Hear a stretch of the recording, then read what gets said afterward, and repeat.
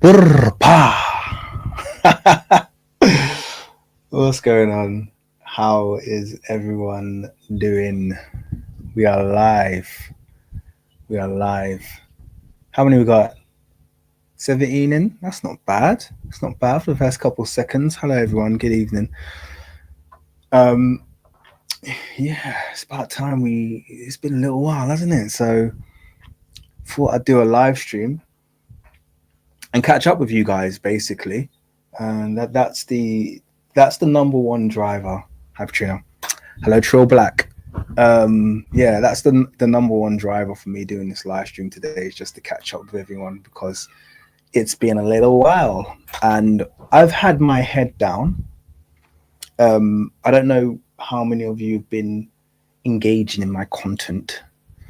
Yo, Wesker, what's going on? I don't know how many of you have been engaging in my content recently, but I've just been doing this little series. Always starts off little, then grows. Much bigger than I expected to. Where initially I was just going to respond to this kind of sentiment that's been circulating around, has been for Trill Black or no, has been circulating around England, London, Britain for a long time. This kind of growing romanticism towards Britain's exploits during the colonial and imperial era, particularly now, this new kind of glowing complementary nature of looking back in terms of Britain's engagement with the slavery, the end of slavery, and the start of colonialism and imperialism, and actually people trying to revise history and afford Britain some credit as though they should be thanked for their horrendous and disgusting behavior that took place over centuries, their genocidal, masochistic, it's incomparably barbaric.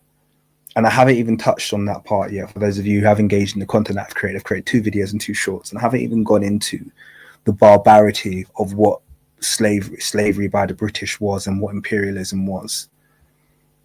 And when I do, most of you are going to find that part incredibly distasteful.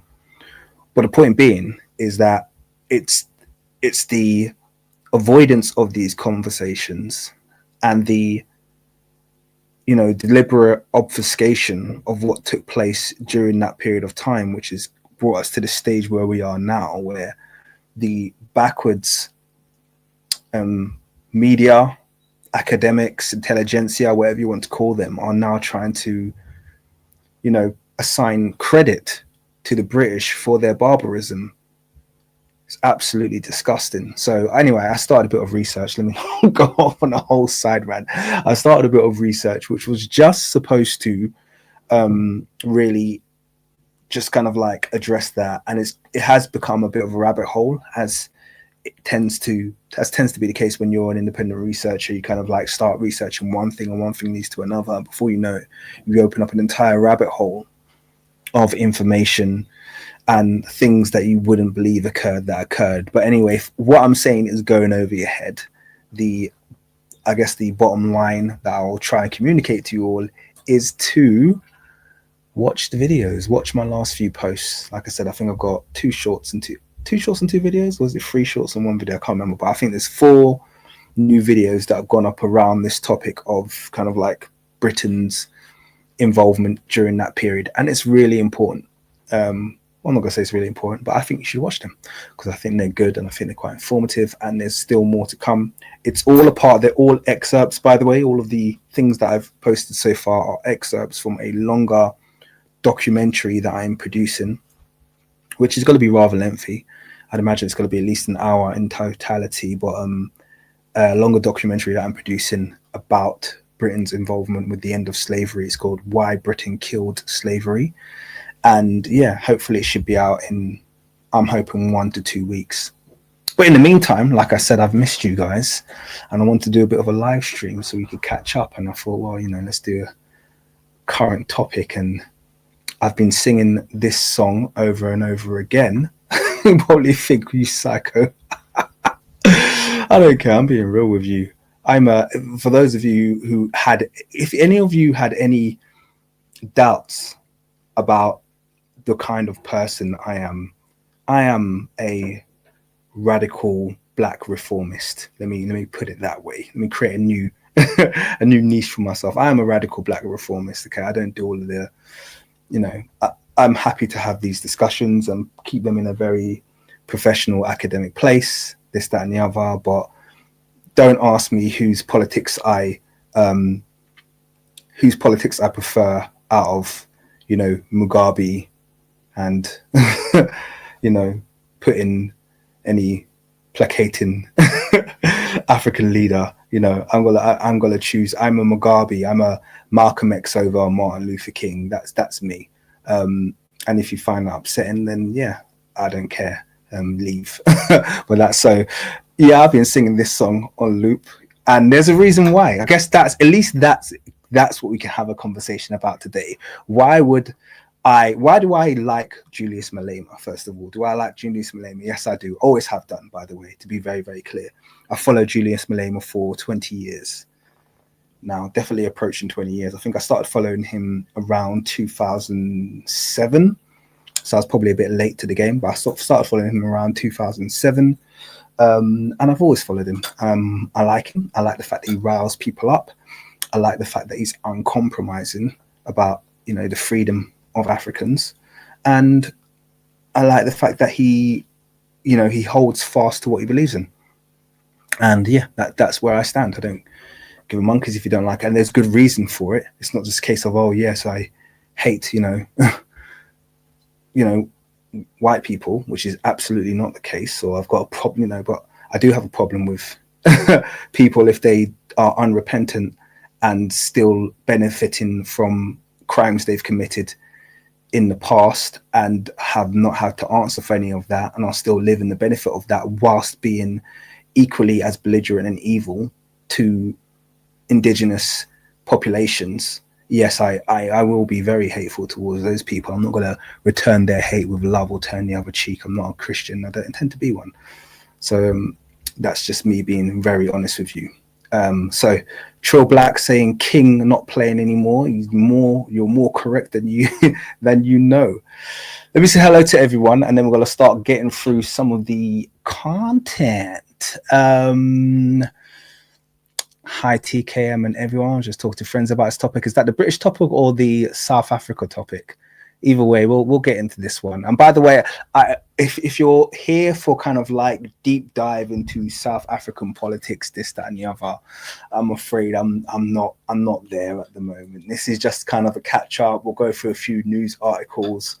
I'll give a bit of my opinion and I'll chat with you guys, because most of the stuff you guys will probably have to say I'll find quite interesting, and we'll keep it relatively light-hearted discussion about a very heavy topic, if that's possible.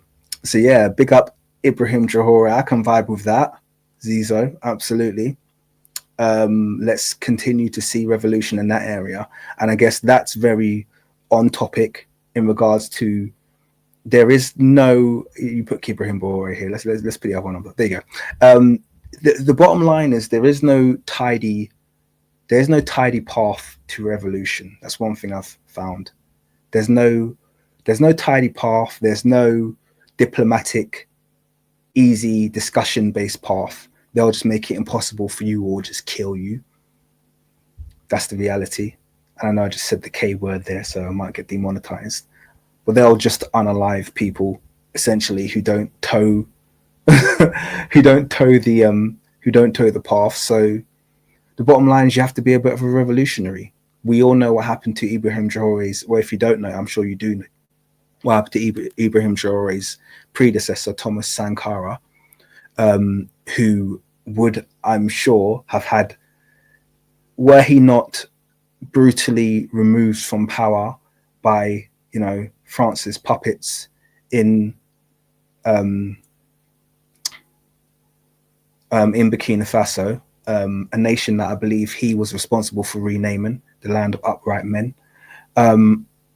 If he was not brutally taken out, I'm sure Burkina Faso would probably be one of the leading world powers right now. I'm sure it economically, commercially, and production wise would be a leader. He had there, he within a very short time, he had to rule.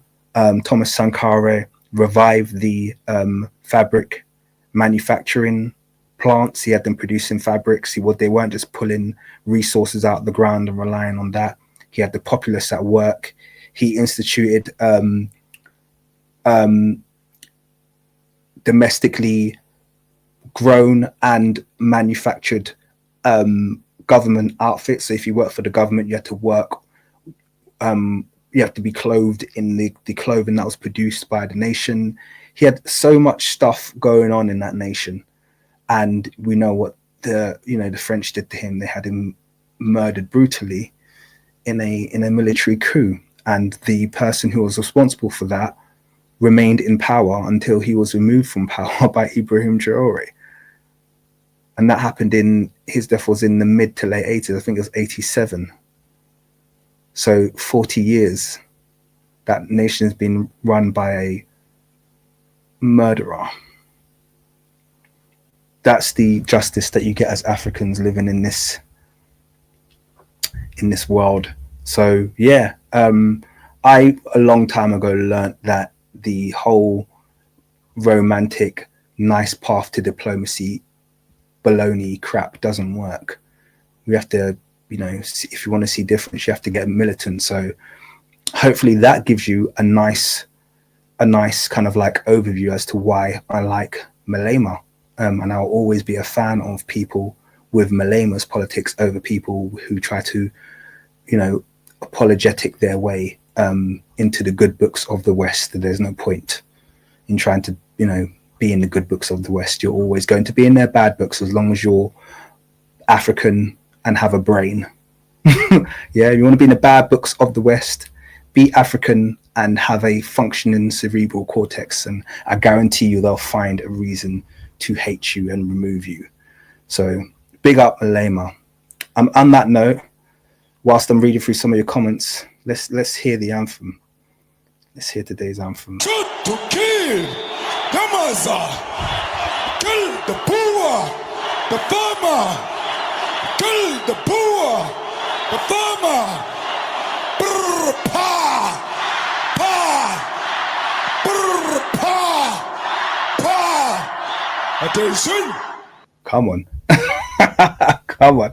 I've been walking around my house going, brr, pa. My kids like, Dad, why do you keep doing that? I'm like, oh, if only you knew. Brr, pa, pa, brr. I'm telling you guys, expect to hear that song every time I start a live stream now.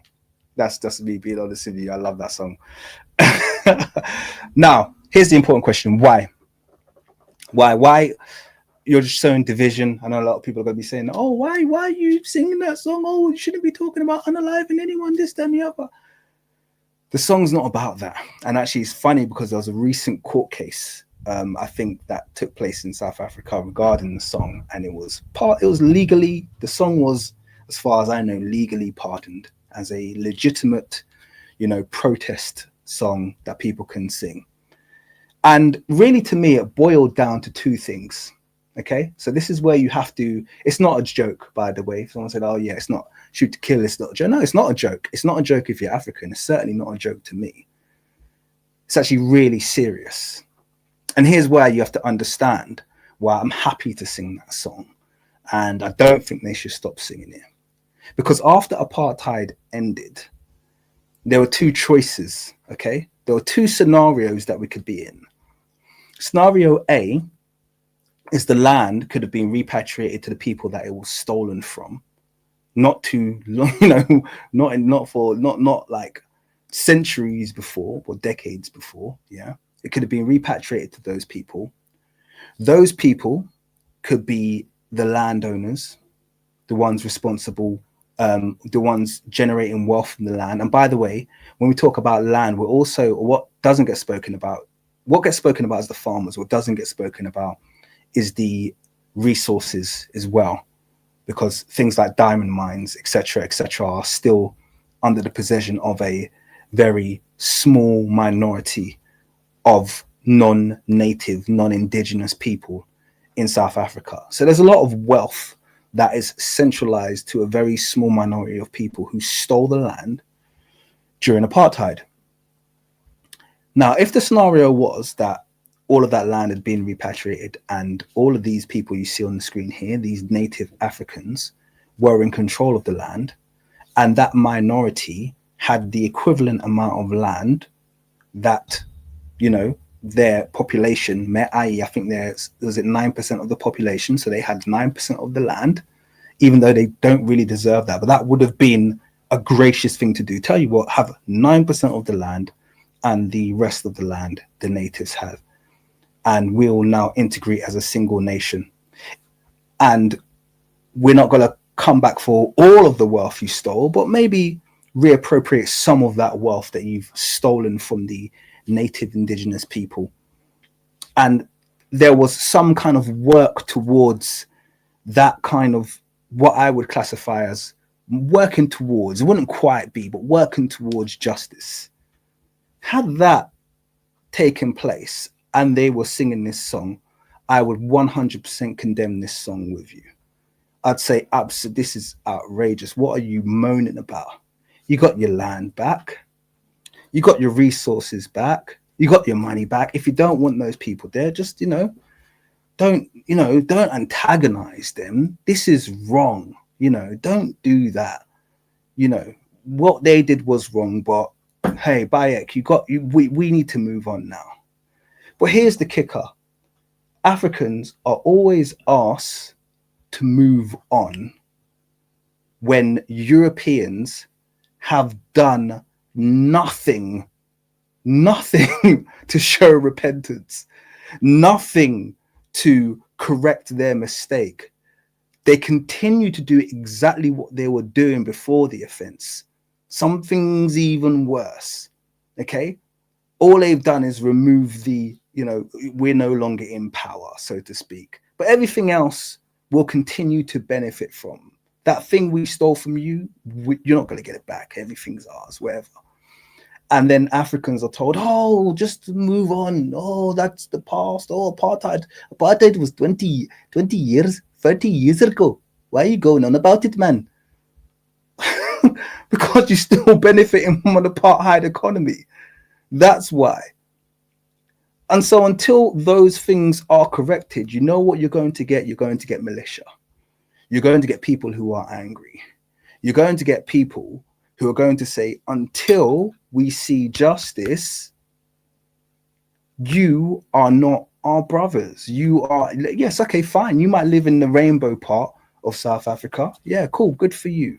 You might live in Johannesburg or whatever, and everyone there is fine. But you've got still massive swaths of poor minority in Africa.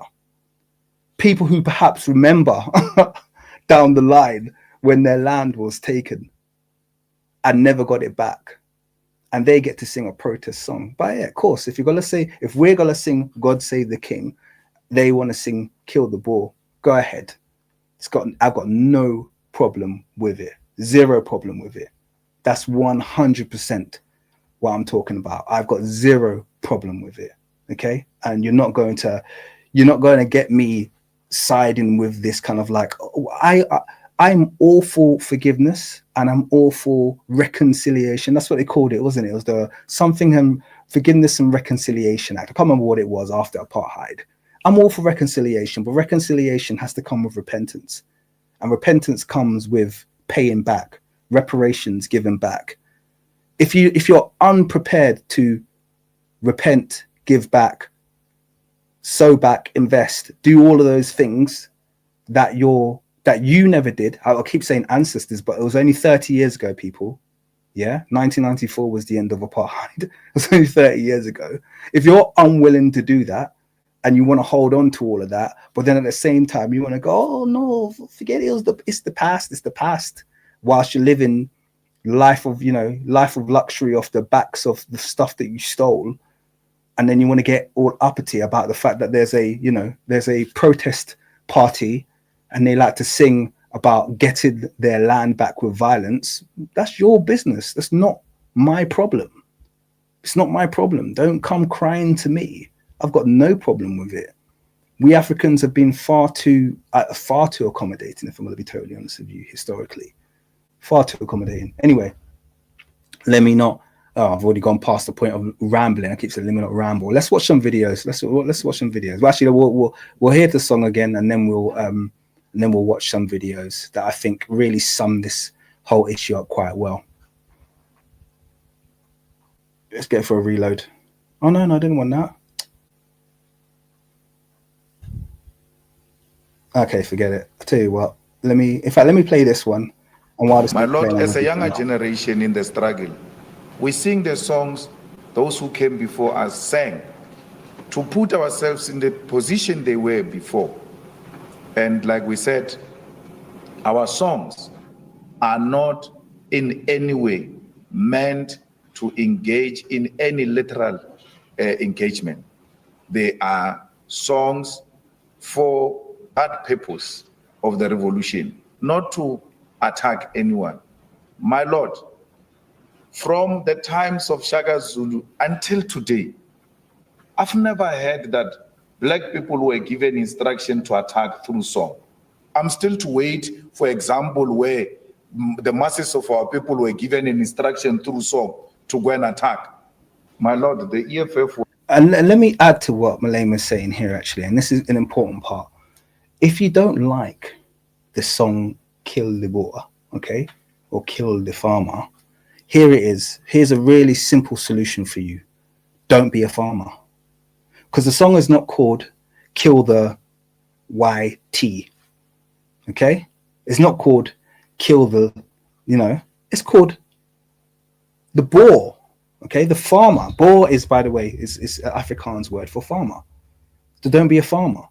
That is where the conflict rises, because you have no right to be a farmer in Africa.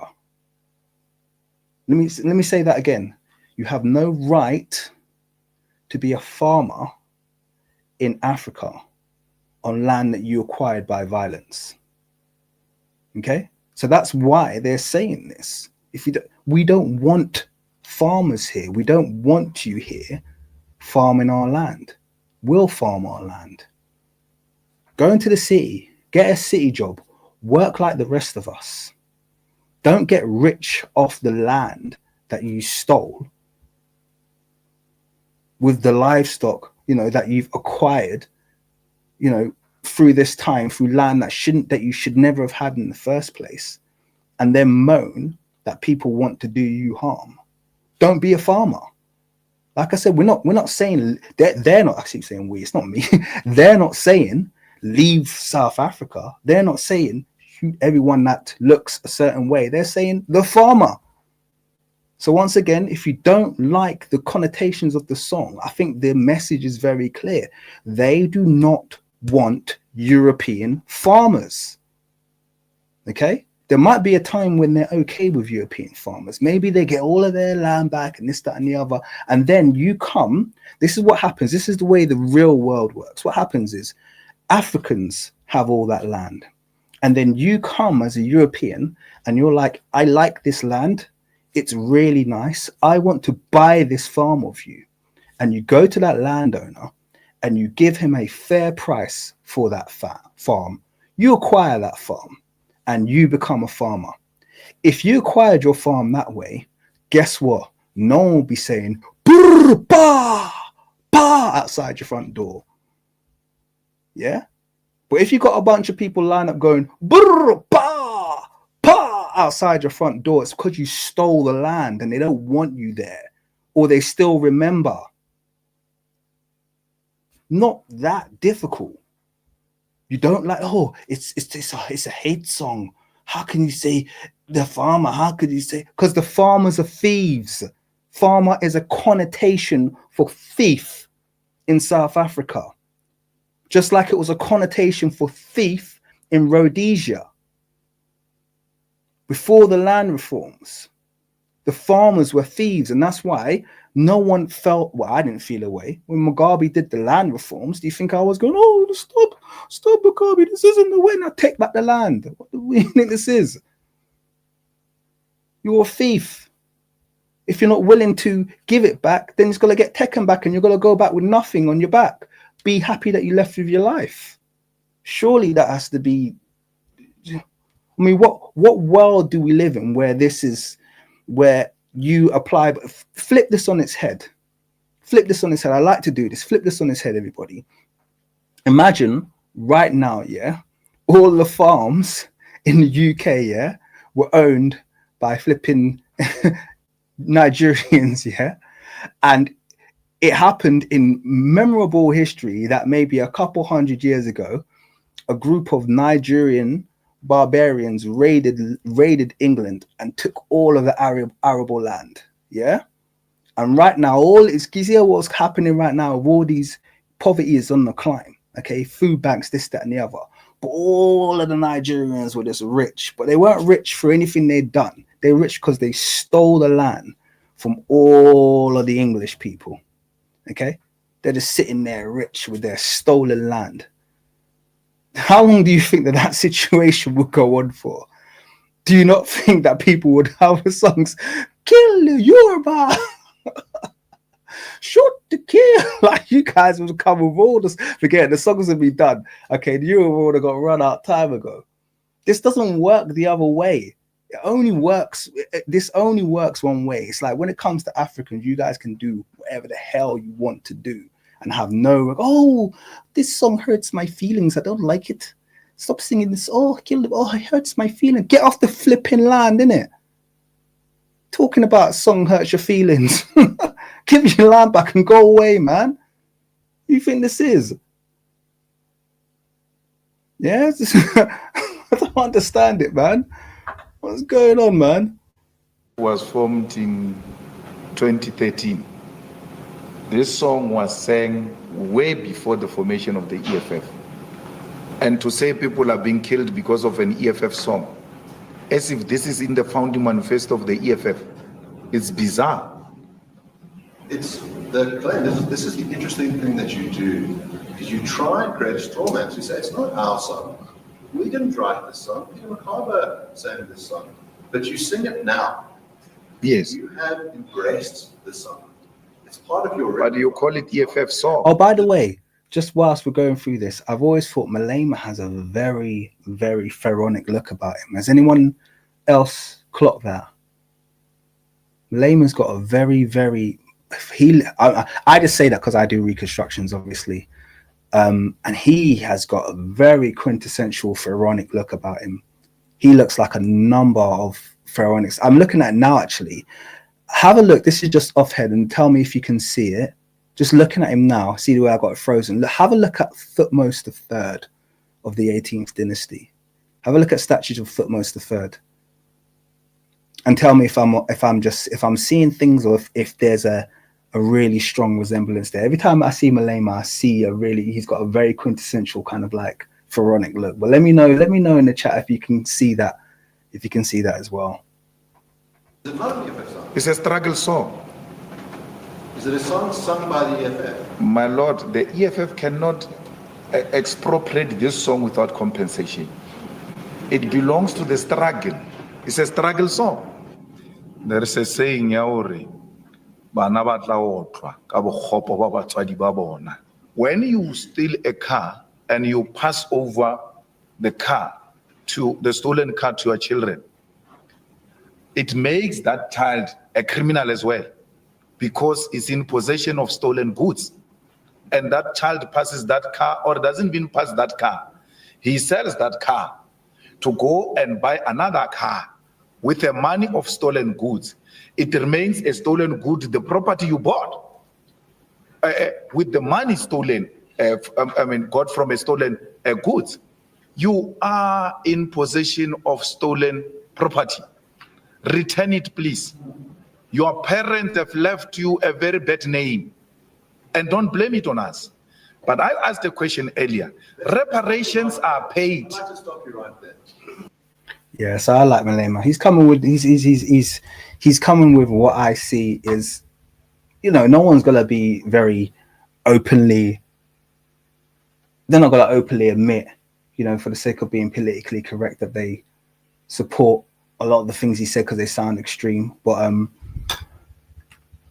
I don't know. I'm not one to mince my words. And for those of you who are more familiar enough with my politics, although I don't normally go that political on my channel, I do touch on some of these things. Now let's actually go through, because I did have a few resources that I want to touch regarding this subject today. And one of them was this story that I saw that I'm not sure if it's true. So I want to share it because I don't want people, until someone basically is able to verify it, I'll just caution you regarding this one, because I saw this one and it got me very upset, as you can probably imagine when you see it. But I'm not sure if it's true because I haven't been able to verify it. So if anyone's able to verify this, because I was gonna open with this and then I realized, hey, this might not have any veracity. It might not be true. And I know it seems like a sick thing to do, but I wasn't able to find any support for this. So I don't know how many people have seen this. It's kind of doing the rounds on social media at the moment, or maybe it's just popping up because of, they picked up with that I was doing, looking at some of this stuff. But anyway, it's allegedly a boar killed 3 black schoolgirls, and my kind of like spidey senses were tingling because this just doesn't look like a complete news article. So I went on the net and I did a bit of a search, and I haven't found a single published website mentioning this, and it is doing the rounds. It's literally going, it's kind of going a little bit viral, this story, but I don't know if it's true. So I did want to just caution people, or petition, if anyone has found a legitimate source for this and is able to share it, then yeah, this is something for people to be legitimately, upset about and to want to see something done. But if not, I'll just caution anyone sharing this, because that can be more damaging. Sometimes these things are put out, false things are put out deliberately to undermine what's going on. And we don't want to do the same thing that the white South Africans are doing with Trump. And I say white South Africans, sorry, I should say the supremacist South Africans are doing with Trump, and putting out that false information about a genocide when it's not taking place. You don't want to get caught with your, talk. They're just lying, and it's all getting exposed, and it undermines their already illegitimate position, and you don't want to get caught in the same thing. So there's this, I'm just wanting to make you aware, if this hits you or hits your post, try and find another source that's outside of social media and perhaps share it, because I can't find it anywhere. So I just wanted to kind of give a bit of heads up there so that people don't go kind of jumping on that bandwagon and making that error, because it might not be helpful. But anyway, that aside, now let's now that we've touched that, let's actually talk about let's just hit a few things. So I found this interesting little bit, and I wanted to share it with you. It's from another kind of like content creator, but I like the way she broke it down. And sometimes hearing a different perspective on these things can be helpful. So I'm just going to pop it on the screen, because I had a few reflections on this as I was watching it. When I was 18, I was finishing up my freshman year of college and hoping to stay in Boston for the summer, but that would require getting an apartment, which would require getting a roommate because Boston's expensive. Luckily, a girl who worked at the cosmetics shop next door to my magic shop was also looking for an apartment with a roommate. And so we decided to go get lunch, see if we clicked, and we did. So we went apartment shopping. She was this beautiful girl named Sasha, and she was from South Africa. She was taking a few years to travel the world, but now she said she was ready to go back to college, where she hoped to study animal welfare because she loved animals just like me. And she seemed so sweet and kind and worldly, especially to someone like me who had never even crossed an ocean before. So we found a 2-bedroom apartment, put down the money, signed the lease, and moved in. And that's when everything went to hell. Sasha, it turns out, So I'm going to pause there because I was watching this and I laughed when she said that point because I'm going to be really frank now as well. And I've been, that's not going to shock anyone because I've been very frank from the start of this live stream, but I'm going to be totally frank. I'm going to be really frank now. I'm not someone who has a lack of familiarity with South Africans. I'm from London. We had waves.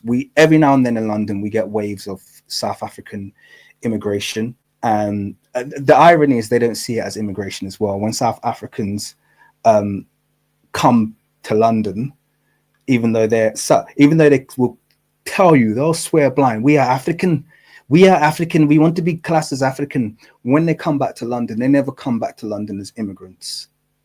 Yeah, everyone else from other countries, if you come from Africa to London, then you're an immigrant. No, then they're never, they're expats, or they're repatriating when they come back to London. It's very interesting. They never classify themselves as an immigrant. But anyway, the point being is that I've worked with no shortage of South Africans. And I guess I'm going to guess my experience has been unfortunate. I've had the pleasure of knowing probably at least somewhere between 1 and 2 dozen South Africans, and they are, I'm not going to say I don't know how to say in a nice way that I haven't really met ones that aren't the big R. That's the honest truth. And that's probably one of the reasons why I struggle so much. Because even the ones that are more liberally minded than the really extreme far right farmers are still really bad. Like, they don't realize how unbelievably ignorant they are. And actually, let me be fair. I've met a few black South Africans, and they're not that much better, unfortunately. Particularly the ones that are kind of like integrated. So they seem to have an equal dislike for black people, which is wild. I can give you a couple of stories. So my brother-in-law was once threatened on the train when he was with his wife by 2 black South African tourists who just decided, they literally the biggest display of self-hate ever. At least that's how it was described to me. You know, just angry. He was literally, him and his wife are the only other black people in the carriage, and they just started a fight with them. And I wasn't surprised when he said they were South African. I was like, yeah, a lot of them hate themselves because of the way what they're sold in their media. And that's really the truth. And I could sit here and lie to you guys and be like, oh no, they're exactly the same as, you know, don't be thingy, you shouldn't generalize. But I've met dozens of white South Africans, and they're all the big R, all of them. Like, I haven't met one that wasn't. And they're really rude, condescending. They'll talk down to you. The moment you're black, they'll think they're worth more than you. It's a real problem there. Like, it's a real problem. The nice ones will be nice to you, but in a nice way that you're, you know, someone's nice to a pet. You know, it's a real endemic kind of like thickly layered supremacy that exists in that nation. It's a very, very, very broken place. And this is why I'm always going to veer towards those who have more kind of like radical politics, like Malema, than people with the, you know, the central politics, because they're the ones that I've met are normally no good. I'm going to be totally honest with you. A quick shout out to Sir Factin. He says, thanks, my thanks, brother. Oh, cool. Not sure what I'm doing other than just rambling and giving you my totally unqualified opinion, but it's honest. I'm not going to sit here and lie to you. That's the total truth. These are the things that I see.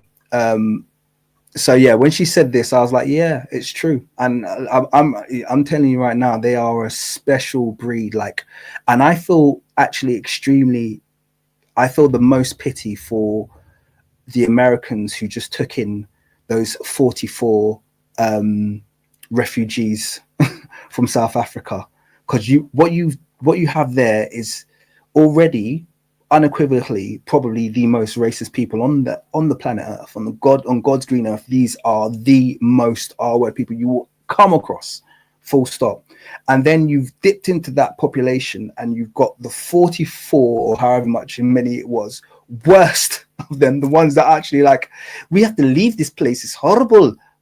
We want white supremacy again.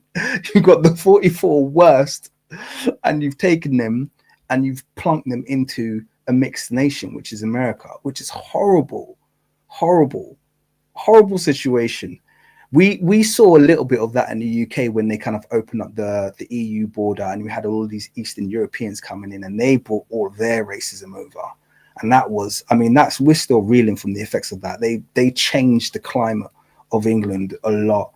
But those who are South Africans, that's that on steroids, man.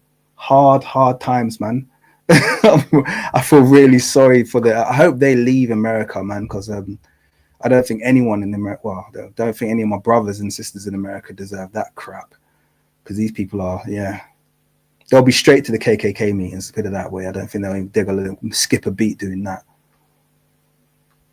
Al was not planning to go to college, nor did she care very much for animals, at least judging by the kitten she got and then ignored, forcing me to take care of him, and then pouting whenever she walked into the living room and saw him cuddling with me.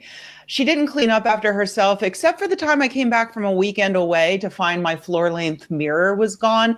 When questioned, she blamed the kitten for running into my closed bedroom and knocking the mirror over, at which point she cleaned up the shards of glass and glued them to the ceiling as an art project because she was so artsy. The final nail in the coffin came when her boyfriend visited. He was also from South Africa, and within hours of meeting me, he was explaining to me how great apartheid was. Did I mention that they were white? They were Afrikaner. Anyway. And that's another pattern that you'll see. Okay, it will either be said in it will either go said or it will go unsaid. But there's this overlying sentiment that exists amongst a lot of them. By the way, someone said, I'm gonna put that on the screen.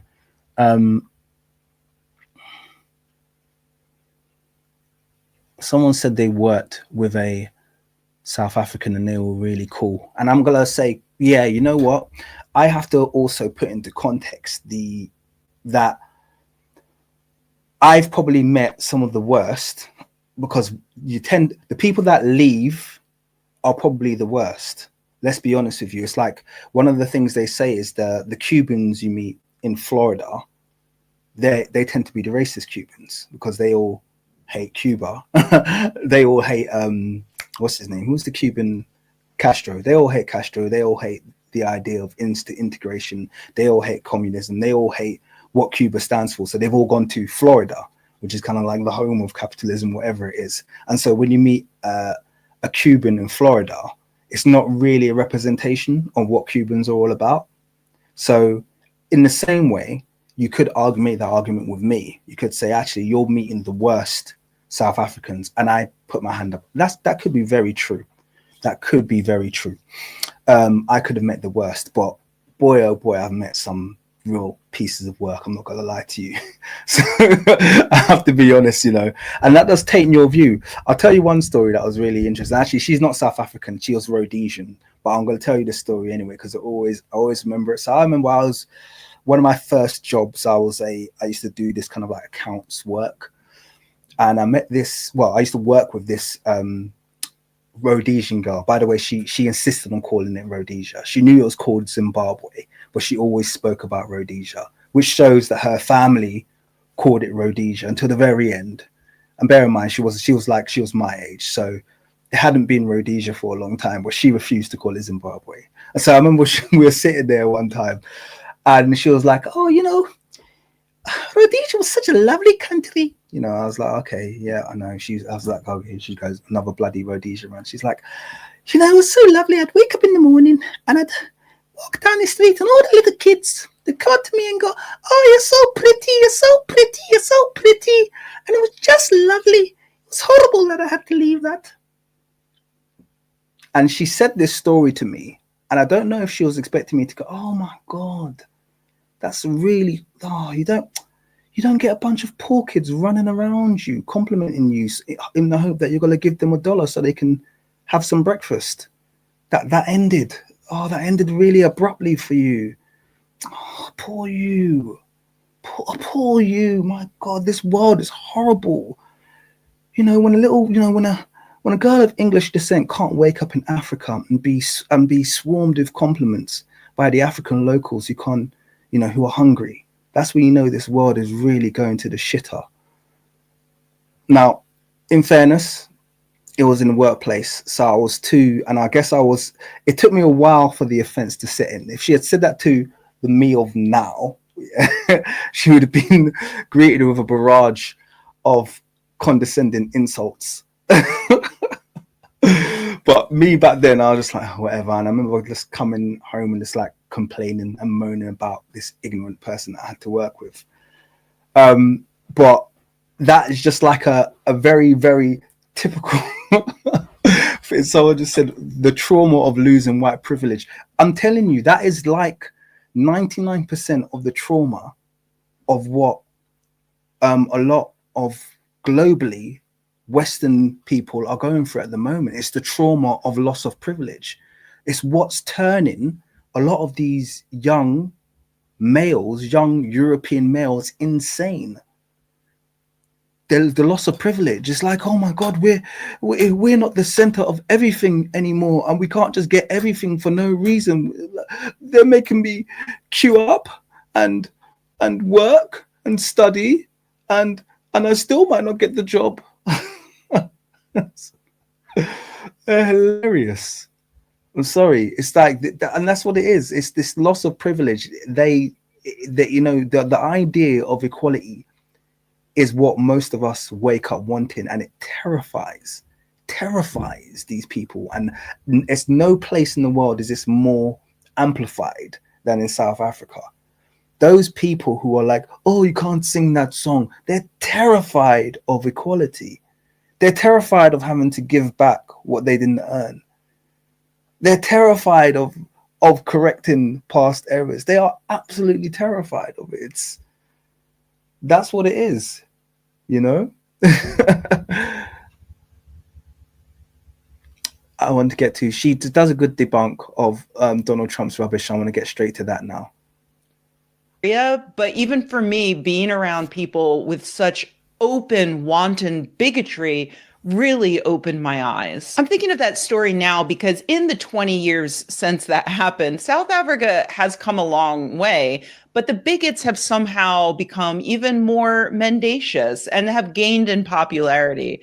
It's not enough these days for them to argue that apartheid was good, actually. The world universally rejected that. And so now they have to argue that the relative equality that now exists in South Africa is, in fact, a horrific tragedy. They do this by coining the phrase white genocide. And just to add to that, see the entire audacity and the temerity of these people who continue to live off the land, sit on the wealth, haven't had to really give back anything, are still complaining. So it's not like when they get what they're after, they're satisfied and they go, oh, we made out like bandits there, didn't we? Shh, don't say nothing. They let us stay. Okay, cool. All right, let's just keep a low profile now, guys. Work the land, be really grateful. Let's, keep it as integrated as possible, hire them as much as possible. They did us a solid. They're not doing any of that. They're turning around and they're like, there's a genocide. These people don't belong here. Actually, we arrived at the same time, didn't we? We arrived at the same time. Here's a new history. You're Bantu. Bantus just arrived. Bantus arrived the other day. You stole the land from the Khoisan. You're the colonizer. We just came after you arrived. This is the crap that these people come up with.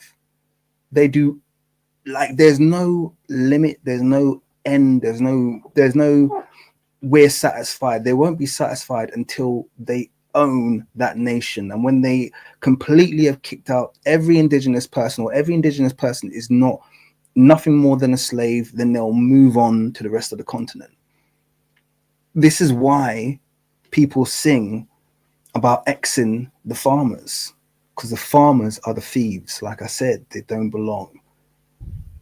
Oh, someone said my accent's good. Thank you. Thank you. I've been working on it.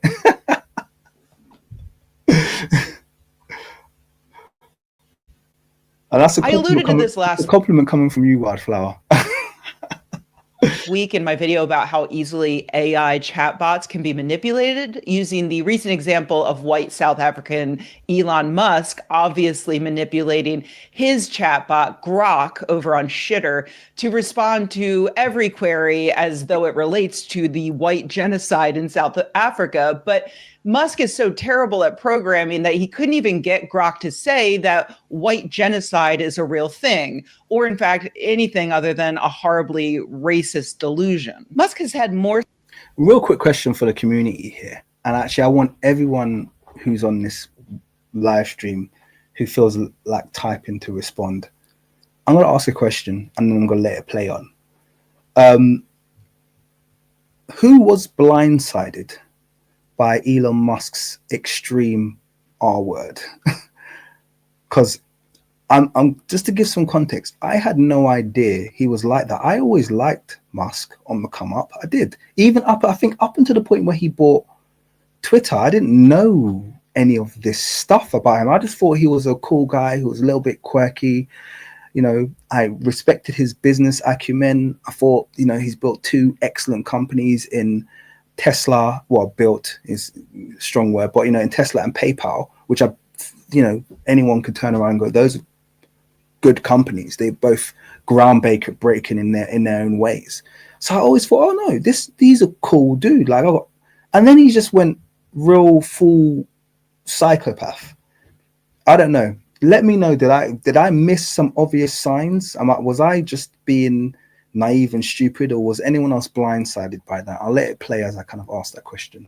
Success reprogramming his other chatbot, President of the United States, Donald Trump, who a few weeks ago welcomed dozens of white South African refugees to the United States after making room for them by deporting hundreds, maybe thousands, I don't know, people of color who had committed no crimes at all, many of whom were captured at immigration offices while in the process of legally completing their documentation. For months now, Trump has been claiming that South Africa has been discriminating against white Afrikaners and committing a genocide against them as white farmers are being brutally killed and their land is being confiscated. Making this racist nonsense 1,000 times more embarrassing, last week Trump said all this directly to the face of South African President Cyril Ramaphosa. Ramaphosa attempted to gently correct him, but Trump's brains are made of a particular. I don't know how many people actually saw this whole thing. And once again, I know I shouldn't laugh.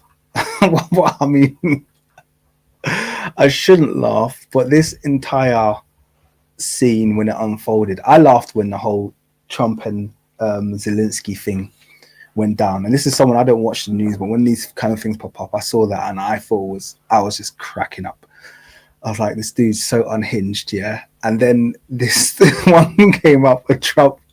Just this guy was not expecting any of it. He was just sitting there, and Trump's like, dim the lights. Got a film for you.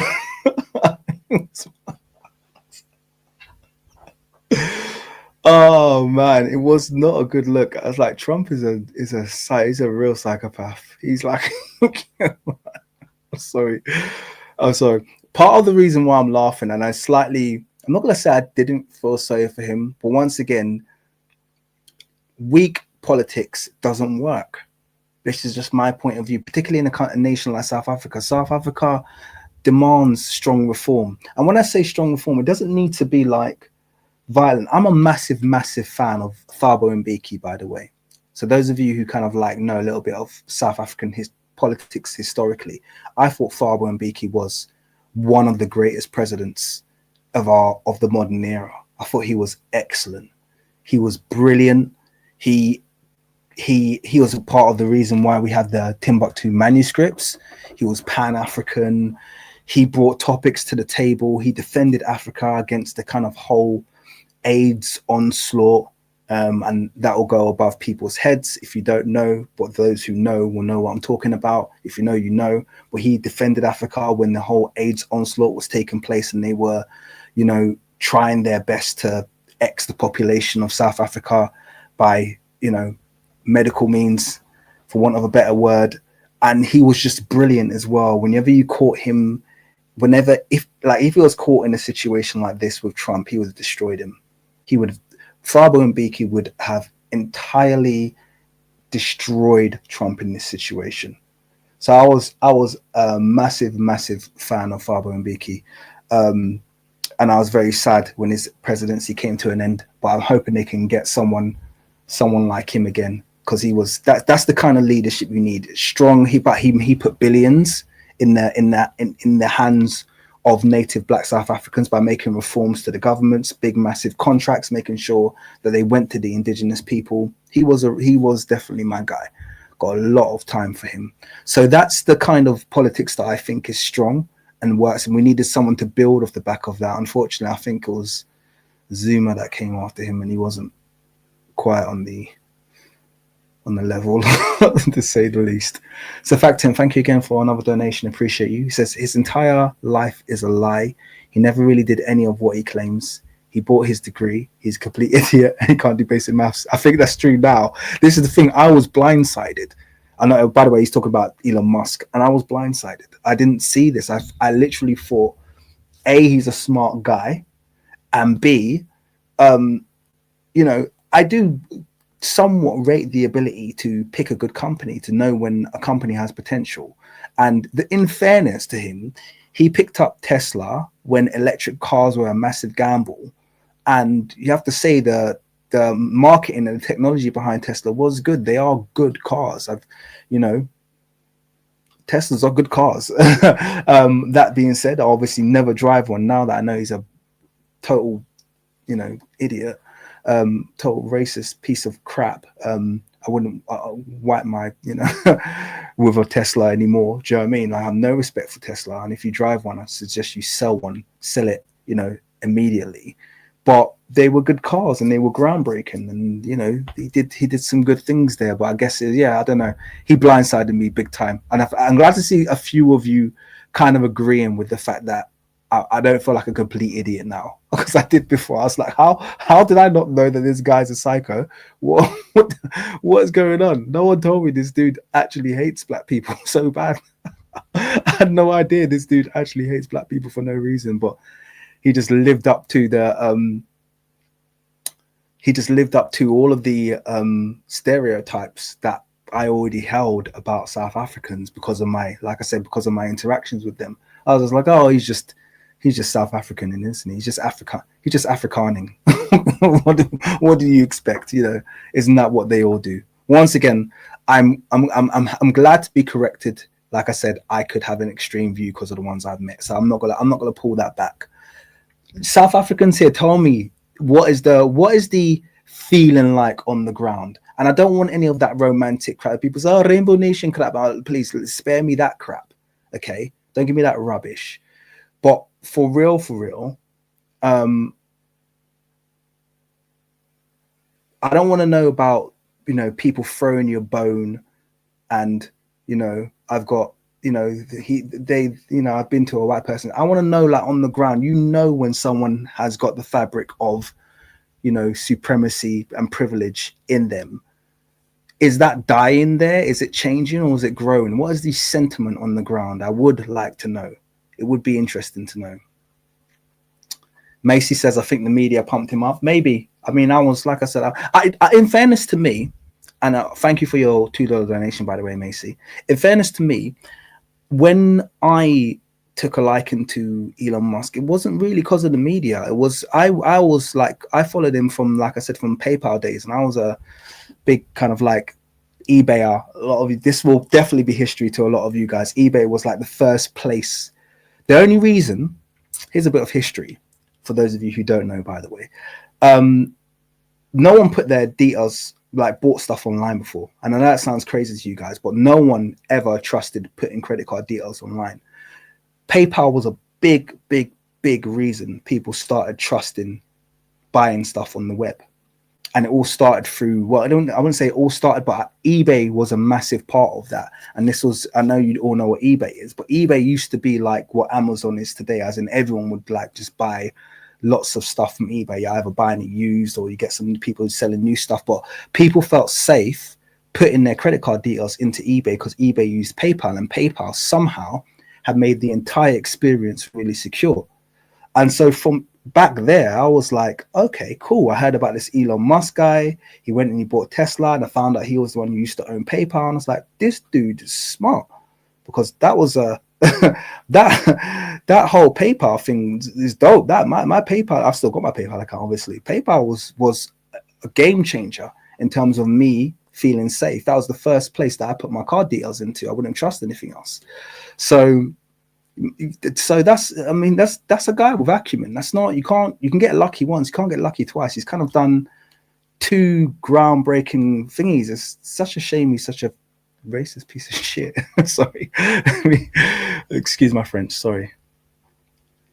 Really viscous oatmeal. And so all he could do was repeat the statements that Elon Musk previously programmed into him. So here I am to rebut his points in loving memory of Sparky, the anti-apartheid kitten. The idea of a white genocide has been spreading around far-right circles since the fall of apartheid in the 90s. Apartheid consisted of the white minority government systematically and forcefully removing millions of Black people from their homes, from their land, from the 1960s through the 80s, concentrating these people into ghettos and removing their citizenship in many cases. So you understand that you can't just fix things by saying, oops, our bad. You guys can now go live wherever you want and participate in government and society, because now their homes and their lands are in the hands of white people. And this wasn't even a generational thing. It wasn't like, hey, your grandparents stole this land from my grandparents. It's like, hey, Bobby, you were my neighbor. I let you borrow my lawnmower, remember? Now you're currently living in my home and I'm on the street in another time zone. And so from an ethical standpoint, it would have been perfectly fine, in my opinion, for the new government to knock down doors and drag white people kicking and screaming from the properties. So I think someone did highlight the fact that she got her dates wrong. And I think that's the case as well. When I listened to this, I was like, no, the land kind of, for want of a better word, appropriation took place starting from the 17th century, from what I know. So it was a long process of land appropriation. I don't think it just started, but I think it continued right up until the end of apartheid, which perhaps is the point she was making there. So they were still acquiring land. But feel free to chuck some knowledge in there in the chat and correct if we got any of that incorrectly. Keep in mind he received billions from the government. Yeah. Well, that was afterwards, wasn't it, Macy? I think we're talking about Musk again here. That was through X, when he got his contract with X, and that's relatively recent. I think that came, and obviously with Tesla through the kind of like, well, and that was smart, I guess, on his part, because he utilized the whole green energy grants to help build the company. So yeah, he did utilize a lot of public money. That does make sense. Yes, that is true. Yeah, you are correct. But then, yeah, I guess do you rate that you say that was smart of him to do that? I don't know. Anyway, let's stop complimenting that idiot. I need to stop complimenting. I'm hurt. I'm genuinely hurt that the dude's so racist. Honestly, like when I first saw the stuff that he was retweeting about like Black people's IQ, I was like, Elon, seriously, like why? What do we? That hurts, Elon. What's going on, man? Like I thought we were good, man. I thought you were like, you were about that technology, man. You're like, bro, dude just hates Black people, man. Wowzers. They stole. But luckily for them, I was just a 12-year-old girl in New Jersey when this stuff was being worked out. Instead, the new government came up with incentives to encourage white people to sell their land back to the Black people they had just stolen it from. But far-right racists decided to make up a lie that the government was doing the thing that I wish they had done in the first place. They claimed that not only was the government stealing white people's land and giving it to Black people, but also that the government was looking the other way while Black people murdered white people to steal their property, particularly lucrative farmland. Hence, white genocide. Not only was that a lie, but the government's attempts to gently encourage white people to sell back the land they stole didn't even work. White people are still today about 7% of the population, but still own about 70% of the farmland. Black. And that's really quite sad. When you think of, I think Rhodesia was much worse. I think Rhodesia was like, I say Rhodesia because that's the land, the nation that we got, obviously. That's what it was called before it got before their land reforms by Mugabe. It's obviously now Zimbabwe. But when it was Rhodesia, I think it was like 1% of the population, only 99% of the land, or something really stupid. Really, really outrageous, you know?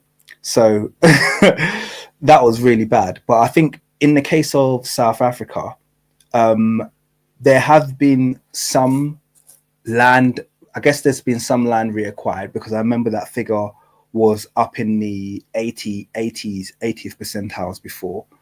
And if it's down to 70, that means some of the land has been sold, but I want to say it's not enough, but it's not even just about the fact that the land hasn't been given back. It's the general unrepentant and continually disruptive attitude of that kind of like settler population. I've got so many issues with South Africa historically. One of them being that you guys know I'm Nigerian, and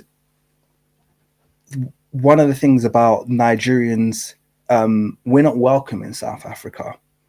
I'm not going to say this with a massive generalistic swab, but I can tell you it's relatively true. And I can tell you of friends that I know who have been there, and family. And when you mention you're Nigerian, you get a different level of service.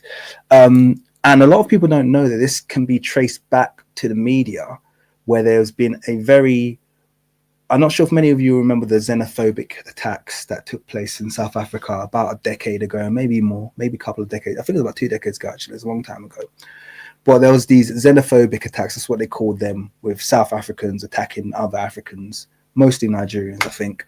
But they were attacking loads of other African, anyone who wasn't African. A really stupid thing to do. And I also suspect massively inflated by the media when it was taking place. But that was the result, the apex of a very long campaign by the white-owned South African media vilifying other Africans across the board, everything. So painting, sending like this whole stereotype of Nigerian criminals. I can't remember, there were at least two movies that came out, like blockbuster Hollywood, and South Africa doesn't make Hollywood movies. And both of those movies, Nigerians were the villains. So, you know, like how in American movies, they had Russians as the villains. In the South African movies, they would always make Nigerians the villains. I remember there was one particular movie I watched, District 9, I think it was. I think it was District 9. And Nigerians were the villains there. They just made these Nigerians, random Nigerian people, the evil people who were literally just... So there was definitely, they knew exactly what they were doing. They were creating this environment which isolated Black South Africans from other Africans and made them hate. So it's kind of like, well, Black South Africans, then white South Africans, then other Africans. They didn't like the idea of there being, like what Malema says. Malema will tell you an African is an African. That's one of the reasons I love Malema. He'll say an African is an African. Okay, you can't call any African a foreigner on this soil. Okay, this is our land mass. You've been walking around it for ages. Of Africans an African. Okay, and they hate that about him, because they want him to turn around and go, no, you're our brothers. And here's the thing about Africans. Africans probably would turn around and call them brothers if they acted right. That's just it. If they acted right and they did the right thing, they probably would turn around and forgive all of the crimes of the past, because that's kind of like the African way. That's the African nature, and I can't think of an African nature that wouldn't do that. If you just turn around, if they turned around and they said, you know what, we're gonna give you that back, but we want to stay. This is a beautiful nation. We're gonna buy and acquire our land the proper way. We're gonna help you build this as brothers. But you know, it's kind of like they're there. They don't learn any of they call themselves Africans. They speak their own Dutch language. They refuse to learn any of the local languages. You know, they call themselves Europeans right up until the end of apartheid. And then they decide to rebrand and start calling themselves Africans because they realize that's the only way that they're going to get anywhere. And then they complain about the fact that people want to shoot the farmers. I mean, you know, what can you do, man? I don't know what to do with that, you know.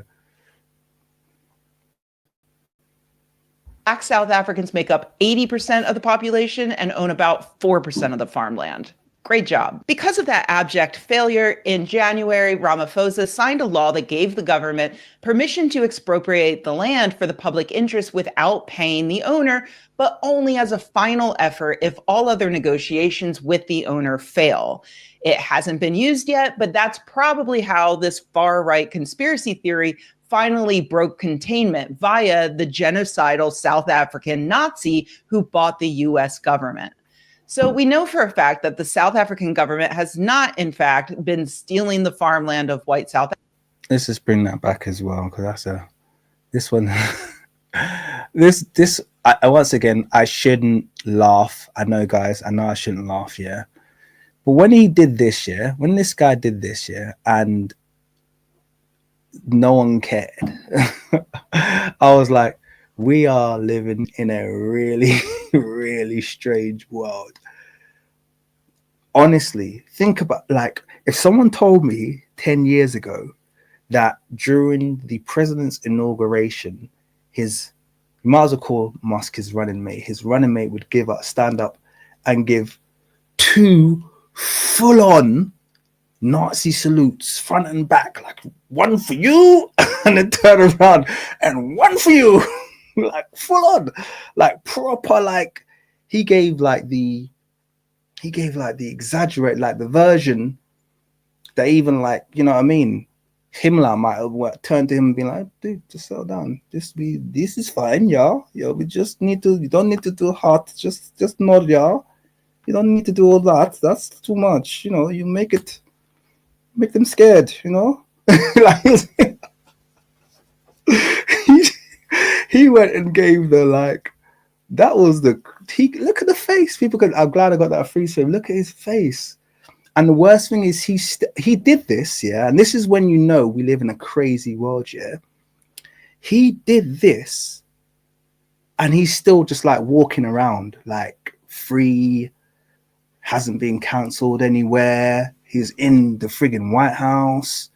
Like, it's like everyone's forgotten that he did this. No one even cares.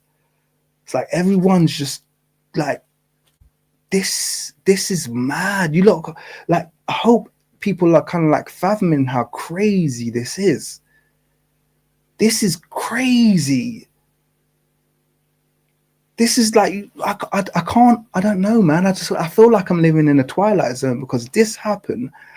And that is like a nail in the coffin. Like, oh no, he's done. Like, he's done. Like, his whatever he wants to do, his career in politics is over. Like, you're never going to see this dude again. He just came out and laughed about it. It's like, yeah, I did that. What are you going to do about it? Crazy. This is wild. This is the mad world that we live in at the moment. And yeah, of course, it's part of an agenda. But, you know, well, what? Like, I've actually got a big conspiracy theory, but there's no point in me sharing that at this stage. It's just, yeah, I thought this was wild. Who bought the?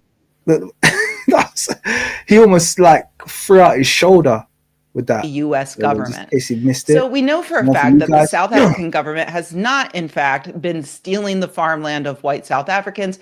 But what about the idea that Black people are taking matters into their own hands and murdering these white farmers themselves? This is going to shock you, but it turns out that that's a lie too. According to the South African police minister, from January to March of this year, there have been 6 people killed on farms. 5 of them were Black.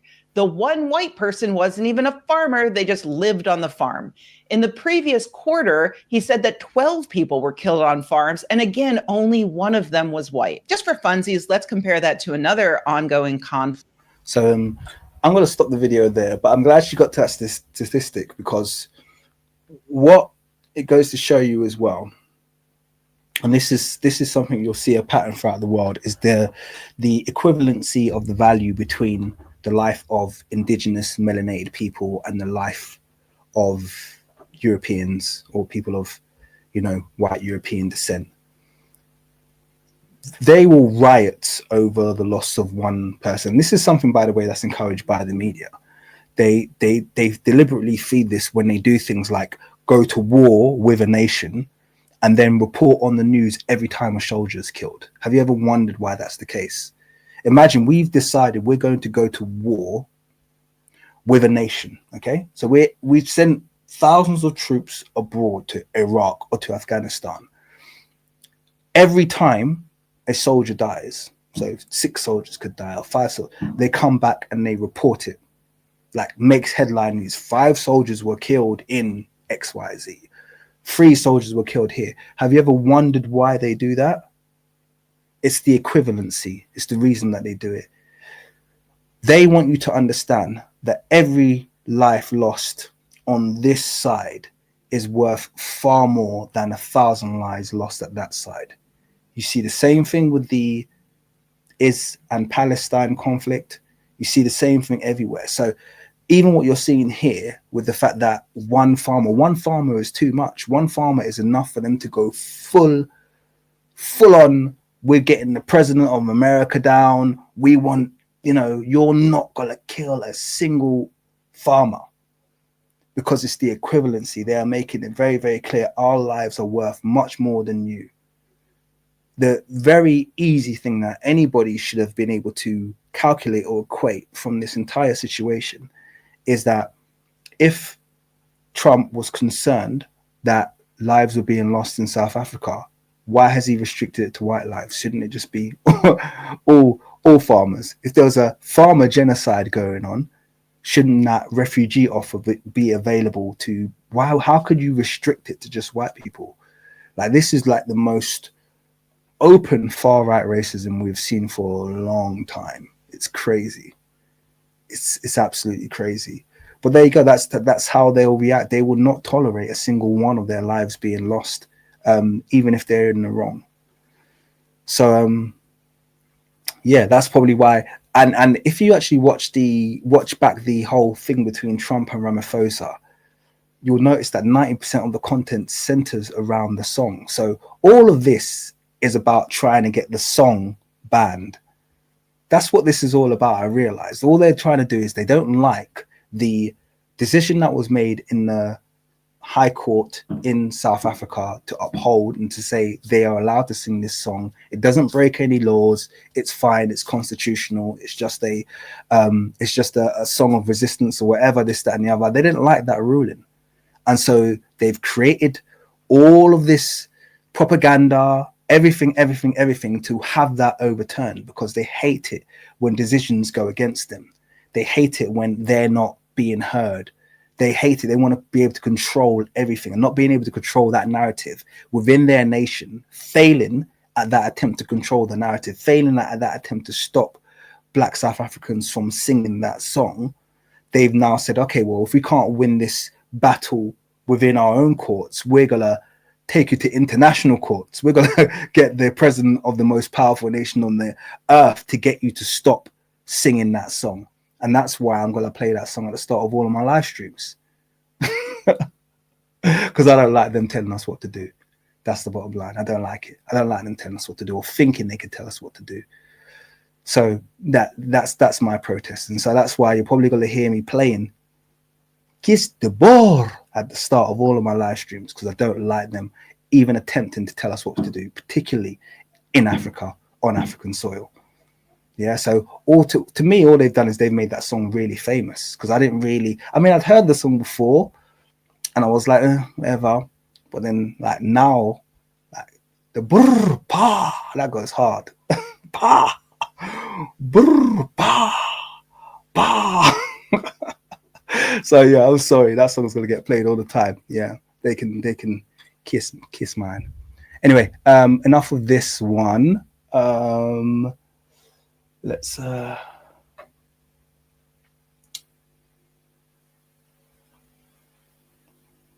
let's see, what else did I have? I had something else. Where's it gone? Okay, who's no,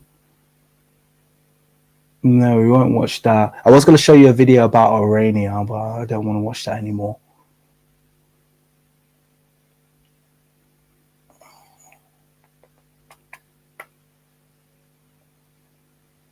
Do you guys want to see the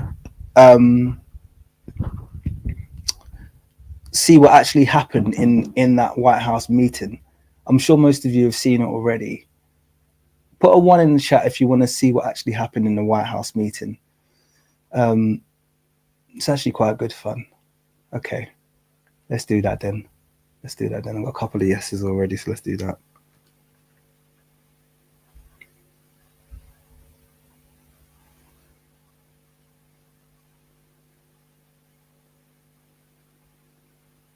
Let me copy. Yeah.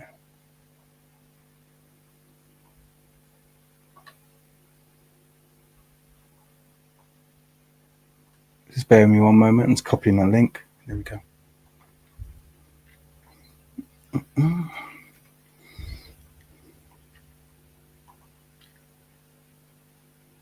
Oh, what happened there?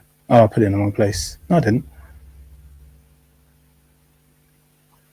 Wait, let's try again. Why is it Google searching it? Oh, didn't put a H there. That would help. Let's try again.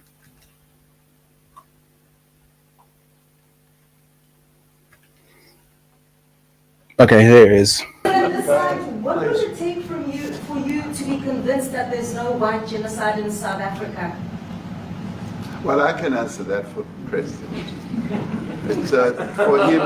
No, seriously. I'd rather have him answer. Yeah, I'd rather answer that. It will be. Our president will respond to you. Yeah, Thank you, Mr. President. It will take President Trump listening to the voices of South Africans, some of whom are his good friends, like those who are here. When we have talks between us around a quiet table, it will take President Trump to listen to them. I'm not going to be repeating what I've been saying.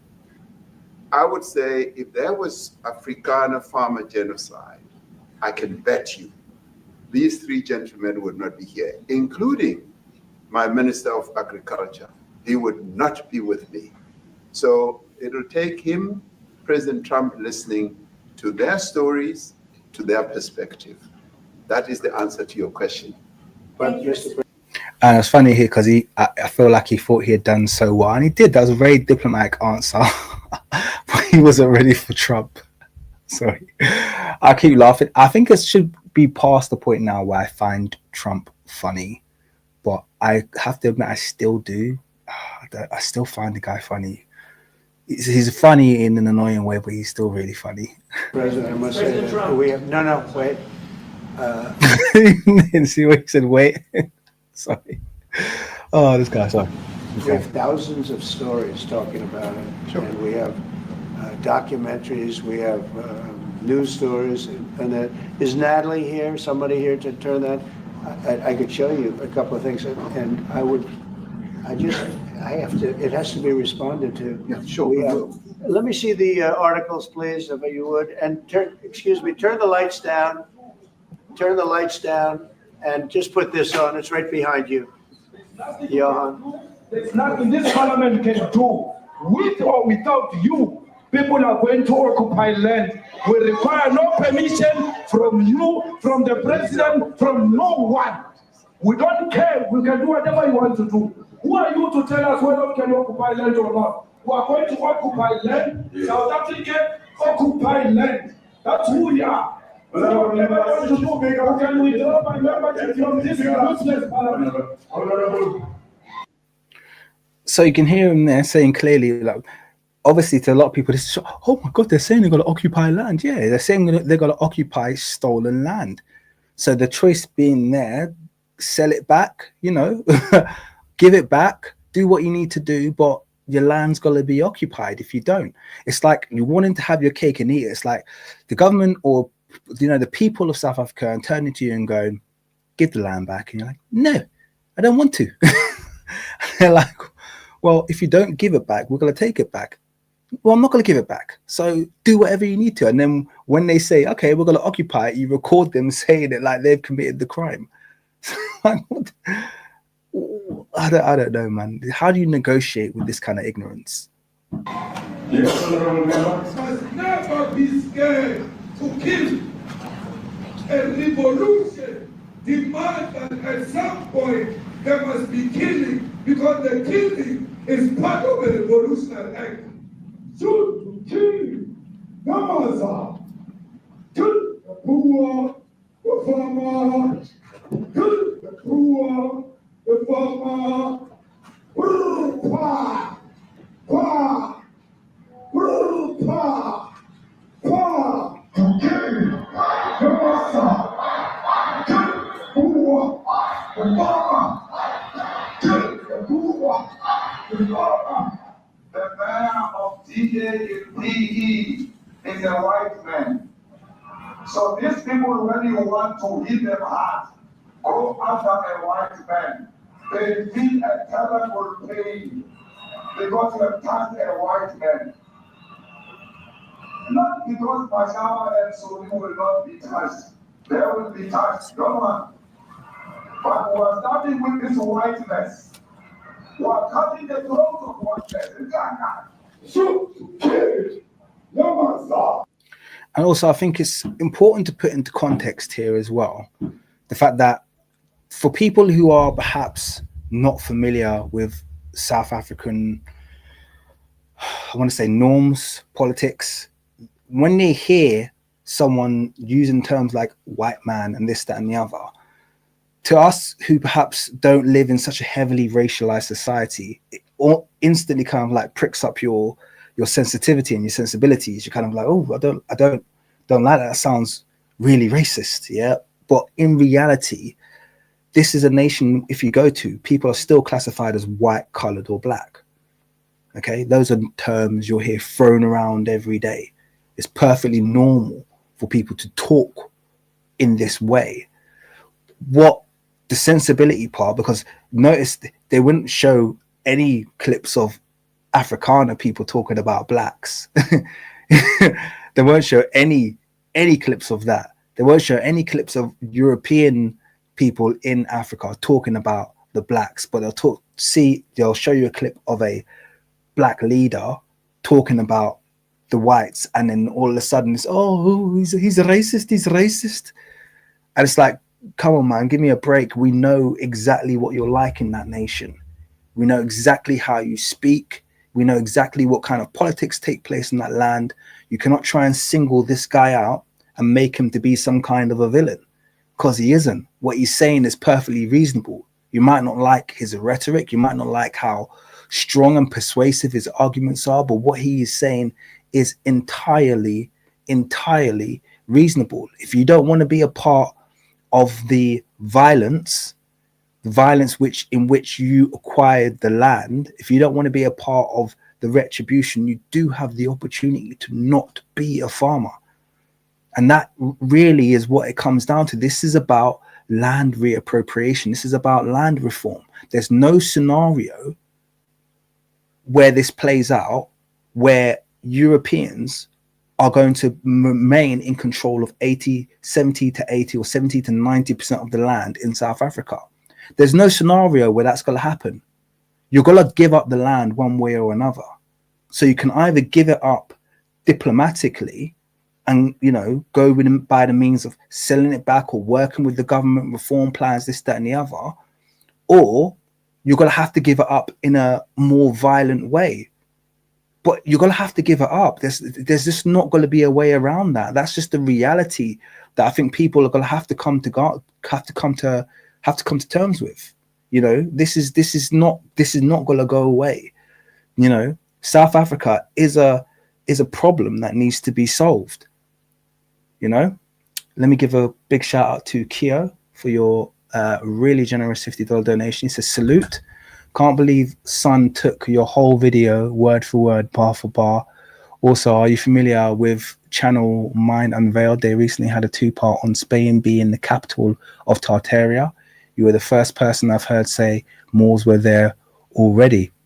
Thank you, brother. I know who you're talking about in regards to the word for word, but I'm not going to like flame anybody here. But I appreciate you having my back in that regard. It was odd, just to respond to you since you've made that generous donation, it was odd for me to see that, because the person that you're talking about is normally quite good at giving credit. They actually message me normally and say, hey, I'm going to be using XYZ. I hope you're okay with that. And I'll be like, yeah, cool, no problem. So I was actually set aback when this video went up, and I was like, okay, this is all my work. This is like literally entirely like my exact video end to end. And there was no credit given, not even like in the video as an audio, or like to thank blah, blah, blah, who's researched, like it was, but to take my work word for word, it was a bit wild.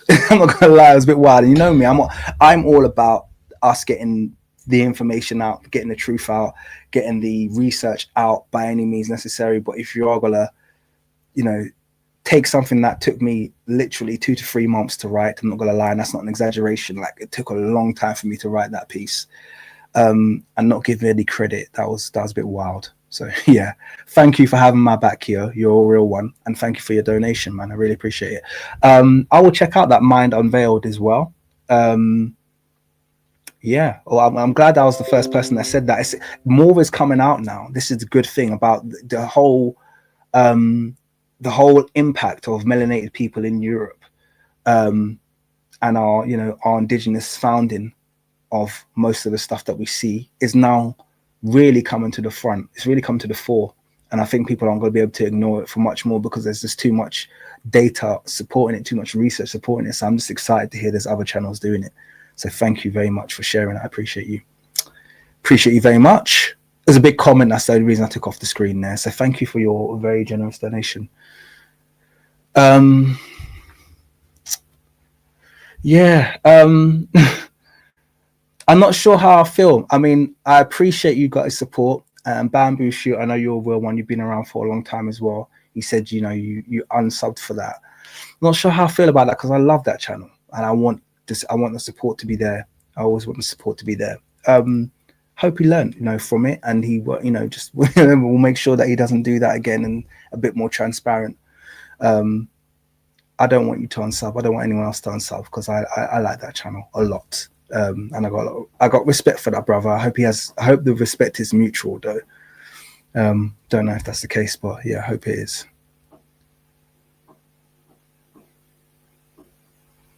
Nature Knows No Color Lines is an amazing book. If you haven't bought that, by the way, please do. I'm going to have I'm not going to say the channel name, sorry, RJ. It's kind of one of those if you know situations, because I don't want to flame up the channel, because I like it. It's a really good channel. So if you know, that's cool. Other than that, I'm not going to say any more than that. Really good book, Nature Knows No Color Lines.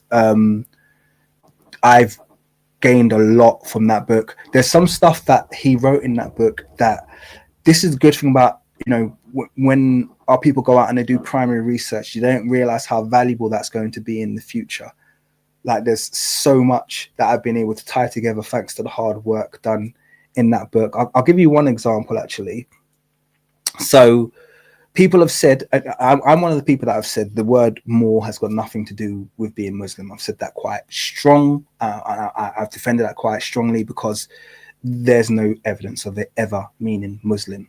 There was a period of time when a lot of Moors were Muslim, but the word doesn't describe a Muslim. It was, when used in Europe, it was a phenotypic description for people who essentially were like us, were black. Okay, that was a term they used. It was Moor. Okay, and it goes back. At its origin, it was an endonymic term, i.e., a term that people of Northeast Africa created for themselves. So Mauritania, or the people who used to call themselves Moors there, that term traces all the way back to Proto Ancient Egyptian, where the term Mer or Mr means water, Meri. So Mauritania was literally Moritar, or land of two waters. It's a long story, but these were and that term for water traced with the word Moor. So even when the Moors first arrived in Europe, the word Moor in Europe has that dual synonym where it means black but also means water. So in the UK, the word Moor, marsh, mer in France, sea, water, these are all wetlands, wet places. So you have this dual meaning of Moor meaning waters, but also it being assigned to, or synonymous, I should say, it being synonymous with the people who are from those, from that area, who were dark skinned. So they became synonymous with the word black. Okay. Why am I going on about this? So there was another term that came up called Saracen. Okay. Where people said, oh no, Saracen means Muslim. And I turned around and said, no, Saracen doesn't mean Muslim either. Saracen is simply a term for North Africans. Okay. And specifically, Saracen means the kin of Sarah, or the brothers of Sarah, or the offspring of Sarah. Sarah was the ancient name for the, when I said ancient, was the medieval, or old name for the Sahara. So if you pull out any maps from the 17th, 16th, 15th, and even early 18th century, the Sahara is not called the Sahara, it's called the Sahara. It's always called the Sahara in the old maps. So it's only more recently the Ha was added, but it was called the Sahara. So Saracen is a combination of two words. Sahara meaning obviously Sahara, the place, the Sahara, and Sin meaning kin. It's a Indo-European word that meant kin of the Sahara kin, or the Saracen. So Saracen had nothing to do with Muslim. It just meant people who were from North, basically people who would call Sahelians. Now, people from the actual Sahara were called Saracens. So where am I going with this? The reason the book Nature Knows No Color Lines was so useful for this was because in that book, it has the coat of arms of all of the noble families who bore the name Saracen. So you have them, you have like the Saraceni of Italy, you have the Saracens of Spain, and there are several royal families, each which have the word Saracen in their name. And if you look at their coat of arms, they're always depicted as black people. Now, obviously, when they wrote the book, Nature Knows No Color Lines, and they just listed all these coat of arms with all of these names, they possibly, I'm saying this like I know for sure, J.A. Rogers might have known this, but I'm assuming he perhaps didn't know that etymological link between Saracen being the kin of the Sahara, i.e. the people of North Africa, but he was able to gather all of these amazing coats of arms which bore the name Saracen, clearly showing that they were black people. So that was really interesting for me to see that, because it was after I got the revelation of what the word Saracen meant that I was able to find that the word Saracen was associated with black people, which is amazing. So yeah, there you go.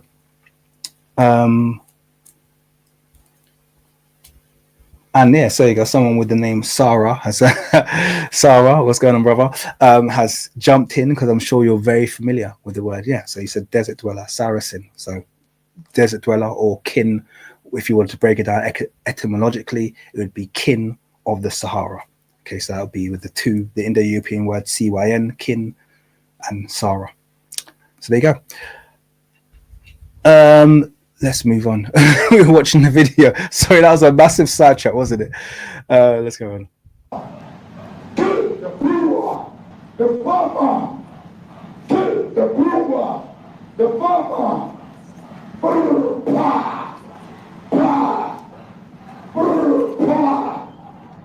Shoot to kill. Come on, sir.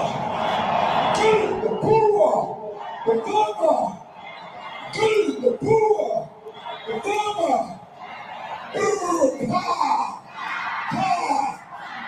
You know what's amazing about this song as well? This song dates back, I think, to the 70s and the 80s. and I know this is gonna sound really mad and random, but it's just I feel like you see with black people that we don't change. Like, how is it a revolution song from the 80s just sounds like you could put it on a soundtrack now? That brr, bah, that's like you could put that. That's just so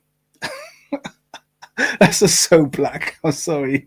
There's no other way to say it. That's just so black.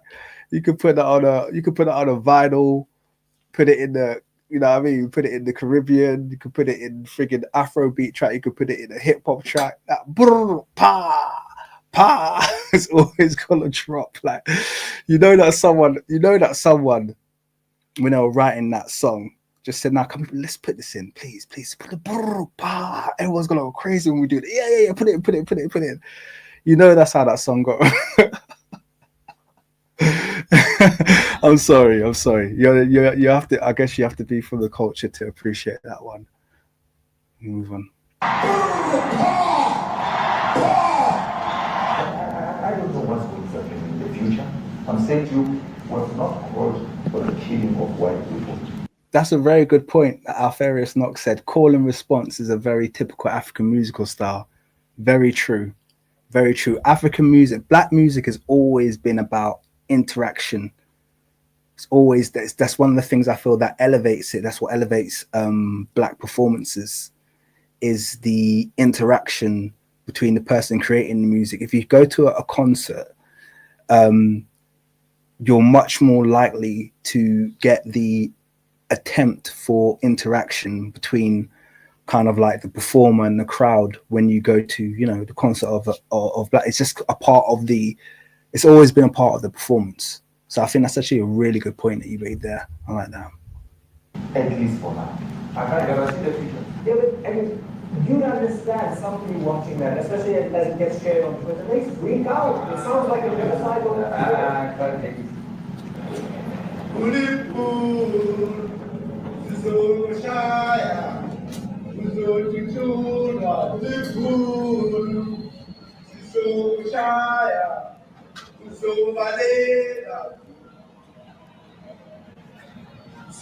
What are people's thoughts on Zuma?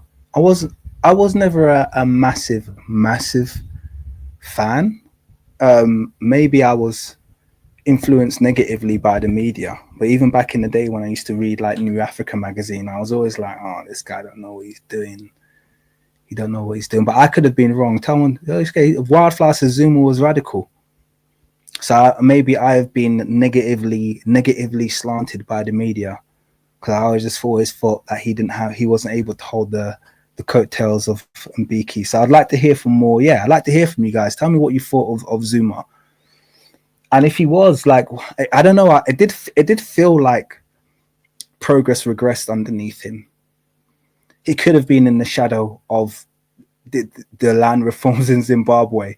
I feel like could have had where he was maybe trying to not, I don't know. Maybe that it's hard to. But given South Africa's position, when the land reforms were taking place in Zimbabwe, it was kind of, you're either doing this or you're not. And on the fact that they had chose to not do it, you're always going to look a little bit like you sold out. And maybe that's unfair, but maybe that's why I don't know. So I'm saying, Ice-T saying that we were negatively influenced about Zuma. Okay, I guess I was. Okay, cool. I'm happy to learn. I'm happy to learn, because I didn't think he was about that life. Definitely happy to learn. Let me give a quick shout out before we press play again. Nerd Large, thank you for your very generous $20 donation. He said the reason for South Africa's tepid response to their land back movement, in my opinion, is that they didn't want to end up like Zimbabwe, with crippling economic sanctions. Now Zimbabwe is inviting white farmers back to get unsanctioned. So see, this is the thing, yeah.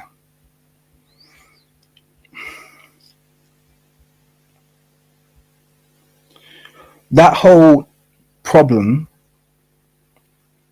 a lot of people are like, I see people celebrating about this. Oh, You don't want to end up like South Africa, like Zimbabwe. Like Zimbabwe didn't do anything wrong. Mugabe didn't do anything wrong. I want to make that very, very clear. If in response to you taking your land back, the whole white Western world turn around, draw ranks, and make it illegal to trade with your nation, because that's what sanctions are. To be clear, if those of you who don't know what sanctions are, when sanctions are placed on a nation, so you got nations like Iran, nations like, where sanctions have been placed. When sanctions are placed on your nation, it means that you as an individual will go to prison if you're found to be doing any business with that country.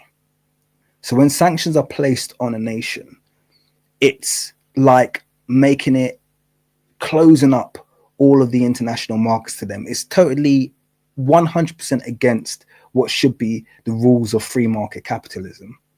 But they do it as a means of punishing black nations that, try to take things into their own hands. And people taking what happened in Zimbabwe as an indication that somehow Mugabe failed, or somehow, you shouldn't do that, it was incompetence. It's got nothing to do with incompetence. It's called bullying. Okay, it's called economic bullying. What they did to Zimbabwe, continue to do to Zimbabwe, is disgusting, and it's unjust. It's vile behavior.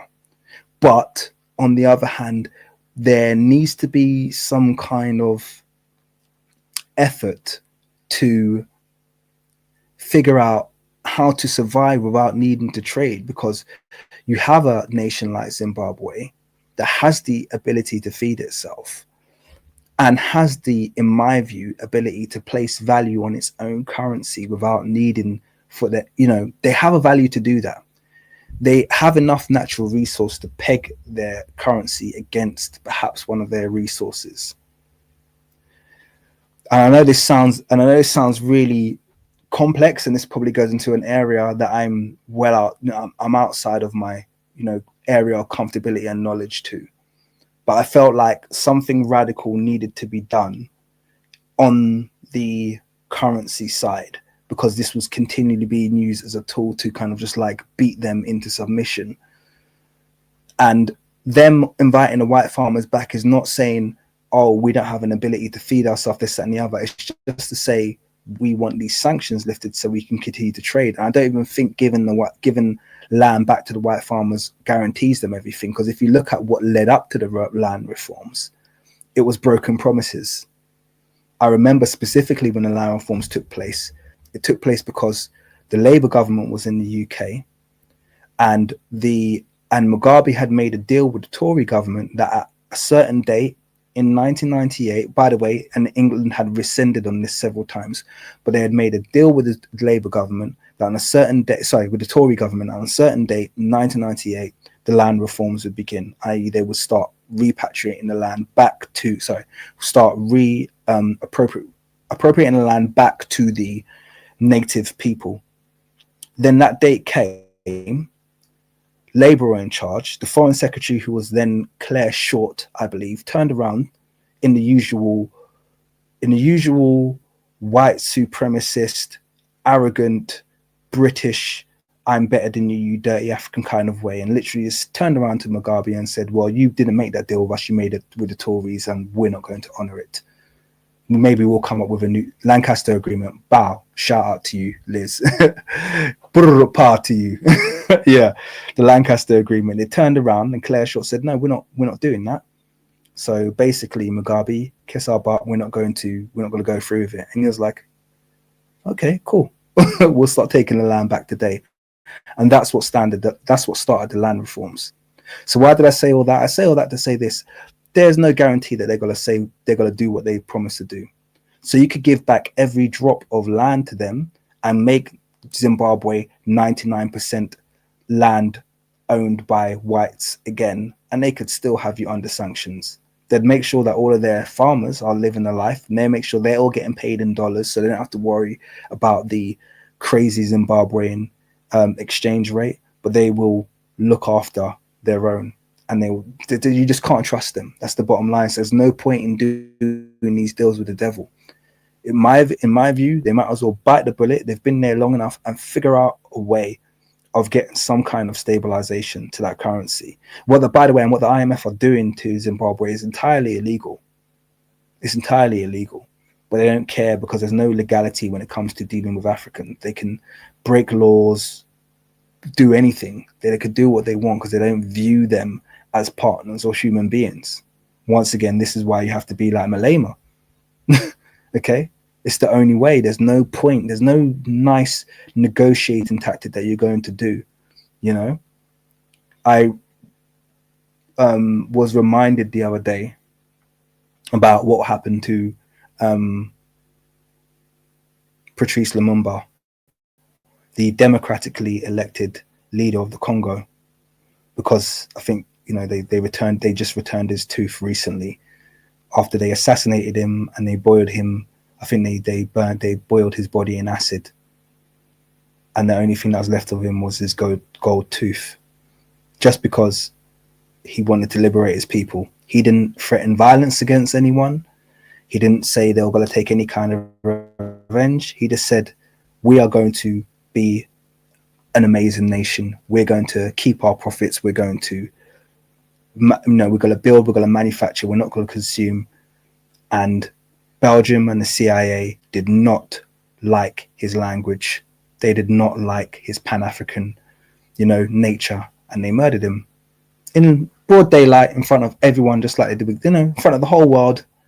Murdered him in front of firing squad and boiled his body. And I mean, this is the kind of sick things that they do to us. And then they try and sell us their apparent,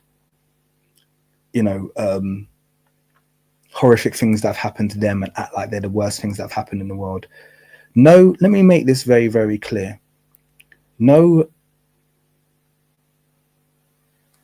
Jerusalem person, you know who I'm talking about there, can ever turn around and have a conversation to someone from the Congo about whose history has been more barbaric, about who suffered more. I mean, you can't talk to anyone from Africa, but particularly the Congolese. What they've had to suffer under Europeans is it's beyond comprehension how evil they've been, specifically to that part of the world. Now, there's something to that, because you can clearly see, if you go back to like the 16th century and Portuguese records, the Congo were a very, very powerful nation, a massively powerful part of Africa. And the Portuguese, monarchs were bowing to the Congolese monarchs back in the day. So there's something going on with that history there. But either which way, since the Congo has been, under Belgian imperialism, and since it was carved up, it's been treated abhorrently for centuries now. Really, really, really horrible. Horrible. So yeah, when they turn around and they, don't talk to Africans, please, about diplomacy and about the right way to do things and this, that, and the other, because you don't care about us like that. Drega001 says, brr, pa, pa, brr, pa. I think I lost about 1,000 subscribers today. I don't care. You need to understand what I'm about. Honestly, yeah. If you can't handle what I'm saying today, then yeah, you're probably just gonna give me headaches in my comments on my videos anyway, because this is what I'm about. Brr, pa. Let's carry on.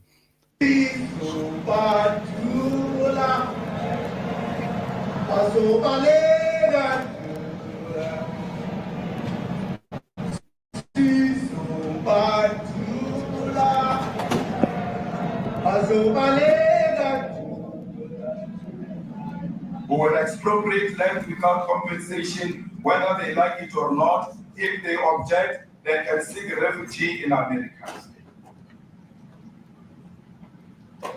Now this is very bad. These are burial sites right here. burial sites, over 1,000. Burial sites. I mean, this is like just Trump showing his low IQ. Burial sites by the side of the road, yeah? Like graves by who buries people at the side of the road? Like, come on, man. Didn't he's like he exercised no critical thought before he dived in with this line of reasoning. It's like, come on, man. You could do better than that. And obviously it's already been proven false because this is not even a permanent.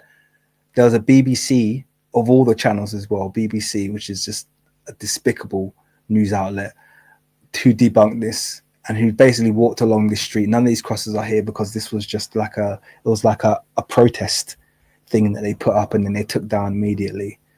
But it's kind of like, you know, that's how, I don't know, that's how Trump rolls. It's not, the IQ is not too high on that one, man. So did he turn around and ask them, why are they buried on the side of the road? Like, well, is that how you do it in South Africa? Oh, Lord. Of white farmers, and those cars are lined up to pay love on a Sunday morning. Each one of those white things you see is a cross, and there's approximately Each one of those white things you see is a cross. Thank you, Trump. We had no idea I was wondering what those white things were. Well, thank you for clarifying that. That was oh, I feel like the Daily Show. 1,000 of them. They're all white farmers, the family of white farmers. And those cars aren't driving, they're stopped there to pay respects to their family member who's killed. And it's a terrible sight. I've never seen anything like it. See, and this is where I lose respect. Mr. Ramaphosa at this point should have been in there. You know what I mean? Come on, man. Come on, man. If you lot are saying Zuma was real, I'm sure he'd have been there. Nowhere in Beaky. Beaky would have been like, stop this nonsense. What do you This is nonsense. He would have destroyed him. He would have absolutely destroyed him. He would have sat through that. Malema would bury him if he tried to come with this crap. So this is where I'm just like, come on, man. You can't be too, like I said, man, all this play, you know, nice politics with these people. They're not playing nice politics with us, you know. Come on, man. Both sides of the road, you have crosses. This is his country. Like, he's just sitting through this video. It don't make no sense.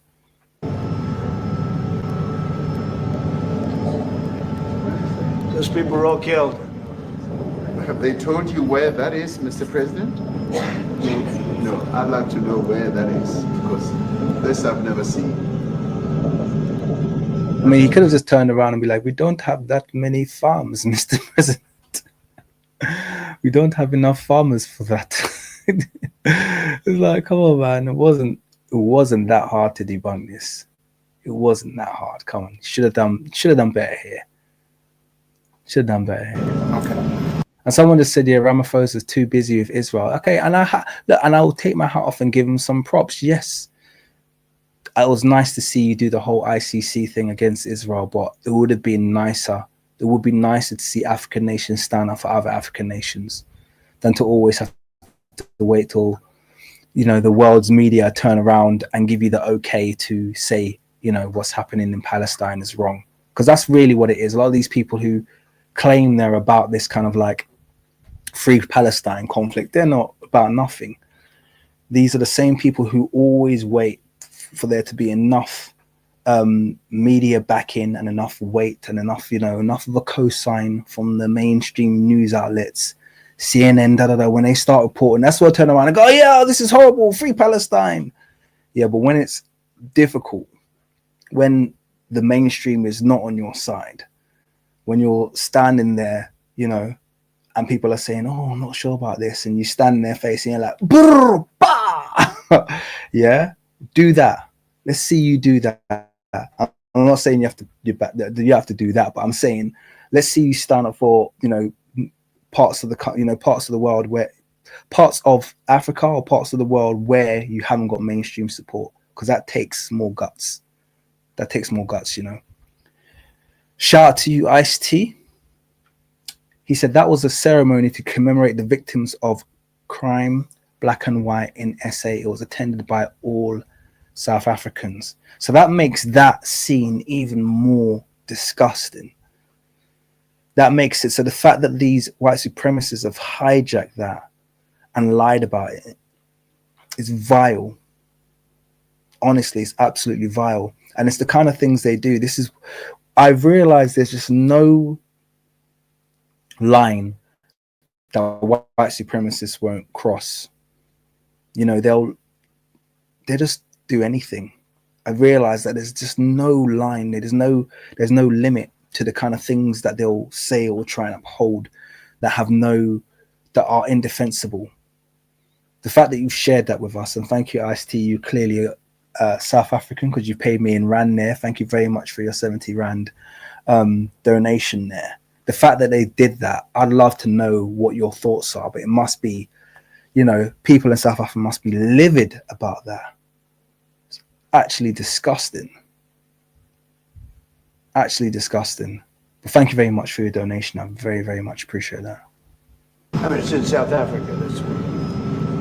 Let me clarify that, because what you saw, the speeches that were being made, one, that is not government policy. We have a multi-party democracy in South Africa that allows people to express themselves, political parties to adhere to various policies, and in many cases, or in some cases, those policies do not go along with government policy. Our government policy is completely against what he was saying, even in the parliament. And they're a small minority party, which is allowed to exist in terms of our constitution. But you do allow them to take land. No. You do allow them to take land. Nobody can take land. And then when they take the land, they kill the white farmer. And when they kill the white farmer, nothing happens to them. There's no way Trump believes this when he's saying this. There's no way.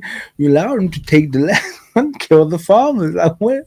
This is not happening. What the heck, man? Oh, man. Trump. Oh, sorry. Let's see what Ramaphosa has to say. Sorry. No, there is nothing happens. There is criminality in our country.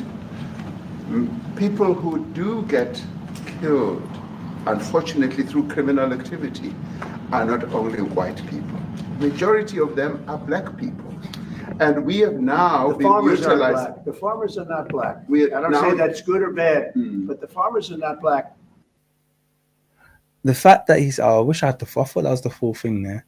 The fact that he said with so much confidence there as well, the farmer's not black. He didn't see anything wrong with that. You know, the farmers are not black. Okay, cool. Well, he just said that a majority of the people dying aren't black. Oh, but they're not farmers. So are you saying a farmer's life is worth more than other people's lives? And B, do you not think there's a problem that none of the farmers are black? Isn't that the whole issue that's being highlighted here? And see if it's just farmers being killed, even though we already looked at the stats and we already know, I think they said one farmer had died in the last year or something, or two farmers had died in the last year. If that's the statistic, then, I mean, genocide is, we all know that's a stretch. So that probably about the normal rate of all-cause deaths. You know what I mean? It's like, sounds about right for the amount of farmers that should have died in that time period, given the whole nation. It's like, what are we doing here, man? Dear. Anyway, I'm sure more farmers died in the UK than that during that time through robberies. Oh, man. But yeah, there you go. What are we doing? Oh my gosh, we've been going for 2 hours now. What are we doing? I feel like so I thought that, hope that was interesting to you guys. Like I said, I told you I wasn't going to be adding much more than my anecdotal remarks here and there. Yeah, Cyril wasn't bringing. I'm gonna be with you there, Drago man. It's time for Auntie Cyril to retire. Cyril didn't come. Cyril Ramaphosa, the president, he didn't come with the. He needed to. That was a perfect. I mean, Donald Trump is not a hard person to defeat in in debate. You know, he shouldn't be a hard guy. I mean, I know they struggle in America to beat him. I think what's her name, Hillary Clinton, and the other one lost every single debate they had with him. I don't know how that happened, but since then he's fallen off a cliff. Let's be honest with you, and he's not comfortable doing all this white supremacy stuff. I don't feel like it comes naturally in his wheelhouse. He should have got absolutely destroyed there, and Ramaphosa let him get away with that nonsense. That should have been laughed out.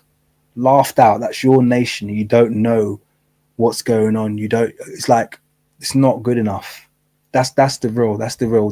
His performance wasn't good enough. It was a poor performance, and he actually gave credibility. I mean, he's lucky that the media want to take down Donald Trump, because if the media were sympathetic towards Donald Trump, like if Donald Trump was like someone mentioned George Bush, if Donald Trump was George Bush, the media didn't have any interest in taking down George Bush. As stupid as he was, they weren't on his case like Donald Trump, you know. And he's lucky that they were there to save him. Yeah.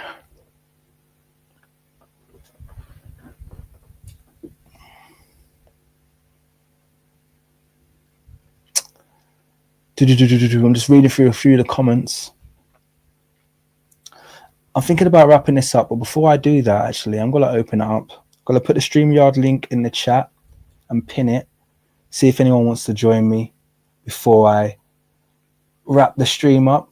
Let's open it up and have a little bit of a convo. I had some other videos that I could drop, but I want to open up for a bit of chat. I'm kind of happy that I've been able to have a convo with you guys. I've missed you. I haven't had an opportunity to have a chat for a long time.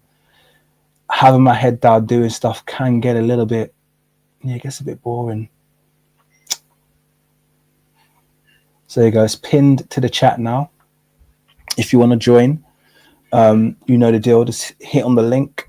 You have to have your camera on. If I haven't spoken with you before, that's verification of who you are. If you're someone who's been in here before, you don't need to have the camera on, because I'll know your name and you'll be good to join. But if you're new, put your camera on.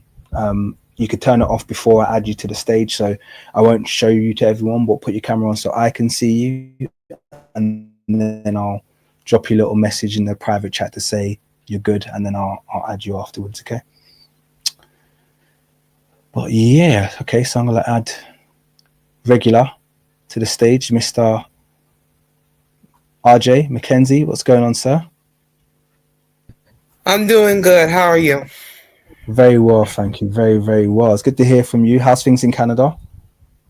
Everything is all right. So we had King Charles come over to Ottawa to talk about addressing these tariffs and Trump trying to make this country the 51st state. But it's like, I don't care for King Charles anyway, so it is what it is. But, I was gonna say, yeah, what man. would you prefer? Would you prefer to be annexed by America, or to remain the UK's biatch? I would rather be under the banner of the UK than under that orange man's rule, honestly. Listen, I love America. I love America's culture, and I love the movies and stuff. But honestly, their government sucks. Yeah. But yeah, but because we're talking about South Africa here and this whole nonsense, it's just crazy how. And you were talking about Patrice Lumumba and how they literally tore him to pieces. I was shocked by that. I never knew that they boiled this man. And killed them like that. I was like, geez, it's brutal. But hey, they did it with the ancient Egyptians. They're gonna do it with us, you know. They always they're so obsessed. But hey, I will say this: if the white boys, the more than leave South Africa, the more the merrier, because that will be a easy way for Black South Africans to reclaim their land, but I don't think it's going to be It like would be easy. awesome, but it would be horrible for my Black American brothers and sisters. That's the problem. That's the thing. It I would be great for know. them to leave. If they, to be honest with you, I'd prefer for them to leave and then just go somewhere like, just form a new state in Canada, because at least in Canada they got like a big land mass and there's already like these. It's not like if you're from Montreal, you don't really have dealings with someone from Toronto. It's almost like two different countries, isn't it? That's like true because of so the they culture. could just like go up somewhere, maybe north of French Canada, and just establish their own little land over there and leave everyone the hell alone. That would be perfect, but or I can't put that curse on my American brothers and sisters, man. It's gonna be horrible having those people over. Me neither, man. It's like you can't win with these people. You can't win with these people, honestly. Like, I don't know. Like, I don't know what to say for these people. And Trump is lying. Yeah. And with that video saying, "Oh, yeah, like that's a whole mass of dead people." Like, you're lying. Yeah. You're Trump lying. Trump didn't have any. Actually, you know what? In fairness to Trump, I don't know if he does know if it's a lie or not. I don't think he does know, man. I think he probably has some mad trust of Elon Musk's competence, and you'd think being in Elon Musk's position, there'd be a fear. You'd be fearful of bringing false propaganda to the most powerful person on the planet for the sake that you're going to be seen as incompetent, isn't it? So imagine, like, obviously you've been trusted to be the right-hand man of the president, yeah, and then you're the one who brings in this nonsense, and then it doesn't even take 24 hours for everyone in the world to debunk it and say this is total crap. You've completely lost all credibility. So I guess in that regard, Trump's got to be sitting there going, well, there's no way Musk has got this wrong. And then Musk, and I'm glad that you did the Nazi salute thing, because I'm like, how did people not see what we've been seeing? And everyone's gonna let that slide. And I put in the ADL. I put in the chat earlier that the ADL even didn't seem to care, but I love the belief that they own Elon Musk, and it's all a game. Yeah, yeah. But all right, so here we go. This is a part of my conspiracy theory that you guys wanted me to expand on, and I refused to. How long do you think that's been the case? Because all right, so this is where I'm going to go into a little bit into conspiracy land. During his, I feel like Trump's first term and his current term are two completely different things. Completely different emphasis, completely different focus. I feel like there's been a real massive Zionist turn in this term that he didn't have before. In fact, I remember specifically when he was campaigning for his first term, he was very anti-ADL.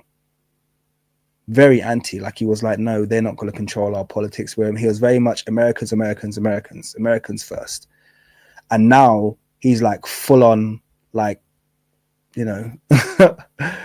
doesn't have any autonomy. He feels like he's just doing their bidding. So I kind of feel like they've got something on him. That's my honest truth. And I think they got something on Musk as well.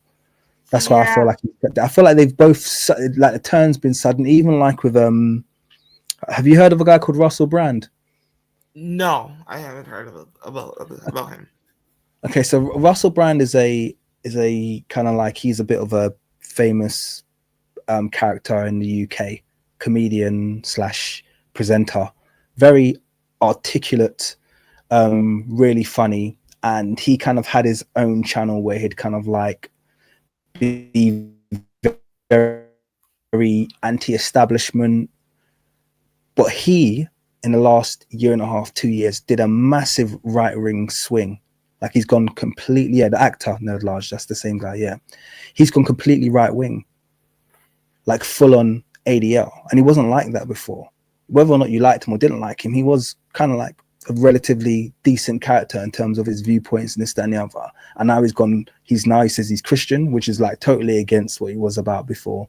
No offense to the Christians out there, but he's gone like full on right wing, Christian kind of like, just like he's gone full on, and it's completely out of character. I know you're talking about. I know you're talking about now. Yeah, it came to me, the guy with the long hair and yeah. I feel like he's being blackmailed, man. I feel like he's being blackmailed. I do. That's just kind of my view. Yeah, everything feels so sinister because like Trump with Netanyahu and all that thing is like, yeah, something is going on. Something that I've not seen in the first year of Trump's presidency back in 2016. There, he was quite stable, but now he's just a full on madman. Yeah. So, but yeah, this is wild. This is wild stuff. He's just a clown. I don't know. It feels different to me. I could be wrong, and I'm happy to be corrected by. Yeah, so go on. Yeah, who knows? Who knows? But I want to hear other people's thoughts on this whole situation too. Okay. We got someone on now. Hello, Kehoe. Hello, brother. Salute. What's going on, brother? How you doing? What's going on, RJ? What's going on? Good. My salute to the chat. Brother London's here. What's up, guys? Can you hear me? Yep. Yeah, we can hear you. Okay. Awesome. Kia, go ahead, man. Yeah. I wanted to say it's actually Cheo, but I'm not tripping. I just so y'all know it's Cheo. Okay, Cheo. That's all good. Salute to the chat. I forgot who it was who pointed out that that video they were doing procession for all of the crime in South Africa as opposed to what it was portrayed to be. That was dope. To give us that context, because it's so easy in this day and age of misinformation to see images or see videos and just have it be presented in a misdirected narrative. So salute to whoever. I think they sent a super chat from South Africa. So salute to them. Real quick, I wanted to say two things. Well, I'm going to keep it on topic first by saying,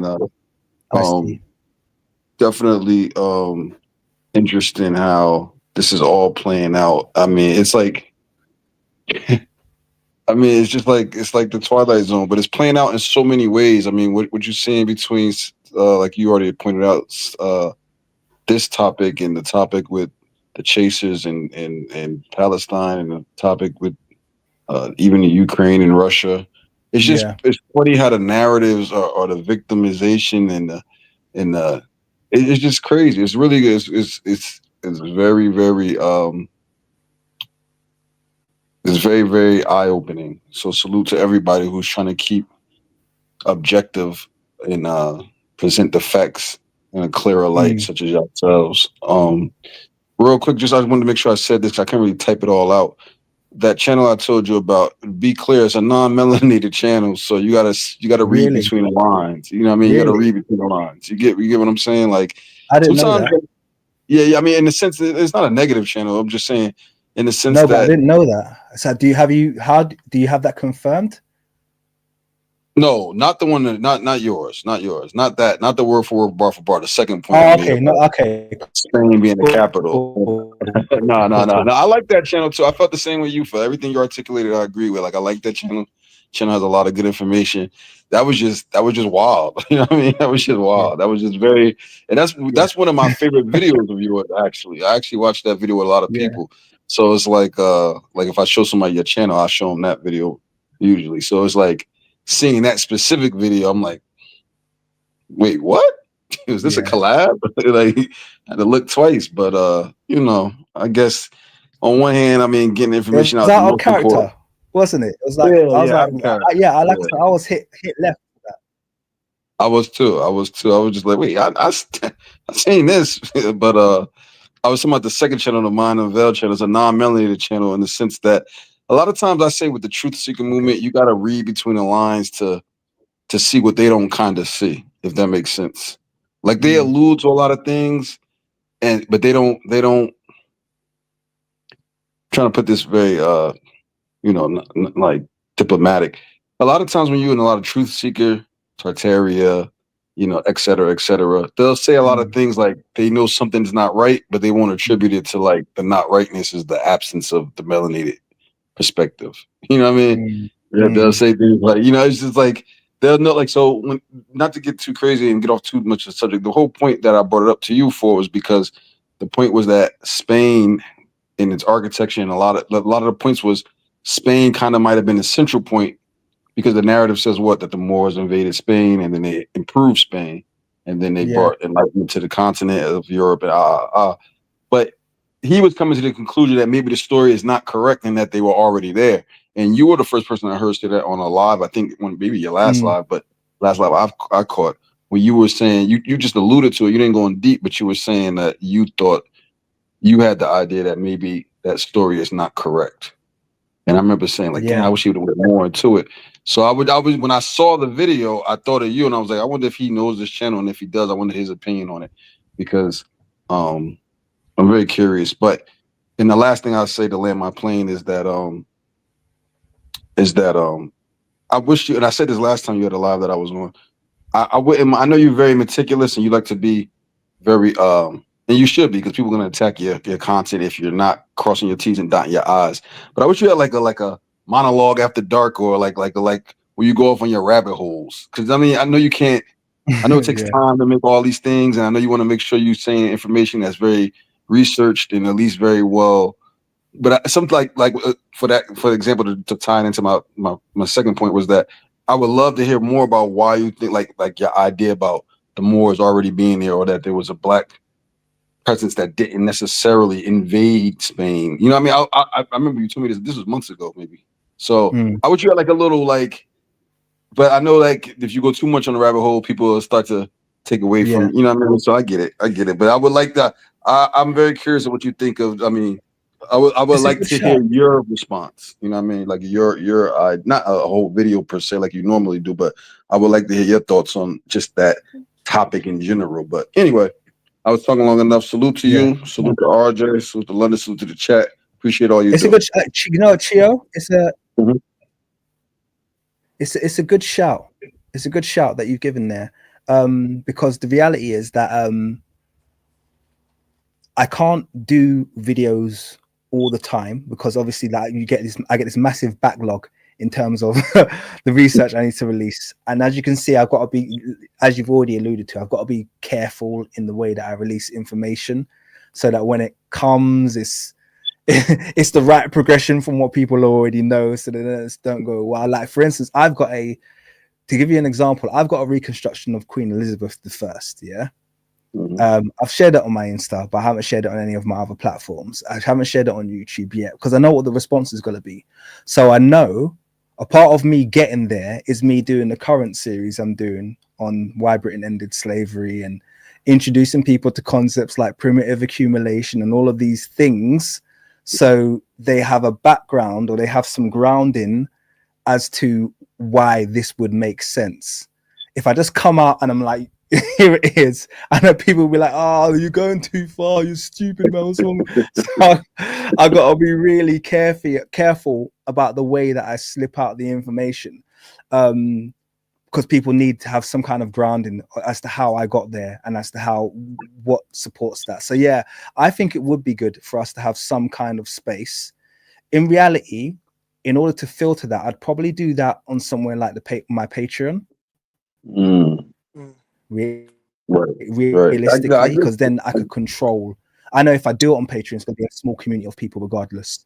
And it's not going to be like scaring the masses. Or even here, I could even do it on YouTube, but maybe on the members area or something like that, where we could just chat a little bit more loose and off the gun and kind of like, because I've got, I think it's a good idea. I think it's a good shout, but yeah, I just got to be careful. It's funny because I'm looking at the comments on my TV and I see, shout out to Paul Ski, salute to you. We could always have a difference of opinion, but he like, Broski, I don't even understand what he's saying. Like, you got to stay on focus. It's like, and that's why I get like, it's so much information that when you're in these type of spaces that trickle off. So the narrative is so controlled and so erroneous. It's like, I see now why, like when we were kids, we would laugh. You know, you laugh at people that go off on tangents, like, "Hey, brother, you don't even know that." But now that you get more and more information, it's just like the further you get, the more off narrative it gets, the more uh slings and arrows you could get exposed to. So Yeah. I, you know what I mean. So, but anyway, salute to y'all. Salute.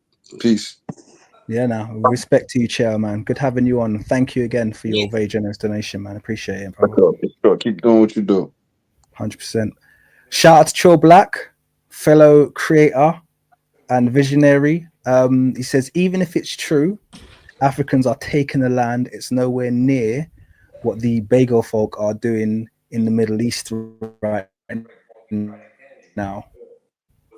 We out here debating reparations when they gave a whole country to the Bagel peeps. I'm done. Get him, King.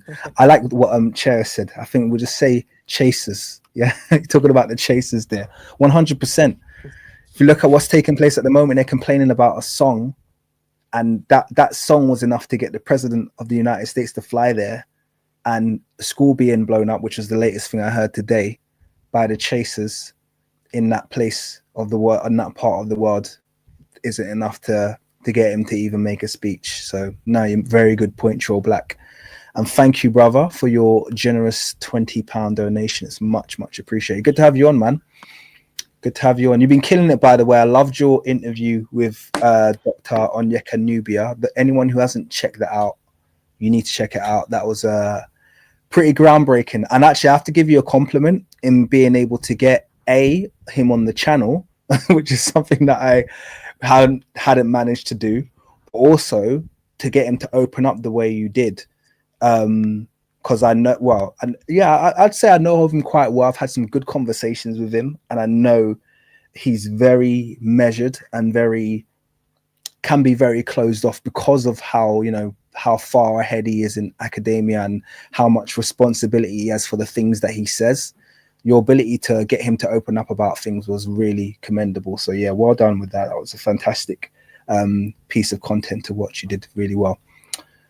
Amazing. Welcome, London. I can see you there, Charm. But I'm going to let London shoot ahead and get some input. How you doing, London? Good, man. How about you? Can you hear me all right? Can't. There we go. There you go. I can hear you now. Yeah, I'm good. I'm good. Thanks, man. How are you? What's going on? I'm good. Yeah, I'm using my AirPods, so if it gets weird, just let me know and I'll switch it out. All right, cool. But yeah, I totally agree with the gentleman that spoke before me. I love a good tangent, and the whole thing with Tartaria is very interesting. I do wish, it is a shame that we have to be so methodical with disingenuous people, so you have to, like you said, cross your T's and dot your I's. Yeah. And it's kind of restrictive at sometimes, it kind of restricts our thought.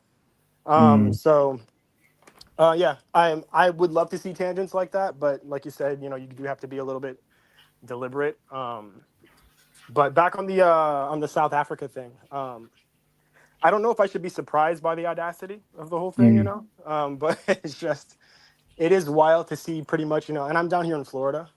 So a lot of even our minorities down here voted for Trump. The whole thing is a circus, but I would say this is kind of it's pretty interesting how overt he's being, and kind of like this kind of anti-black messaging, especially with a lot of these executive orders. Like there is the executive order restoring truth and sanity to American history. I don't know if you've heard about that, or there's another one called ending radical indoctrination in K through 12 schooling, where they're kind of going after museums and schools and all this, cutting funding, firing, or at least threatening, criminal prosecution of educators and stuff like that. And it definitely seems like, there is this targeted attempt on, I don't know, the black psyche or something, So just seeing this mass exodus of brown and black people while simultaneously introducing, so-called Afrikaners into the country is wild, and it really does make my blood boil. I'm not gonna lie. Like when I first heard about this, I was kind of ready to crash out. Like I was like, I'm gonna go find these people. You know what I mean? So it's outrageous. But I mean, I guess I shouldn't be surprised. yeah, it's just a shame, you know. Yeah, no, I hear you. Were you shocked, as I was, about what felt like? It felt like there was, like, as much as Trump is, the media says negative things about him since the very start, and I'm used to that. I'm also very used to ignoring the media on the whole. So I was able to see through a lot of stuff and just kind of like taking him for his merits was just like he's not the worst, particularly after his first term. I thought he's just a normal American, maybe slightly better than the average American president. That was honestly my honest view. This is me being totally honest here. At the end of his first term, I thought he's a kind of normal American president, slightly better in some ways, in that he starts less war, which is always a plus point for me. This Yeah. term, he shocked me from day one. Like I was like, wow, this guy is like super racist. Yeah. Were you as shocked as I was? Because I was like properly shocked, man. I would say I'm kind of torn, right? Because, you know, I am a black dude in America, so most of my family are they're true blue Democrats. I mean, to the point where you can't even tell them anything. You know what I mean? Like blindly Democrats. You know, I think the whole thing is a circus show. You know, so I kind of have to be quiet every during election season. You know what I mean? Yeah, yeah, So yeah, the first term, I thought he was an idiot, but I thought he was funny. You know what I mean?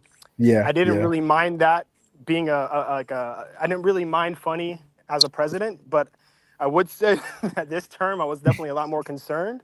But I didn't see this overt kind of, I knew he did that to for his constituents and for his voters, the whole kind of white pride, anti-black thing. I knew he did that kind of, I thought most of it was just posturing or whatever, right? So some of it is kind of surprising, but maybe I shouldn't be surprised at the same time because most of my family, thinks has always thought he's like a Nazi. You know what I mean? So I don't know. I don't really know what to think, and that does kind of make me wonder about, you mentioned your conspiracy. Like, do you think that maybe something changed this time? Because, yeah, it is harder for me to find him funny now when I just see, Yeah, you yeah, know, same. yeah, when I see the, it's more so about the people he galvanizes and the things he Yeah. normalizes when he's in office, more so than his It's policy. But now it seems like policy's following that. Yeah, it definitely hits different this time. It's like, yeah, before he was, to me personally, he was funny and a bit harmless, and but this time around, it's kind of like, no, this he's moving very, very dangerous. Yeah. Like he's moving very, very dangerous. Like it's completely different energy. And I do think, like, to me personally, I felt like the change came when his trial came, and I think True. I think he would have gone to jail if he didn't make a deal with the chasers. I think that's what happened.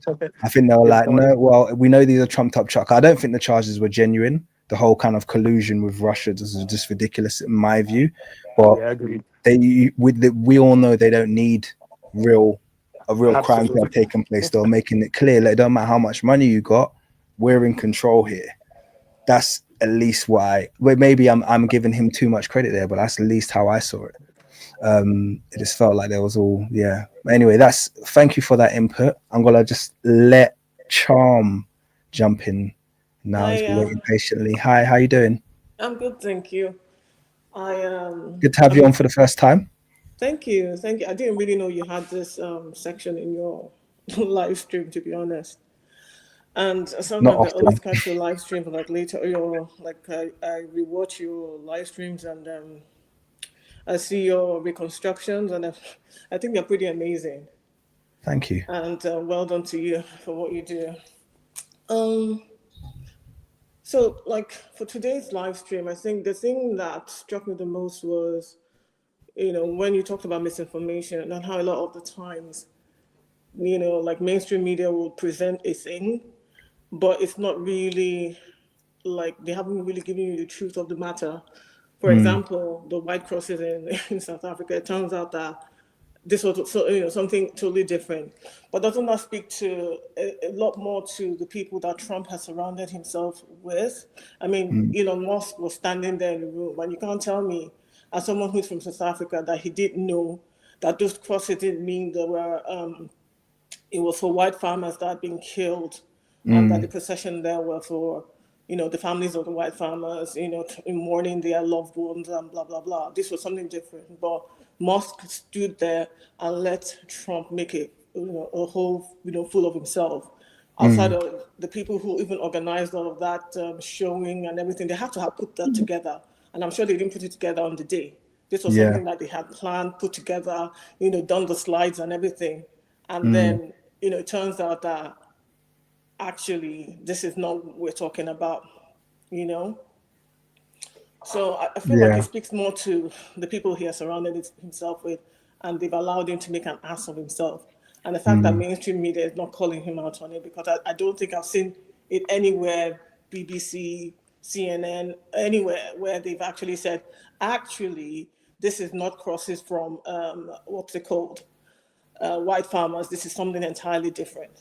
No one has done that, except for like independent media, you know? So, I mean, and I also feel like this whole strategy of misinformation is not just today. It feels like it's a strategy that they've always used time and time again, especially when it comes to Africa.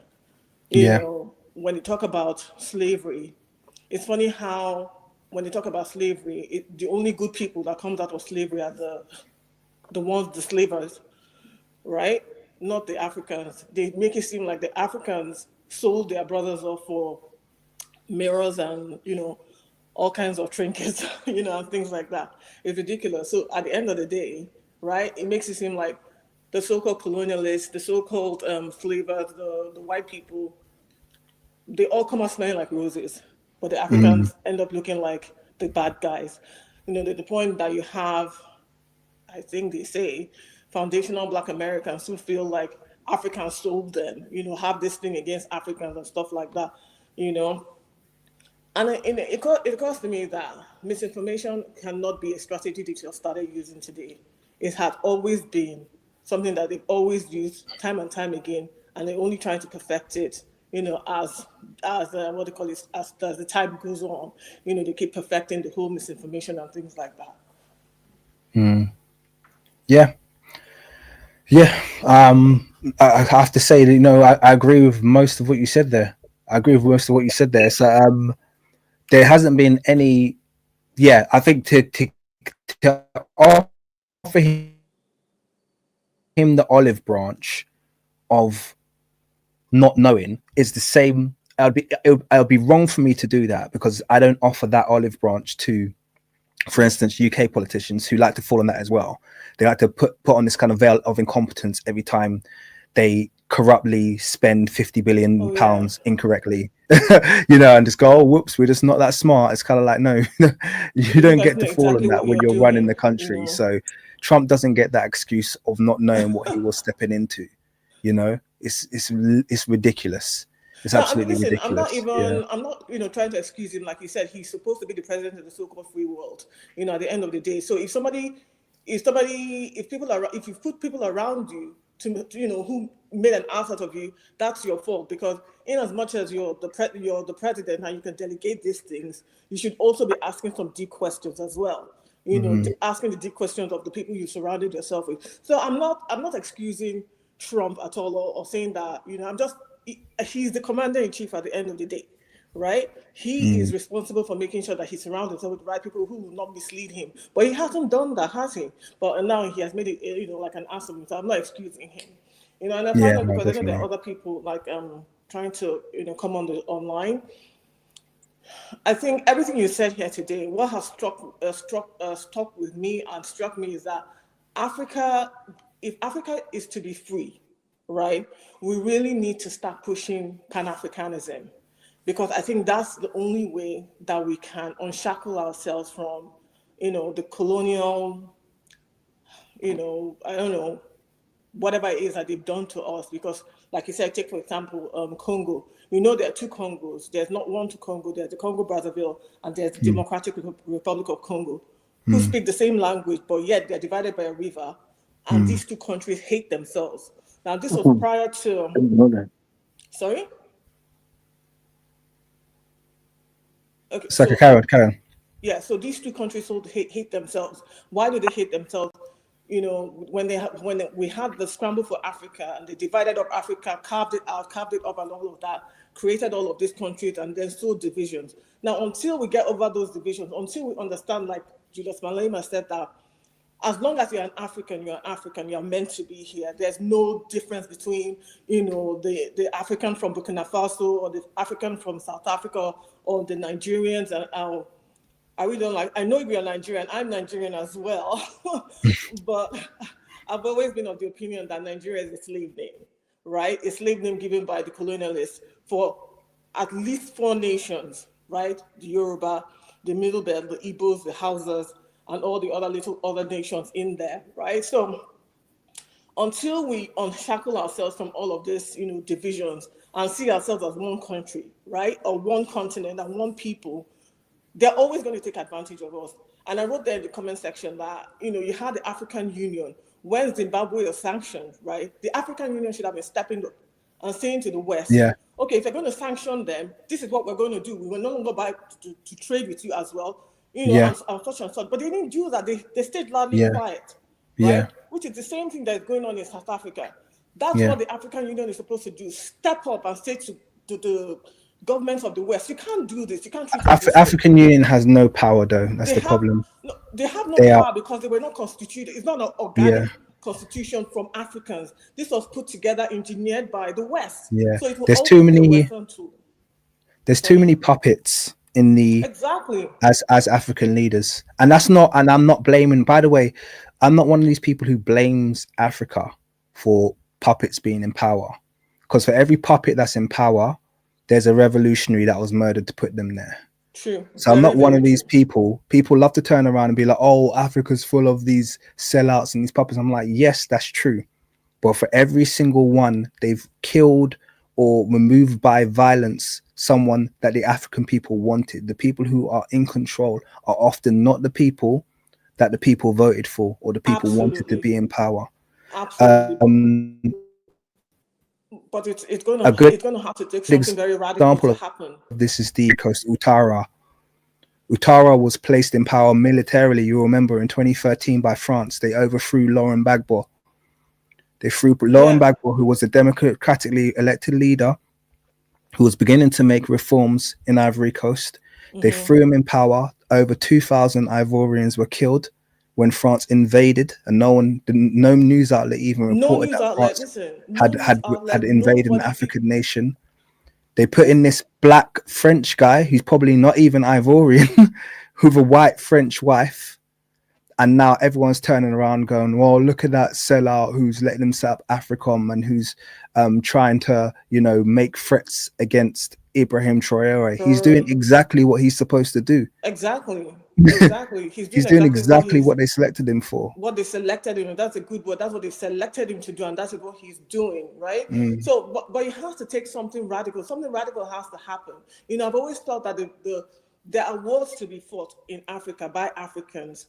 One of them being Congo, right? Because the kind of stranglehold they've had on Congo for centuries now, 20 million people and counting, because Congolese people are still dying, right? Even and the country itself is so underdeveloped. Instead, in spite of the large resources that they've had, even pre-colonial, post-colonial, it's supposed to be one of the richest countries in the whole world. And another place that we probably need to fight will be South Africa, because I'm yet to reconcile myself to the idea that there's a place where South African cannot walk in because of the color of their skin, knowing fully well that their ancestors walked the length and breadth of that country or that piece of land without anybody restricting them.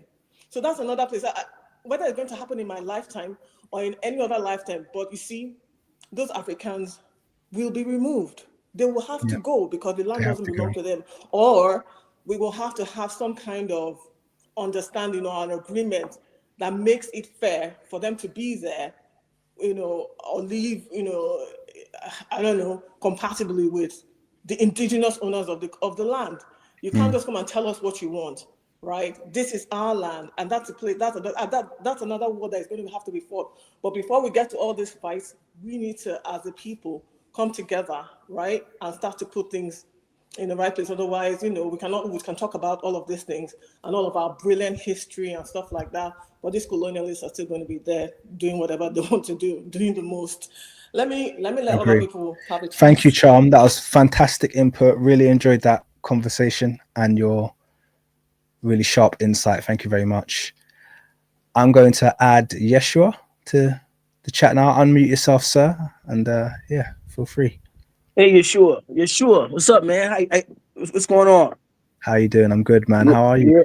All right, I'm calling you from Delaware, man, in the United States. Delaware. Nice. Whereabouts is that? I'm not familiar with my US geography. Where is that? We're right next to Philly, Delaware, Baltimore, Maryland, Jersey, New York. So northwest. Yeah, northeast, sorry. Northeast. Yeah, northeast. Yes. So I only recognize Maryland there. Right. Geographically, that is. Geographically, right. Yeah. But yeah, man, the young sister had a lot to say, but what I want to start off with first is that the United States, Black people here, the children of the Africans who were stolen from that continent and brought here, we are kind of in trouble with this dude, because this dude, Donald Trump, who's trying to implement Project 25, which was written by white supremacy. A bunch of white supremacists wrote that up. And this is why they're taking away, they're trying to go, this thing with DEI, this thing with the civil rights, the breaking down of the civil rights bill. Now, you got to remember, the Civil Rights Act is nothing but a civil rights act. It's an act. So it has to be renewed every 40, 50 years or something like that. It has to be renewed. And this what folks didn't understand. So when our extended family come over here and they see us complaining and still talking the things that we talk, because we know these things can come back and haunt us later. So now I guess folks who are extended family now and foreigners abroad are saying, oh, this is what the African Americans was talking about. So these folks now are trying to renege on everything they ever, quote, gave them in the sense of having some type of rights. They're reneging now. They're taking it back. You see? So that's the thing with this guy, Donald Trump, and this thing called Project 25. And 2025 mean that this is their way to come after civil rights, DEI, and this thing about, well, it benefited white women. Yeah, it did benefit white women because they're the majority. And it benefited white women because white men are still in charge of the hiring and process and firing process. So that's common, because folks like to bring that up. Well, it didn't mean nothing for us because it benefited white women. Yes, because white men are still in charge. That's why it benefited white women. And from a population standpoint, they're the majority. Black folks make up 13% of the population. That's it. That's it. See, and people think that there's a lot of us. It's a lot, but it's not a lot of us. Black males themselves in America, 7% of the population. That's it. Folks think that there's a lot of us. It's not a lot of us. Now, the way we act, we make you think there's a lot of us, but it's not a lot of us. You see. So, and then if you look at the Black female population, what's about 9%, 8%? It's more of them than us. You see, but well, that's the BT likes together, right? Yeah, exactly. Okay. So my point is, man, that's the starters of us here in America. They're reneging what they initially had gave us. They're taking it back. Now they have this new thing called HR 3518, I believe. I think that's where it is. And basically what they're doing now, they're attacking the medical institutions, particularly those medical schools, anything that will admit that there's racism or admit that they have a sense of bringing in, a certain percentage of blacks who want to be doctors or who trying to be doctors, etc. They're trying to stop that. Check that out. Yeah. So basically what they're doing, they're trying to erase. They're doing what South America did with the Africans in South America, meaning they erased their history. So they're doing it here now with us. They're trying to erase everything that we ever did. They're trying to erase it. It's crazy. It's crazy. When you're saying it, and I'm thinking about, because I think obviously in my mind, I'm like it's impossible, because obviously America is probably on the live. America and obviously the black, I'm not even want to say contribution, because contribution is not even a fair word. The black foundation of America is something that's so apparent that you almost think it's impossible. So when you hear about stuff like him going to these museums and taking down certain exhibits, you're like, oh, what a pointless act. It's not gonna work, because everybody knows, like, you can't just look at America's history. It's just like it's they're everywhere. Right. But then as you give the comparisons to what happened in South America and different parts of the world, it's like, actually, it's kind of scary, because they've done this before. They've done this on every continent. They've done this on every continent. It starts with a little, change of policy here, change of policy there, a whitewashing of a painting here, a whitewashing of a painting there. I bet you when Oliver Cromwell was going around whitewashing and destroying 90% of the art and getting rid of all of the black monarchs, they all thought it was impossible. Like, what's this guy doing? And everyone knows. And now look at us in 2025. If you turn around to England, to anyone English, and say, there were black people in nobility, they'll look at you like you're nuts. Crazy. Yeah.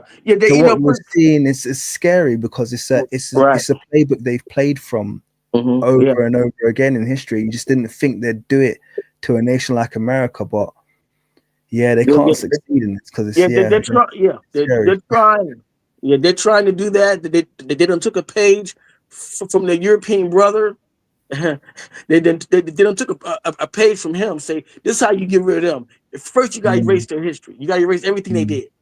You have to. And someone told them that, and folks here don't believe that some of this is not necessarily coming from Trump, but someone is telling him to do this. Somebody's telling him to do this, and he's acting on it because he's white. You see, so this is the thing that we're dealing with here. I feel like they're at the top of all these things. The link DPP. The link is in the chat. It's pinned. Okay. So he keeps asking, how does he call in? Carry on. Okay. And so these are the things that we're dealing with here.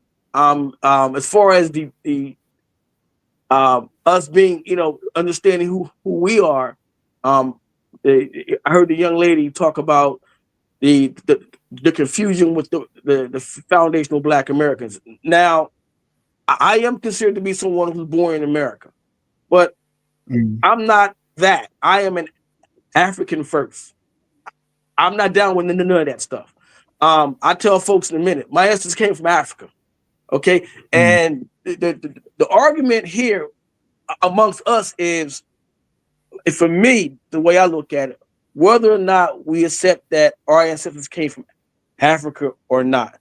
But they want to believe that we already were here, so we're foundational. No, my ancestors came from Africa, period. Well, and even if you deal with the idea of there were some blacks here, where they come from before they got, where they come from? They came out that continent and they came over here, period. So that's why I don't get into that argument with foundational Black Americans. I don't take up that banner of the flag of foundational Black American, because I understand that for me, my ancestors came out that continent. I took my DNA. Now, some folks say, "Why you take DNA? That's fake." No, it ain't fake. A DNA just gives you a marker. That's all it does. It gives you a marker. That's it. Well, So, Yeshua, I will say that people did come from Africa. But my research leads me to believe that there's a lot of evidence to support that there were plenty of melanated people already in America. oh yeah, that's why I just said that. Yeah, and I said that. Yeah. And also plenty of melanated people that came from Europe who ended up in America. The reason because I don't go back and forth with what Americans call themselves, whether it be African American or foundational Black American. Right. But I will say that I've always thought that basically Americans taken on the name African American, and this is my opinion now. I've always thought that was unhelpful. I'll tell you why. Because I don't think they should align themselves to another continent unless the other people who are interlopers in that continent do the same. So unless there was a rule where all of the white Americans are called European Americans, then they shouldn't call themselves African Americans, because all it does is it makes you a foreign ethnicity within a nation that you've been there longer than most of the people who are coming there 1 or 2 generations in and then calling themselves American straight away. Do you understand what I mean? So you got this guy from Ireland, you know, or maybe Italy or something like that. They've been there for 1 or 2 generations, but you know, 1 generation down the line, they're like, yeah, we're Americans. And yet the Africans, if you want to call them that, who have been there 10, 15 generation, like ages, are still calling themselves something else. So to me, that's always been my perspective. That was even before I did the research and realized, hey, not all of them are direct result of transatlantic. Some of them is older. Some of the ancestry comes from different parts of the world. It's very, very complex. It's probably the most complex part of the world genetically. So I get all of that. But even with all of that aside, I just think that if there's any people on that part of the earth who should be calling themselves Americans, it's the Black people. And everyone else should have something attached to their name. Well, so Black people should just be like, we're American. Well, these guys are Asian Americans. These guys are European Americans. We're American. That's always been my perspective. And what I would say diplomatically, I'm gonna push back with you a little bit, and this is why I push back. This is why I push back when people say that, especially to somebody like me. I always say, because Black people here are not treated like Americans. Okay, so the ideal would be, should we get rid of the term American, period, and call it something else? But the thought would be, because we're not treated like Americans, we're not, we can't even get justice, due process in this America. We can't get that. They're still shooting down Black men. The police are still shooting down Black men in the street. The police are shooting down young Black children. They shot a 17-year-old boy in the back 9 times. That's only one story. I can show you several. That to me is not being American. If you can't get the same freedoms and the same judicial process as whites can get, white people don't go to jail for half the crimes they commit here in America. No, absolutely correct. Right. So if we can't get the same as white people, there's something wrong with that system. There's something wrong with that system. So to me, it don't matter what you might call yourself. I always ask folks, are you treated like an American should be treated? And then all of a sudden there's quiet, because we're not treated like that. We shouldn't have any problem. They should not be trying to erase nothing that we have. They shouldn't be trying to erase anything that we have if that's the case. But the people that are in charge right now don't think that we are Americans in that sense. They only think that we're human half the time. That's why they do the stuff that they do to us. So I have a tendency to, in fact, push back, because I have somewhat of a disdain for this country because I know that they're not being, it's not a fair country, period. Especially when it comes to the folks who helped build this country, whose ancestors built this country, okay, on the backs. If it wasn't for cotton, America wouldn't have had no economy. That's just one of them. Cotton, rice. You know what I'm saying? It all started with us. Okay. I just to be clear, I totally, there's nothing that you've said there that I disagree with. It's all true. And to me personally, I think that gives more reason or more plausibility to rejecting anyone coming and trying to essentially treat you like a foreign or even an ethnic minority. Neither of those make any sense to me. We all know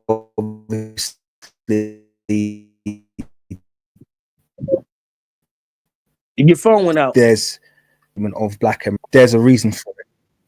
Hello, sorry, I said that the current treatment of black Americans. Yeah, there's a reason for it. And it's not and it's not what people think it is. You know, there's a deep-seated, from my research, I would say there's a deep-seated fear of black people being in power again, and I'm using the word again, which a lot of people won't understand, but there's a deep-seated fear. I get what you're saying. Yeah, I get what you're saying. I get it. And that's why there's so much effort to deconstruct, hold down, to control the population. To there's a fear. There's a fear that's linked with that. Right. And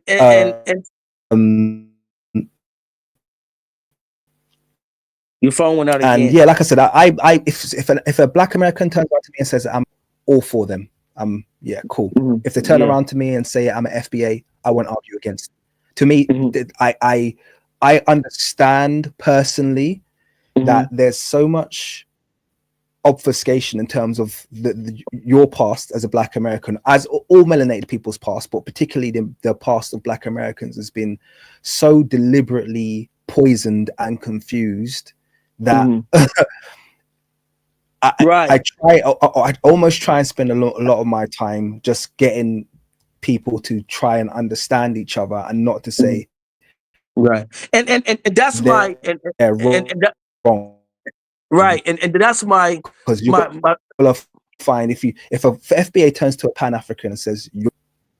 But it's true the other way around. If a Pan-African turns around to, they're gonna be, both of them are correct, and I get why both of them don't get it, but they are correct. That's the bottom line. It's because we've been lied to on so many levels that we don't understand our multiple. So when people see, they get that one part of their history and they're like, I'm none of these things. I'm from North Africa. That's another movement I've seen where people say we're just North African Moors, we're nothing else. I'm like, that is true, but you're still isolating a very small single part of your history. King, can I add something, King? It's very crazy. Yeah, of course. Yeah, I just want to quickly add, because you mentioned something about what you're doing in your research. It reminded me of a video I was watching about the history of Afro-Puerto Ricans, and the person, it was Brother Home Team, if you don't know him. He's an African Black history content creator on YouTube, and he was talking about the history of Black people in Puerto Rico, and he mentioned that the first Black people in Puerto Rico were actually people from Spain, like Moors, who came with the Spaniards. Then before the slave trade occurred, and you will see start again, RJ, because my internet's a bit crazy. Can you hear me? Yeah, but my internet's gone a bit bad, so it's gone a bit laggy. So if you could start again, if that's okay. Okay, so I'll start again. So basically, I just wanted to add a point on what you said to when you were doing your research in terms of like Black people in the Americas and stuff like that. I was watching a video from this Black content creator, Brother Home Team History. He's a Black history content creator, and he was talking about the history of Afro-Puerto Ricans, and he said that before the slave trade, that there were Black people already going to Puerto Rico, but they were not, but they were free men, like basically people from Spain and from the Iberian Peninsula, going with the Spaniards. So, and it's like also with Mexico and Peru and stuff like that. So I just want to add that. Yeah. You know what I want to say to you, what I want to get at with the FBA. Let me make one more point. Then I'm gonna back out. That my situation with foundational Black Americans is this, and this is my point. Someone who's been a Pan-Africanist, someone who's been in the Nation of Islam. See, I've been around separate schools of thought. Okay, and is what I don't like is the fact that is when they begin to argue and go at each other. You know, you got FBA go after the Africans. You got Africans going back at the Africans. And I think that's becomes problematic. And that's my point with that. This is why I don't subscribe to it. And I've always said that the thing that unites us the most first right now is to say that we're African. And then once we understand that, then we can come back to the table later amongst ourselves, and then we can break down what was what and who was what. You see, because I don't like to see when I hear brothers on there, and I've heard it, brother. I've heard them arguing with each other. I heard Africans arguing with FBA arguing with them. They call each other names, and I'm saying, man, this is ridiculous. This is really embarrassing. So, but I think at the same time that we have to have a sense of cohesion, because the continent is under attack. It's been under attack for darn near another 1,000 years. Okay, so I'm it's really time. sorry. The stream's it's really getting bad. Sorry, huh? The stream's gone terrible. Yeah, I'm trying to reconnect. And it's not even picking up my hotspot. I've just gone for my mobile hotspot, which normally is a good fail-safe, but my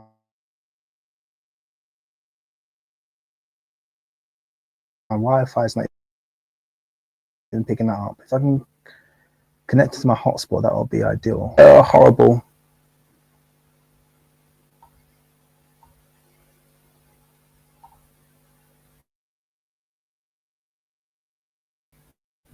Is it not plugged in? The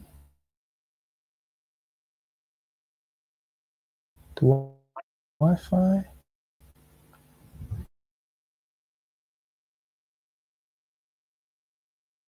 Yeah, it's plugged in.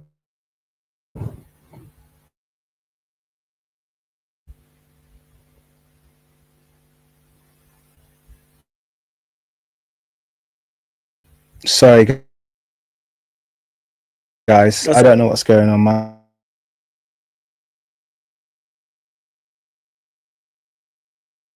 Wi-Fi is just. Let me ask you a question. Absolutely.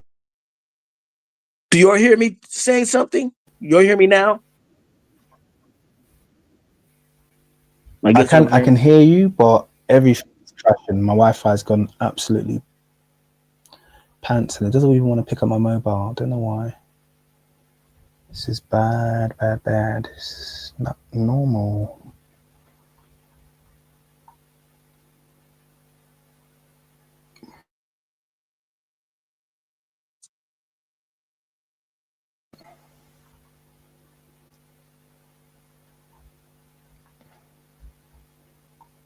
It's wild. Okay, that looks a bit more solid. Yeah. Okay, that looks a bit more solid. Go ahead, Yeshua. Sorry. Yeah, that looks a bit more solid. And I'm gonna try to hurry you up because I know there's other people that want to say something. I'm gonna try to hurry up as quick as possible. But I said to say that man, when I see another African, I see him as extended family. But that's it. I don't try to debate and argue. I see him just extended. Matter of fact, my experience with the Africans who come to America, for the most part, it's been positive. It has not been negative. So that's how I look at that. But I think there's some things that we need to iron out amongst ourselves, and get things ironed out. I'm not about to be. I don't call my extended family enemies. I just say that there's a lack of understanding. Okay, and that's how I look at that. But we have a lot to do. I heard the young lady talk about as well. I want to ask the sister from Nigeria. She said that there were two Congos. I had never heard that.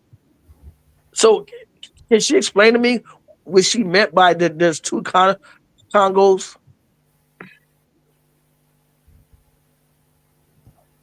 Sorry. You hear me? Yeah, I can. I can. She's not on the call. She's not on the call, but Okay, sure. Okay, wow. Because I wanted her to. for you.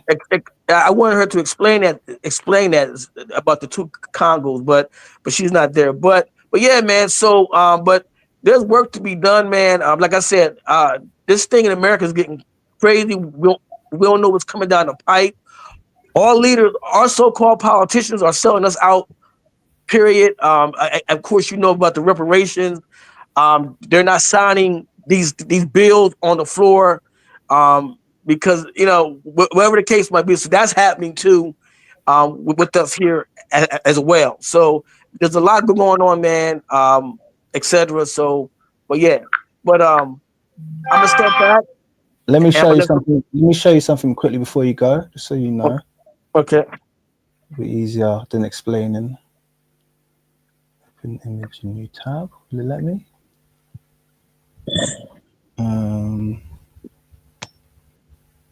Sorry, just take 1 second. It's not the best one that I could find, but it will have to do. Will it? There we go. That's better. All right, let me share the screen. So this is what she meant. Oh, well, it won't let me zoom. It won't let me zoom in, but I hope you can see that. Okay. Yes, I can. Yeah, I can see it. So if you can see in the center, look right in the center of Africa. Okay. I see There we it. go. Okay. So you have Democratic Republic of Congo, and you have the Congo here, Republic of the Congo. Yeah. Right. Yeah. So essentially you've got the same people here, but you've got two different demarcations. I think this part, DRC, was controlled by Belgium, and the Congo was controlled by Portugal, I think. Feel free to correct me, someone, if I'm incorrect there. But that's why they had the different demarcations between the two lands. Okay, so yeah, I just want to show you that because you asked the question. So that's what she meant by the two different Congos.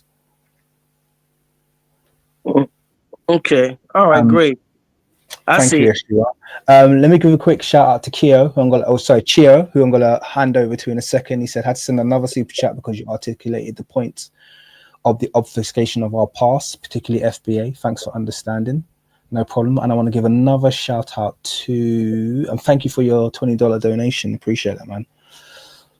And let me give another shout out to Macy. She said, we need to understand our history is multifaceted and spans every part of the globe and many millennia.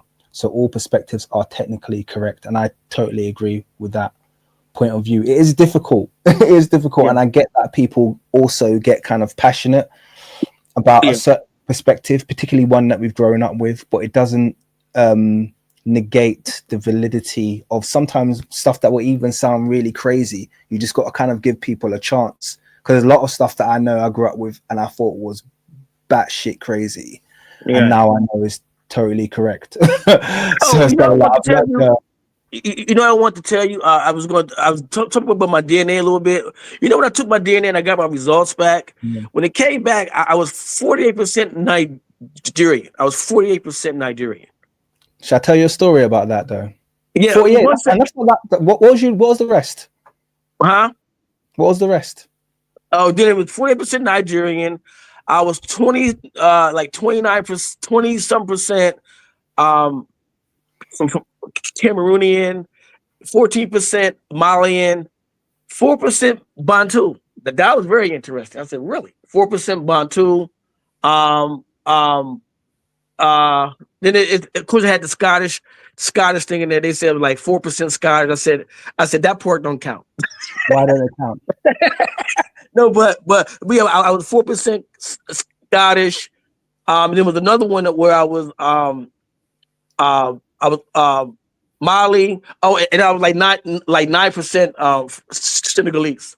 So that wasn't so that was pretty good. So my next test I'm going to take is the African ancestry. They always say take that one, take the African ancestry, take that DNA, because because I took ancestry. They said take the African ancestry, and then that would give you a better, even better marker on what your situation was. What do you say? Okay, so this is where we get into a bit of a discussion. So what do you think those ancestry tests are telling you? Well, like I said, I think they're telling me that these are just markers. Okay, they're just markers saying your ancestors more than likely they travel. No. Okay, so thank you for saying that. But here's the thing. Okay, they're called ancestry tests, but they tell you nothing about your ancestry. Mm-hmm. Okay, that's what people don't realize. They tell you nothing about your ancestry. So let me paint that. So what they tell you is where there are people in the world who carry similar markers to you. Mm-hmm. So people who you possibly bear relation to, but they don't tell you your ancestry, because there's only one thing that could tell you your ancestry, and that's genealogy. Right. A lot of people don't bother to do their genealogy, but your genealogy will tell you where you come from, where your ancestors come from. Your DNA can't tell you this, because DNA tests rely, and this is what a lot of people miss, they rely on the narrative that they've been fed. Yeah. So the narrative will dictate what you believe about your ancestry. So let me paint that picture clearer. Yeah. You've just done your DNA test, yeah, and you've come up 48% Nigerian. Yeah. I'm a Nigerian. If I take my DNA test, will I come up 25% African American? No, you're going to come up more than that. You're from Nigeria, right? You're from there, right? Yeah. If I'm from Nigeria and I take the ancestry test, will I come up 25% African American? No. Why not? No. The only reason why I say that, because you're a direct person from Nigeria, right? No, but listen to the question. Yeah, I'm Nigerian. Yeah, and apparently all of these people, all of these black people in America, carry Nigerian ancestry. So why am I not showing to be related to those people when I take the test? Because it shows you who in modern populations you bear relations to. So why will it not tell me that I've got this percentage African American, this percentage Caribbean? Why won't it tell me that? No, well, it should I tell you why? No, but hold on. Let me figure this out. My point would be that it should tell you. It should tell you. It should give you a marker. That's my point. It should give you a marker. It's not going to tell you exactly. I'll ask you a question. The reason why it won't tell that is because the ancestry teams have been given a narrative, and that narrative is transatlantic slave trade. So there's no possibility of my test, the test of an African, ever showing relationship to Americans, because according to the narrative they've been given, that ancestry originates in Africa. Okay. Do you understand what I'm saying? Regardless, it doesn't matter. So what it should be saying is these are all the people on earth who you share markers with. So therefore, as an African, I should be showing relations in Caribbean, relations in America. It should be, if it was unadulterated, just an ancestry test, that's the results it would give me. And I would see people all over the world, black people all over the world who carry my ancestry. I should be seeing that in my results. But all I'm seeing is Nigerian, because they've decided that's where it originated. Okay, they've decided. Let me ask you a question then. Hold on. Without any evidence. Do you understand what I'm trying to say? Whereas other people can have evidence to say, actually, maybe what's showing up in West Africa didn't originate there. Okay, all right. Maybe it originated somewhere else and was carried in there. Okay. Do you understand what I'm saying? Okay, I get what you're saying, but I said what I said to you because I know you're from Nigeria. Now, let me ask you a question. This where I would change my answer. Hold on. Where were you born in? Were you born in the UK or were you born in Nigeria? UK. Okay, since then that changed my answer. See, I didn't know you were born directly in the UK. I thought you were born in Nigeria. Because my parents are both my parents are both born in Nigeria. Okay, you're both from Nigeria. Okay, and that's probably why I said what I said, because. But I'm not. What I'm saying is, I don't think you're wrong. So this, don't get this clear. I'm not. No. It's not about being right or wrong. No. I get what you're saying. You out. The point I'm saying is that the way these ancestry tests work is inherently based on a narrative that they've been fed. It's the only way that they can work.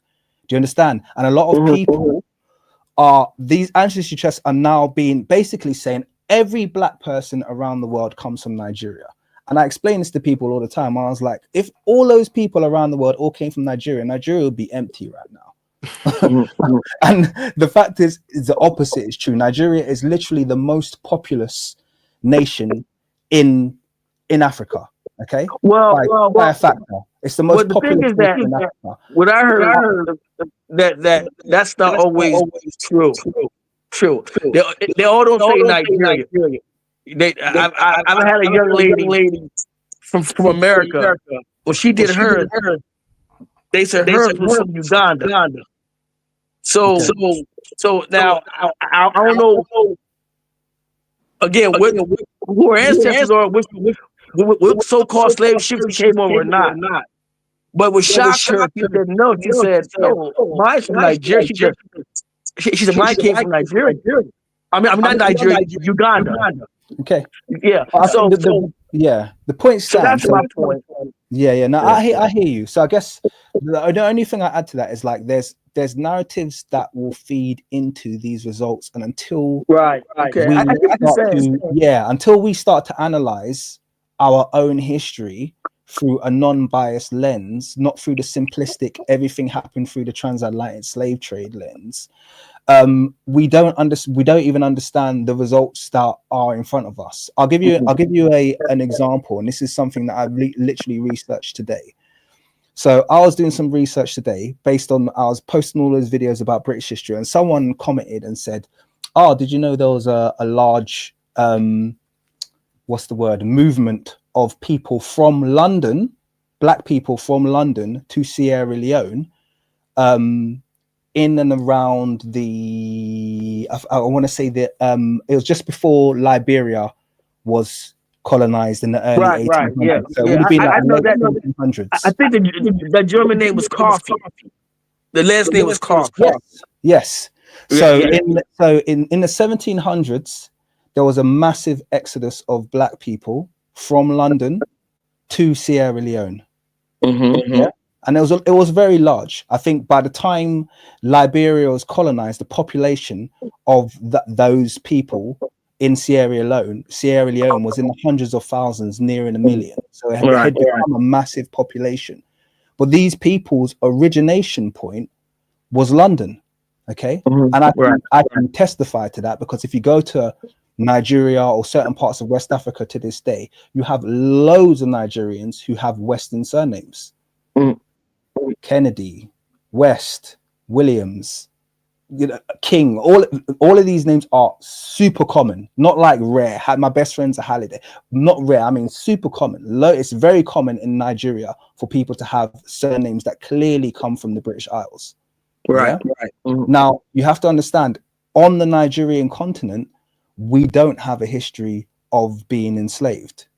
So you have to then explain, where does the surname come from? Because that's the excuse they use. By the way, I don't believe anybody carries their slave name. I believe that's people's surnames they carry, but that's a whole nother discussion. But the point being is, if you look at Nigeria, you have to explain away why such a large portion of the population carry Western surnames. And the easy answer is that they're from England. Now, this is not something that would be appreciated, and this would also explain why there's a relationship between some populations there and populations in the Americas. That would make a very easy explanation. Okay, they have shared ancestry, and their shared ancestry comes from London or comes from Ireland or comes from Scotland in your case. Yeah. But no one would think to look at that. They would just say, oh, transatlantic slave trade, we're all from Nigeria. But you only find that out by doing like I said before, the history and the genealogy. That might tell you something completely. Well, and this is why I was told to take the African ancestry, because they're probably a little bit more. Don't do it, brother. Don't do it. I'm sorry. Why you say that? I think one of the main issues in that King's pointing out is a lot of us don't understand the methodology of DNA tests, especially ethnicity estimates. They're based on statistical similarity, and even take, for instance, African Americans. When you take one of those tests, a lot of the times they're not even really necessarily matching you to West African populations. They actually have like an African American model. And what King also pointed out is that a lot of it's based on narrative. So a lot of the times they'll just defer to West Africa or to Nigeria purely on written narrative, no like science involved. I'm actually glad you brought that up, King, because pretty much everything you said lines up a lot with my current research. I'm actually going to be doing a live with Trill Black soon. Oh, amazing. I think in about 2 weeks on just genetics, this whole thing. So even like folded DNA. So for instance, you said you were like 4% Scottish, and you kind of threw that to the side. Funny thing is, though, man, that could be, as crazy as it sounds, that could be Black Scottish.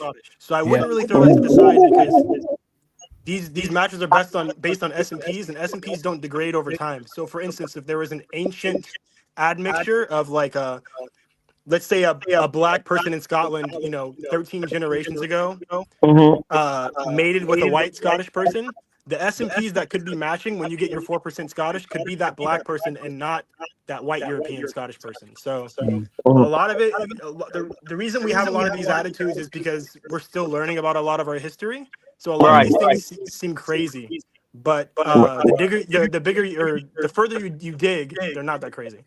And the thing is, that really quickly, I just got to say, even based on their own admissions, white Americans are more mixed than Black Americans. Exactly. This is something that they've hidden from the public. So Europeans are far more mixed than your average melanated person. What they've done a very good job at hiding the fact that they've got so much African ancestry. Somebody in the chat.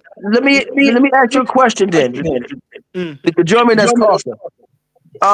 Explain to me then why they come back said I think I was like 8% Bantu.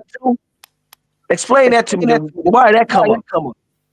I think what it is well, King also mentioned that there is a large influx of people from London into Africa, into West Africa. The same goes for actually Black Americans. There was a large influx. There's a lot of people that actually are in Nigeria today that are American. You also have the whole Liberia thing. But what it is, a lot of these populations you're very similar to. So it's matching you to very similar populations, but these aren't actually they're never exact matches. So you might be very similar to those people, but ancestry tests don't tell you origin. They tell you similarity.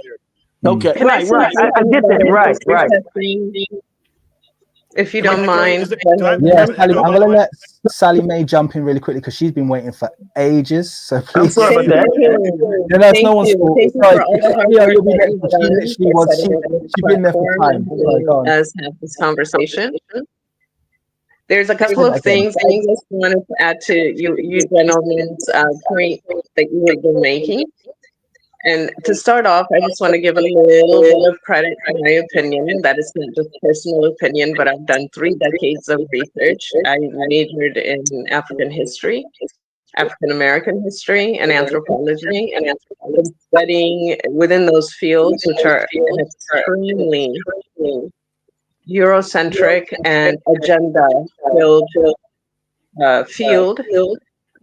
The agenda being to erase and eliminate African American / African history in general.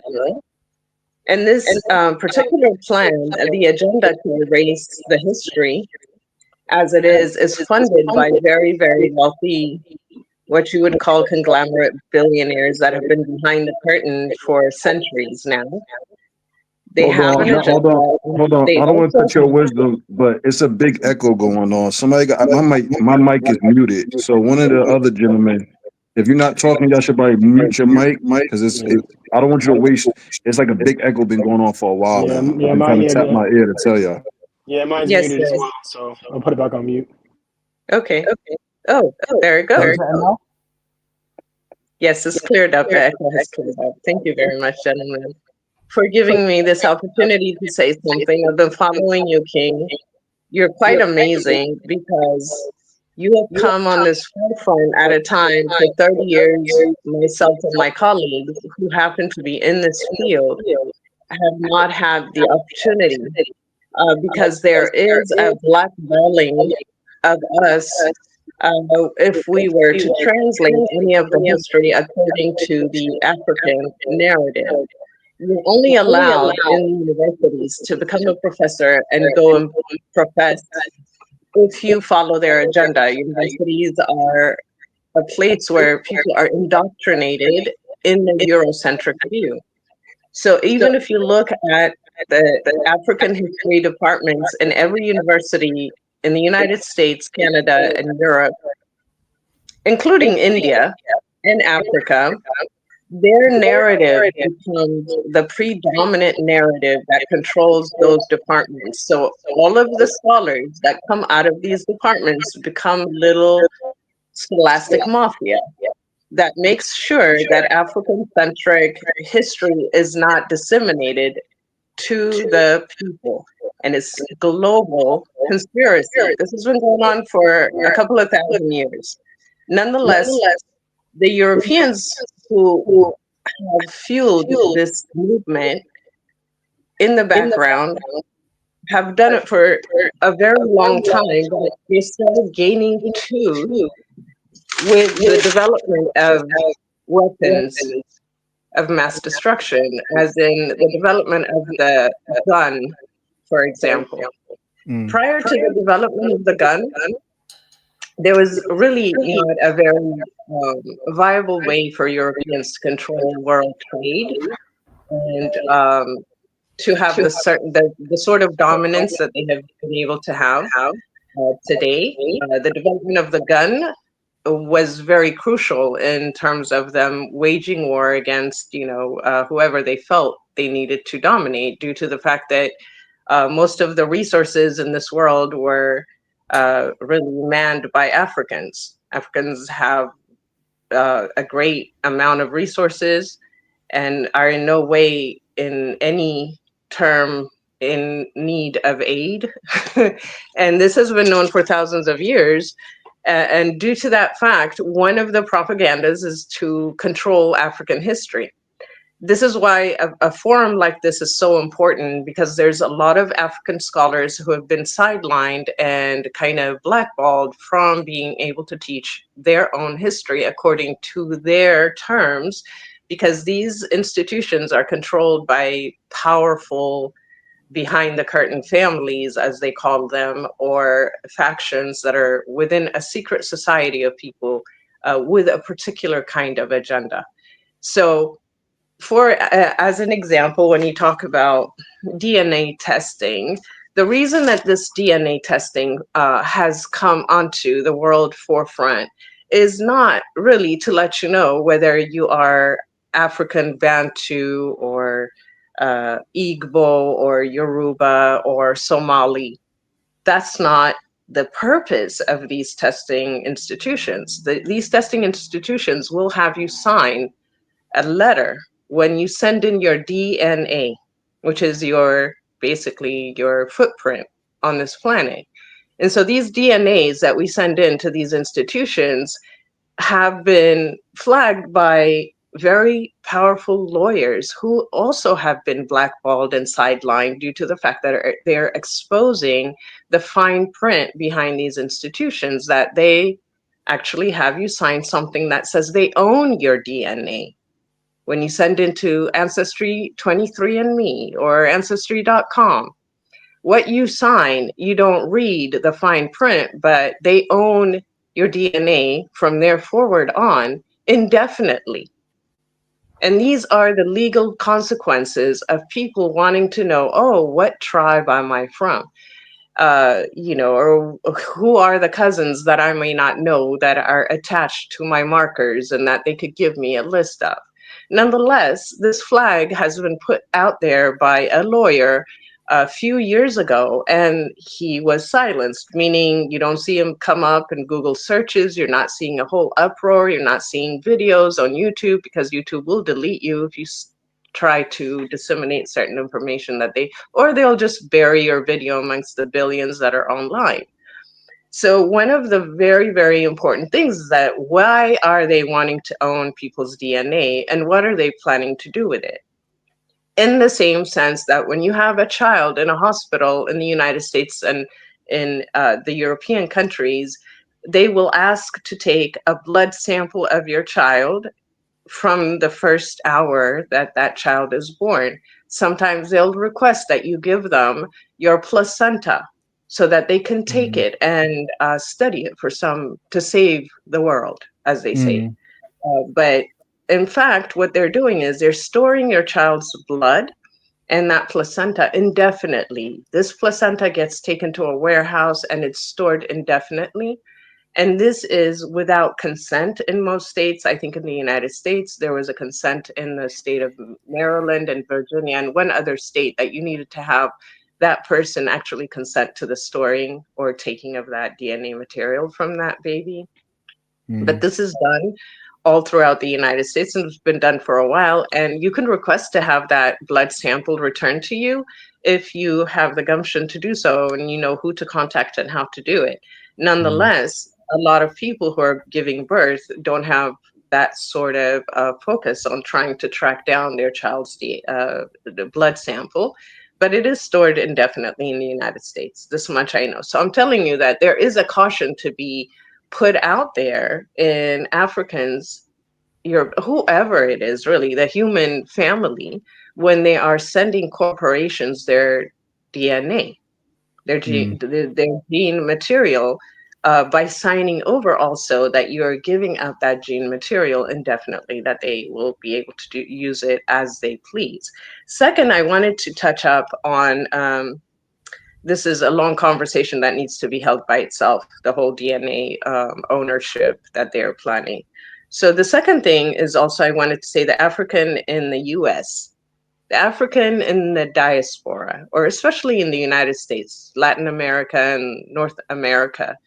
And there is a discussion that has fallen off the edge and people are now coming back to it and revisiting it. And that is if there were Africans in the Americas prior to the 1500, when Europeans were kidnapping and bringing shiploads to the United States.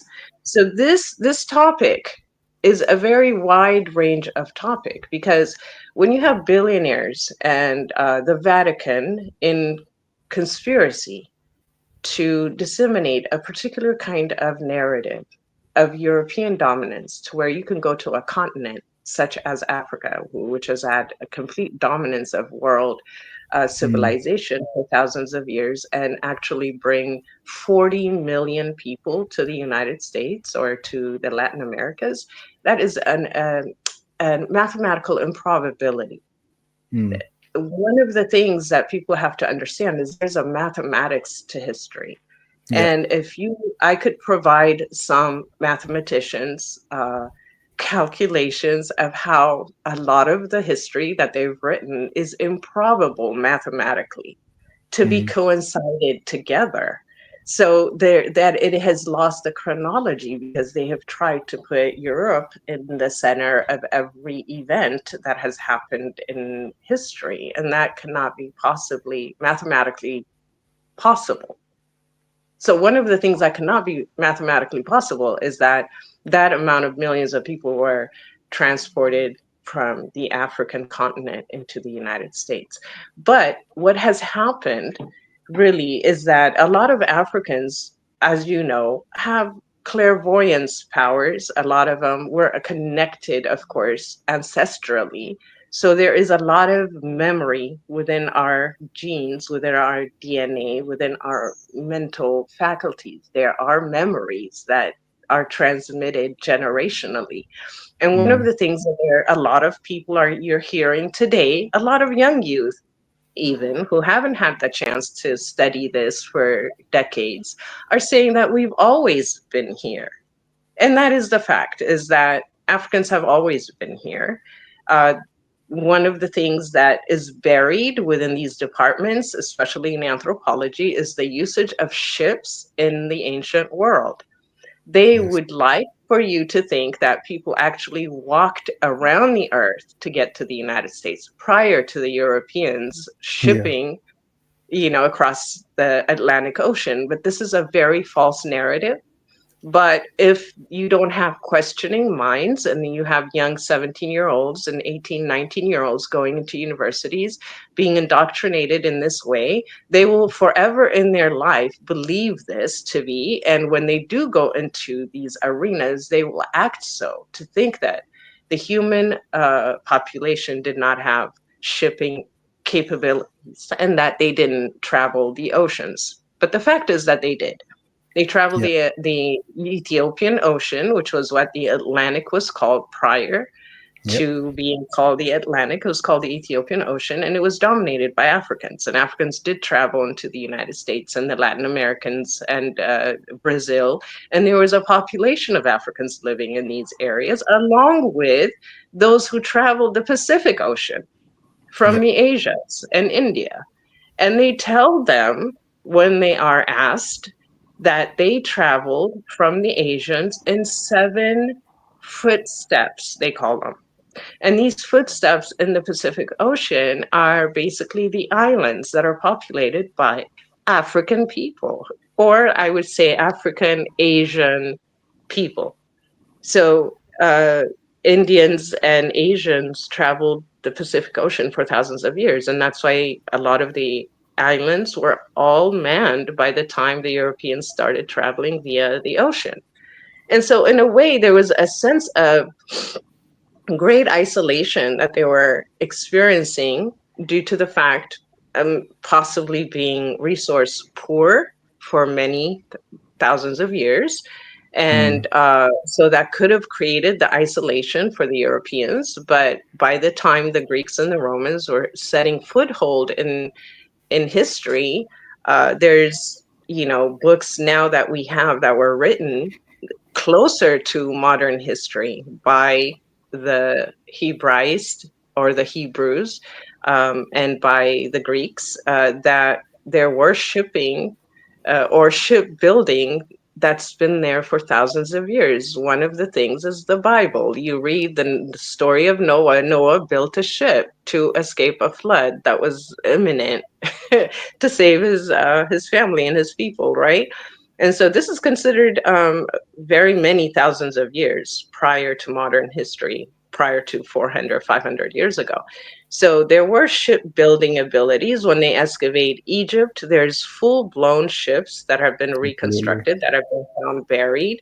And on top of that, there is a history of Indians who have traveled the Pacific Ocean and have come to the United States. And of course, it's when they got here that they called them Indians because that's who they were. I mean, ancestrally, except they had been here for thousands of years and have created their own cluster of a group, their own, isolated race, I guess they call it, but it's actually just a tribe, And so there were millions of people in the United States, including Africans and Asians, prior to the arrival of the Europeans. Nonetheless, so this has to be known that even Columbus traveled. When I was doing research on Christopher Columbus, I started off with the research that there was no way this man could have traveled the Atlantic Ocean without the help of Africans. This was my thesis. Okay, I started with this hypothesis, and I was going to go behind it and say, why would I have this kind of hypothesis? Why would I think this guy could just get up from Spain and travel the Atlantic Ocean? Well, the Atlantic Ocean is not a peaceful ocean. It's not like the Pacific. You have to have seasons, and you have to know pathways to travel the Atlantic Ocean, because it's a very volatile ocean. Yeah. It's not an easy ocean to get across. You start traveling at the wrong time, and you're going to end up at the bottom of the ocean. Clearly, you know how hurricanes travel from Africa straight across the Atlantic and will clear everything in their path. So it wouldn't have been something that somebody would say, let me get on my ship, and just because he would never come back, really. And so it would have to have been somebody really, truly experienced to have showed him how to cross that ocean. And Yeah. lo and behold, there's a family, the Nino brothers, in the south of Spain that Columbus was sent to visit and become Yeah. friends with. The Nino brothers were very, very well known navigators. They were captains that were known to have traveled the Atlantic Ocean generationally. They were very skilled. And to this day, in the south of Spain, these African populations that manned the south of Spain, I guess maybe since the time of the Moors or even further back, were shipbuilders. And to this day, that area, Basque, is known for shipbuilding. There's a history of these Africans having been in Spain and having really helped Columbus travel across the sea. So his first travel across the Atlantic Ocean was with Pedro Nino and his two other brothers, who were third generation captains of the Atlantic Ocean.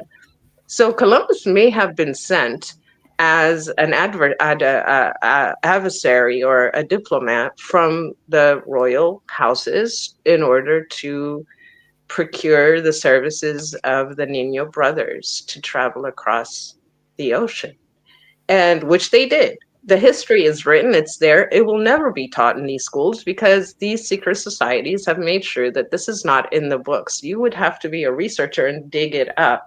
So Pedro Nino and his family, ultimately 4 generations down, even after them, were captains. And in a way, I don't want to call him a stowaway, because he was not necessarily hiding in their ship, but he was sort of just, a helping hand initially. And so all of these travels that are attributed to Christopher Columbus were actually the Nino brothers' travels. And he then, was able to do what he was able to do. But they changed the history. They have now rewritten that story to make Columbus the man of the ship, the captain. And Columbus was not the captain of the many first travels. He was not an avid, he was not a navigator. And he had to have their help. This is in the history books. It's just not That taught makes sense. commonly. And then not only that, but the Nino brothers were also then had, I think it was in Venezuela and Latin America, had these huge, land that was allotted to them. They have families and a huge, huge, what do you call it? Not a colony. I don't like that word. I would like to call it a footprint, meaning they had a homestead in the Latin Americas with a huge family, lots of land, lots of wealth. They were very, very established men. So I would like to put it out there that they were very skilled navigators who navigated these oceans way prior to the 1500s. Way prior to any European hitting the oceans and crossing these Yeah. oceans.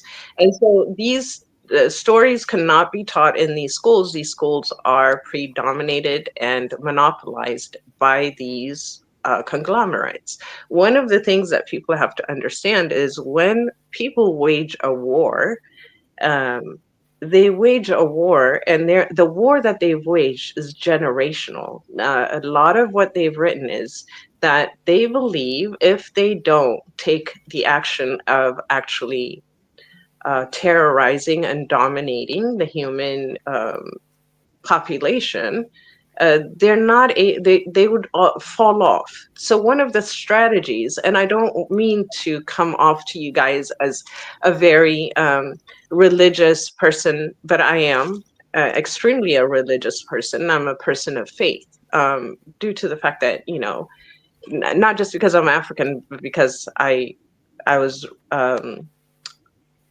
raised within the faith. One of the things that I have researched around faith-based societies and cultures and civilizations is that a lot of the laws and morals and ethics that are embedded in our civilizations are also come from the faith branch of our civilization. So faith and law is something that is intertwined, meaning law is birthed by faith. So even if you look at Egyptian society, what dominated and helped the Egyptian society maintain that sort of dominance for thousands and thousands and thousands of years, not a couple of years, not a couple of centuries, but thousands, is the fact that the society, the whole civilization was rooted in faith. And that faith gave birth to the laws that governed Egypt. And you can go further to research that on Matt and, the afterlife and how a person was judged after death. All of that faith-based thing comes from that ancient culture. The Hebraist culture comes from the ancient Egyptian faith-based civilization. One of the things that is also monopolized and completely erased is the fact that Egypt was a faith-based monotheistic society. They will continuously make sure that people who study ancient civilizations study it in a sense that these people believed in multiple divinities, multiple gods, that they were pagans, and that they did not understand God in the way that we understand it today, as in one God. And this is a false narrative, again, disseminated by these people who control history now. They control the way the narrative is given. So now when you are saying this Egyptian civilization, the way that it has flourished and dominated for thousands of years was based on paganism. And what you're saying now is that paganism is what will make you into this powerful civilization. This is a very false narrative. The Egyptian pantheon, that they call it, the way that it's been narrated by people who claim that they can read the hieroglyphics, but will not teach others on how to read the hieroglyphics, and will keep that as secret, hidden somewhere in the Vatican, somewhere in their libraries where you cannot get your hands on it. And then they will translate it to you, and they'll just tell you, oh, you have to believe what the translation is. Then now we have consumed this, and not just we, Egyptologists have consumed this lie. And then now they become their little scholastic mafias, or they'll go all over the world. So let me ask you, let me cut in and ask you a question there. So okay. Out of the ancient Egyptian, thank you, by the way, it's very fascinating. I just thought I'd let you talk for a bit there because I really enjoyed your input. Thank you very much. That was a lot of respect. I appreciate you for letting me say what I had to say. No, it's no problem. It was it's fantastic to hear you speak. Well, I want to ask you a question just in regards to that, because I got my thoughts about the ancient Egyptian pantheon, for want of a better word. I too believe they have I believe it's similar to a lot of African religions in that there's a supreme, like in Yoruba, for instance, we have a Olodumare, so you have a supreme kind of like God, so to speak. And then all of the other beings that are venerated, who people kind of, from a Western perspective, they interpret them to be demigods or other gods, hence they pull in polytheism. One of the things that I've kind of presented to my community is that these are ancestors. This is the thing, every god I can see in the ancient Egyptian religion was a person that lived at some point. At least that's what the stories will tell you. Some of the pharaohs joined that pantheon, so to speak, later, but some of them we know, for instance, Imhotep, story of Osiris, these are all supposed to be Tahuti, all supposed to be people that actually lived, who were then venerated later for their qualities. And a lot of the time it's that ancestral veneration that is taken to be polytheism. So that's at least the perspective that I have. What is That's your a brilliant interpretation theory. on that? That's a brilliant theory.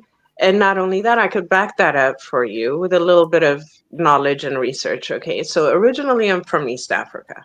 I came out here in the United States and I've studied for many years in the United States, but I do travel there also. So I speak a lot of, I can understand a lot of East African languages, okay?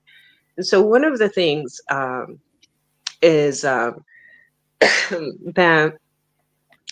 when we think of West Africa and East Africa and South Africa, we think of it now today in the way that we are thought in these separated, right, entities, that the West is really different from the East and is really different from the South. It's not like that. Not in, especially in the Egyptian family, it was not like that. They really believed in lineages. And if you can really see how you know that they traced lineages is if you study the Hebrews who are very much have been birthed out of also the Egyptian civilization. They were right there, right? And then if you see in the Bible how we so-and-so is born of so-and-so and so-and-so and so. The same thing is in Egypt. So lineages were very important. And just for me to add to that, what you have just said, to give you a little bit more meat to that theory, is that if you study the Hebraist 12 tribes of Abraham or Jacob, each one of them had a particular standard, a standard which today we call a flag. And so these heraldic standards are ancient. The Egyptians also had heraldic standards or flags. And each one of these lineages, let's just say the Hebrews, had a different animal that was their insignia. The famous that we all know is the tribe of Judah, as we all know, is dedicated by the image of the lion. So that's the house of David. David we know very well, and Solomon, and they're known by the lion because the tribe of Judah used the heraldic insignia of the lion. Thus, the other tribes also had different animals as their lineages. And this is basically something that they've taken from the Egyptians, who also, when you see Basset, they call it, I don't think that's the proper name. It has to translate to a living language because Egyptian language is still living in East Africa. It's a living language. It's not dead. This is Europeans telling us, oh, the language is dead, so you can't understand it. I have to tell you what it means. I have to translate it to you. But no, these are languages that we still speak today. Okay, so the Basset, for example, that lineage is seen by by the lion, right? And so there's the crane and the jackal and different ones that are venerated, but these are heraldic, symbolic to that lineage of family. And usually what would happen is, for example, you have of course the royal line, but the line of the Anubis, that entire lineage would always be dedicated to that particular royal line. And that's why you see them that makes always sense. serving the king by his side. It's a loyal line to that king. And often it could be a cousin or some sort of a related line, right? But would be very much attached to that royal line, to that royal, and they will always be in that servitude, in that particular capacity. And same thing with the lion. And then same thing with the crane you see, that Tahuti's line, or is known as Tahuti, with Tahoot, which has a meaning actually. And that line also will serve in that capacity, which were the philosophers and the educators and You know so why forth. that makes so much sense now, or at least it's kind of adding to some. I did some other research about the Ankh and breaking down how the Ankh relates to much more than what the Egyptologists say, and it's basically speaking about its relation to legacy and to lineage, and and how it's symbolic of lineage. And what you've just said made me think of that, because one of the things we always see in the tombs, particularly when they have a depiction of the book of this, they call it the Book of the Dead, or the Book of Coming Forth by Day, you'll see the deity or the ancestor, like we've just discussed here, in that lineage holding the ankh. And I raised this as I literally raised this as a possibility as to why they held the ankh, and you've kind of just qualified that now, where it made sense, because you've just kind of like strung together something that makes perfect logical sense, that obviously that's more than just the deity they've chosen, that's the ancestor in their lineage. Yes. So that lineage will always be serving in that capacity. And let me tell you, it's a mirror with the Hebraists, with the Hebrews. Okay, how the Hebrews mirror that is, if you see, for example, the line of Levi or Lewi, which is the Kahanate or Kohan, or the priesthood. So all of the line in the tribe of Levi would be delegated to being the priesthood in the Hebraist, in the biblical sense, in that particular culture. So the tribe of Levi being the priests, all of the priesthood will come from that particular line. In the same sense, it's mirroring what was happening in Egypt, to where that line that you see holding the ankh and putting it up to the King of Kings, we call him the Azeh or the Osiris, or the king, the pharaoh, right? When they're putting that ankh up, it's a symbol that lineage is the priesthood lineage, okay? And they do it to this day in East Africa, and they do it now, that has kind of bled into the Christian, what do you call it? The Christian faith and worship. And you will see them holding up the cross. And those who carry the cross will hold up the cross to the king, to anoint the king, will be the line of the priesthood. And this was done since ancient times. So that lineage, that priesthood lineage, is also, sometimes you will see that the king will come from that lineage, because the king can also come from the lineage of the priesthood. So sometimes you will see them with certain symbols that the king or the pharaoh will be also a priest. So that lineage is actually flexible, because sometimes the kings can become, the priest can become a king, right? And so you will always see that lineage, same thing, mirrored, because, Egypt was so powerful. That civilization was so far outreaching and so powerful that it's not so that the Hebraic culture just bloomed out of nowhere. Okay, it is just something that was a learned culture from what was prior, which was the Egyptian culture.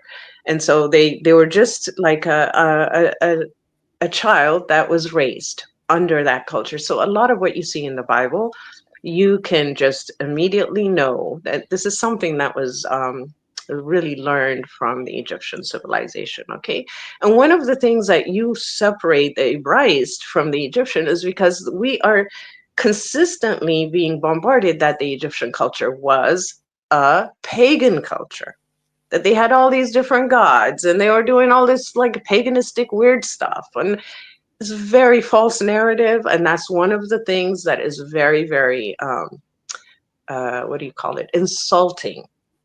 It's insulting to that culture. It's insulting to anybody who knows anything about Egypt, really. It's very insulting, because the one God religion really is an Egyptian religion. And what I wanted to tell you about the Ankh is that the Ankh is also a symbol of prophecy.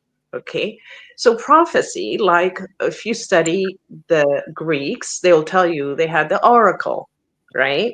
If you study the Hebraists, all of the prophets, I mean, one by one, they're named, right, in the Bible. So we know that they're prophets.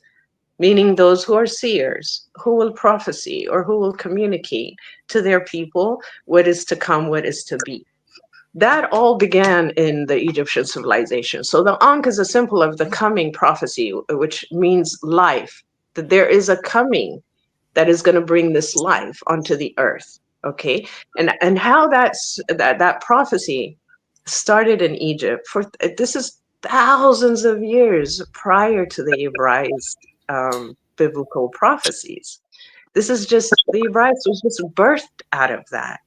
And so one of the things the Ankh is symbolizing the coming life, because there is this Messiah that people were waiting on. Because the prophecy, really, when you see Isis or Aseti wearing the crown of what is her known crown? Is the long horn with the sun coming up from above it, right? And so this is the prophetic mother, the coming mother, who, like the lamb, will give birth to the son. It's a prophecy. Okay, so it's and so she has always been venerated prior to even the coming of Christ. She's always been venerated. She's been known for thousands and thousands of years prior, because it's a prophecy of the coming Savior of the world, the Messiah. Okay, then you will see also that her son is symbolized as the Horus or Hurui, which means the chosen one, the one who is to come. And he's symbolized by the eagle, or the, what do you call it? The Horus symbol. I call it the eagle, but it is like a hawk. Falcon.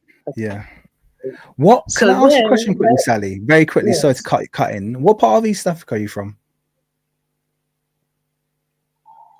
What do you mean, what part? What country? What tribe am I from? Ethnicity, yeah, however you want to. Yeah. You're asking me for my tribe? Okay, before I tell you my tribe, let me tell you one other thing about this prophecy I wanted to put out Okay, there yeah, for you, like a seed.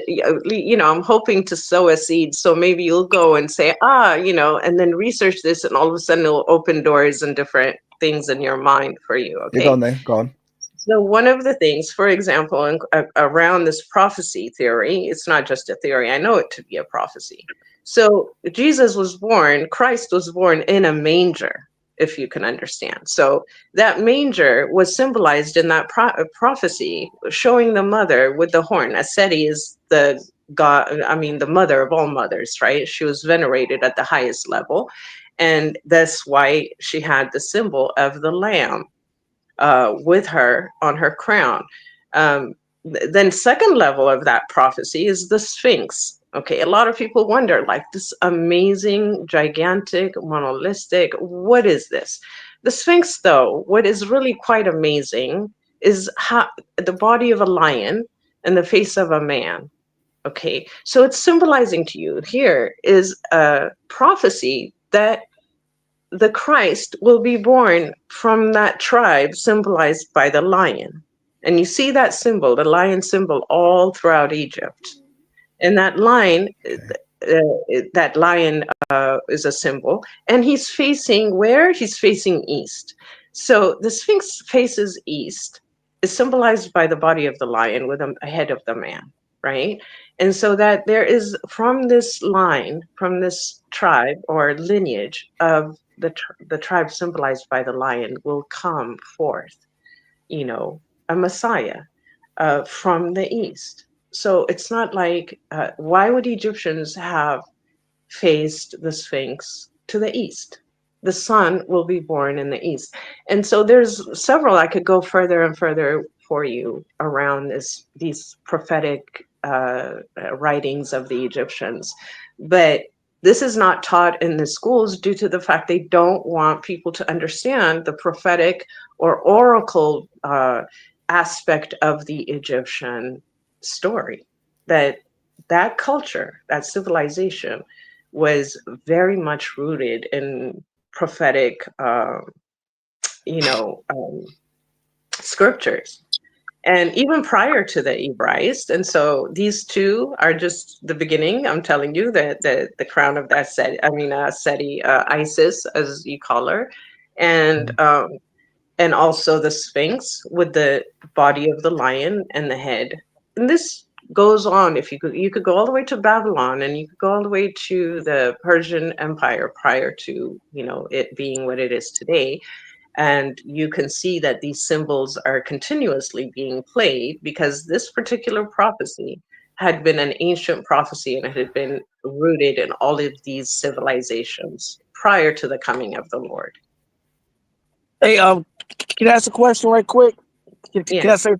No, I want to say, you know, as far as the Kemites were concerned, I personally never saw them in my religion. I mean, in my quote research, I never pinpointed them as a religion. I always said that the term religion was man-made. And when Budge went down there, when Budge called himself studying the quote the medieval nectar, I felt that Budge didn't understand something, because I think he kind of said that. He said that he's going to say religion, but I think the Kemites didn't have a word for religion. I think they had a spiritual system based on nature, not based on religion. I always thought that the term religion was man-made, not something that the European brought into to the continent and said, well, these folks were religious. No, those folks were spiritual, and they practiced a spiritual system based on nature. Is that fair to say? Absolutely. And that's why you didn't hear me use that word religion, because me, myself, I don't really understand the semantics behind realigning to something. But what we know of the Egyptian faith is it's called the Imnet, or the Amen, or the Imnet, which means the believing or the faith. Okay. Right. Imnet, when you really translate it into English, Imnet is the believing. So it's a different word that is used. It's not, the word is not religion, or how religion is translated in the English dictionary. The word is Amen, and you will see them using this Emnet, Amen, Amun, over and over and over, and it goes through the Old Kingdom all the way. I mean, it's for thousands of years, maybe 10,000 years, and continuously. And today you will see it. There's Iman, there's Imnet. This word that's around Amen is used to this day because it's that powerful. It means the believing or the faith. The being the operative word. So there was the belief. There was nobody that was an unbeliever. You didn't walk around being an agnostic. You believed in something, right? And so, but not just something, it was that powerful to the point that it has come down to this day. Nonetheless, mind you, there is another element. And that element, as you know it today, there's a wicked element amongst even the best of civilizations. There is that element.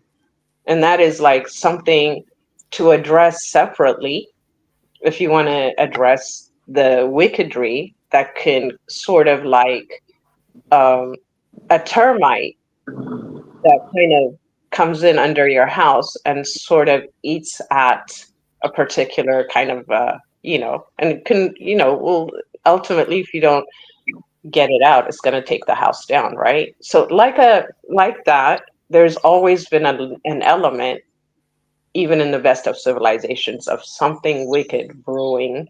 And that's something to be addressed elsewhere. But the wickedry that we're talking about today is what is happening in terms of manipulating human knowledge in the planet and why that matters, right? So a lot of times I see King doing a really good job, but he's not been sidelined just yet.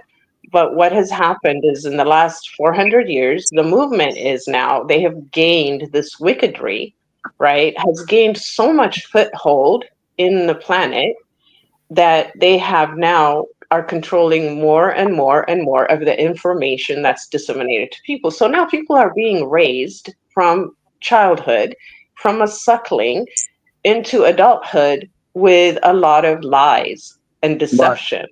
And what that does to the spirit when you can't connect to the true source, to the truth and the light, is that it withers the spirit.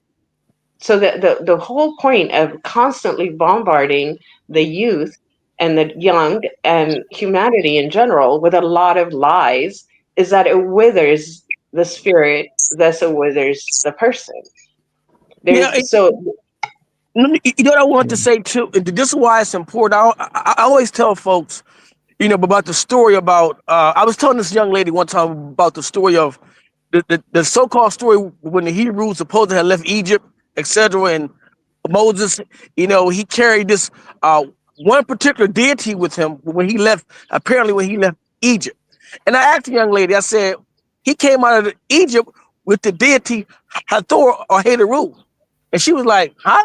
I said, he came out of Egypt with that deity, the golden calf. The calf would represent Hathor. I mean, not Hathor, Hathor, or Hathor that's the Greek term. So I'm gonna leave it at that. So when he came out of there with that, I said, this is where that ideal came from. He came out of that with that symbol, with that golden calf symbol. And then when she read the Bible, when she read that he actually came out of, he had that with him, she's like, well, you were right. I said, no, he got that from Kemet. And Heteru, that was a deity in Kemet. That's where he came out. That's where he got that from. So what you see what they're doing, these are just copies of concepts of spiritual systems that they came out with, and they later turned it into what they wanted to turn it into, and that's what they did. Before I get a response there, I'm gonna 1 second, Sally. Yes, sir. Sorry, I'm gonna let Chios jump in because a few people have been waiting for a long time, and I don't want just one or two people to be talking. So I'm just gonna let Chio jump in because he's been waiting for ages. Hey, it's all good. You let the ladies speak first, and she had a lot of information. Yeah, it was appreciated. Definitely appreciate it very much. I don't want to backtrack the conversation because I was actually coming on to say something from way back. I'm glad Yeshua is still on here because I wanted to. I'll bring it up real quick, and I'll let you get back to the more religious context of this conversation. And excuse me again for bringing it backwards, but I actually which is crazy because I'm not religious at all. So it's all good. Religion, you know what I'm saying? But I'll let you get back to the origins of spirituality, religion conversation. I don't want you to think I'm hijacking the conversation, but Yeshua, I came up here actually because earlier you were speaking about classification, and I thought that the TKM did a good job of articulating the points being said. And you made a comment about being American and how the rights that we have aren't we don't get as much justice. You made it, which was a good point, but I just wanted to say this in general because I saw I'm reading a lot of comments. You always read the comments. Salute to the chat for all their insights.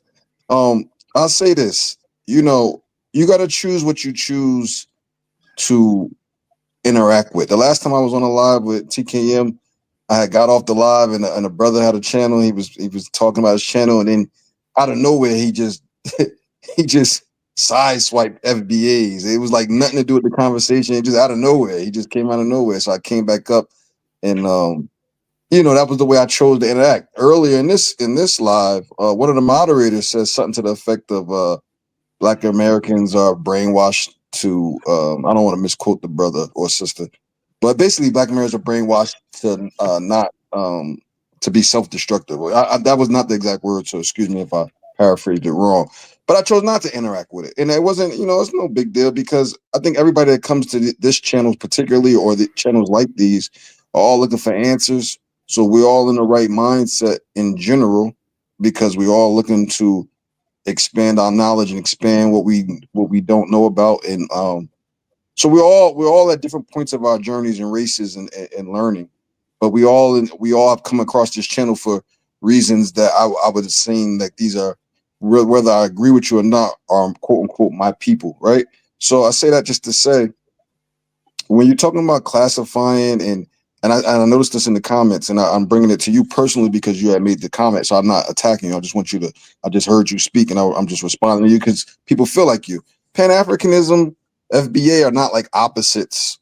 You know what I mean? They're not opposites or opposed ideologies. I grew up in a very Pan African household because my parents. I'm older. I'm probably older than a lot of you, but that was the movement back then. You know, as I've gotten older, I understand. I was watching I believe it's from the UK, Robert Walker, Professor Robin Walker. Yeah, we're good I friends. was yeah, good. I was down a rabbit hole with him recently, and I saw him speak on it, and he articulated basically, even though he don't agree with everything, he understands. And I would say to you, personally, Yeshua, is that when you say they don't treat us as Americans. They don't even treat us as humans. Well, then right there, we don't need to look for validity from that source, right? Because we know we're human and we know we're American. But what I'm saying to you is when TKM says, I already had this idea and then I did my research and it's furthered me with the idea that there was some form of melanated people here in the Americas. And I would assume that you would agree with me to say like we applaud the brother that he's very well researched and very well studied.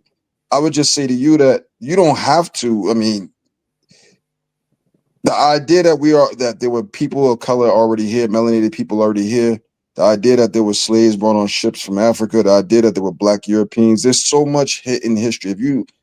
I didn't know about Cromwell as a young man or a teenager or a child, but when I learned of Cromwell, it all made sense, right? So I'm just saying that you the nonsense and if you see a lot of like and of course sensationalism and we know all the I done seen FBAs be calling names of Caribbean brothers and sisters and African brothers and sisters. I done seen Africans and Caribbeans saying you don't have to indulge in that is what I'm saying. But at the end of the day, let's not put an umbrella over the whole idea of just the idea of what FBA is. And all it is just saying that, hey, we've been here. Even if you want to say we just been here for enough generations that we've been here, or even if you want to say we've been here even before we're indigenous to this area, no one's like telling us the truth. That's all I'm saying. You know what I mean? I just wanted to address you particularly on that point because I could see you seem like a good brother. And the other thing I wanted to say, I just remembered, I'm gonna land my plane here. And I'm saying this with a broad brush stroke. There's different type of DNA testing, but DNA testing, the interpretation of results is more art than science. I'm saying this now. You could disagree, or you could. I don't want to get too technical, and I think the brother, I can't see his name on my screen, but I think it's London.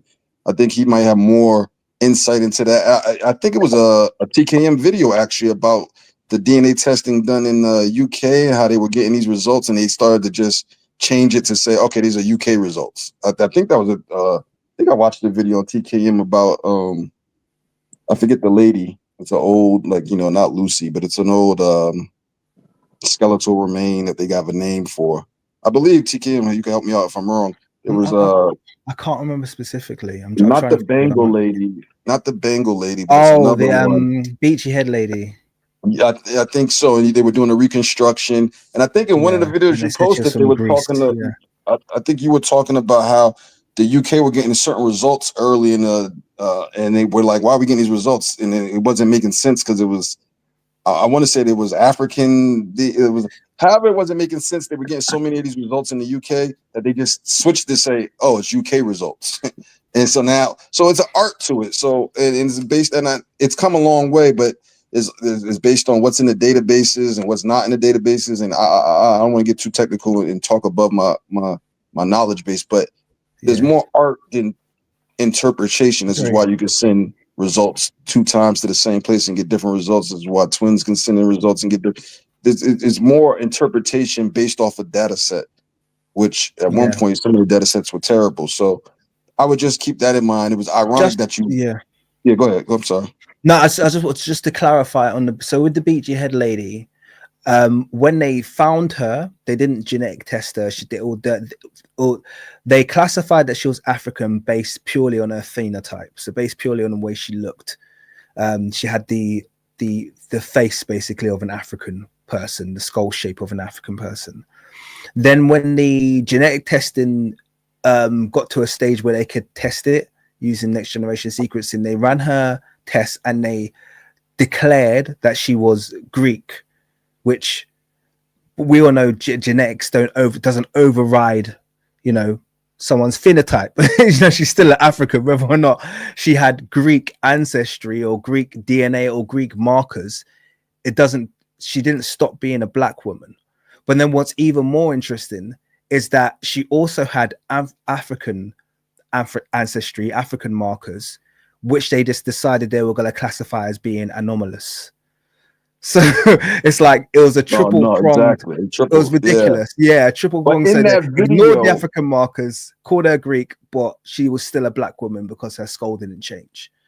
Right, and in that video, I might have been, because I go on my rabbit holes and watch a bunch of videos at a time. So it might have been a video I was watching around. But believe you did 2 different videos about. I know the Bengal lady, or I can't remember if that's her name, but I think it's the beachy head one.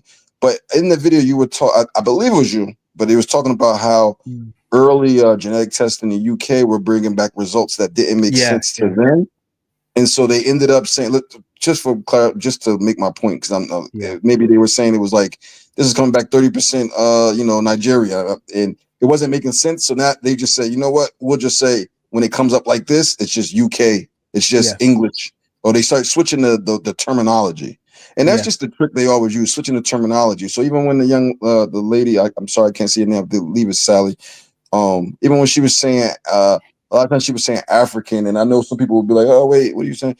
The name, I don't get caught up in the names too crazy, because the name changes and the name changes. That's one of the best tricks they try to pull on us to keep us all confused and jumping around. At the end of the day, melanated people, I got my own beliefs. We all got our own beliefs. I'm trying to learn as much as I can. But at the end of the day, whether you saying, or the brother told you there was black Scots, or you believe that the original Scottish were, whatever you're going to believe, or whatever you find in your journey, I wouldn't be so dismissive of that 4% Scottish, if anything. You know what I mean? Wait, you know what, Chio? Let me jump in. Let me jump in again, because you've just made me think of something that's really interesting. So this would be a new one to everyone who's on the live stream. So I was watching a lecture from Johannes Krauss recently.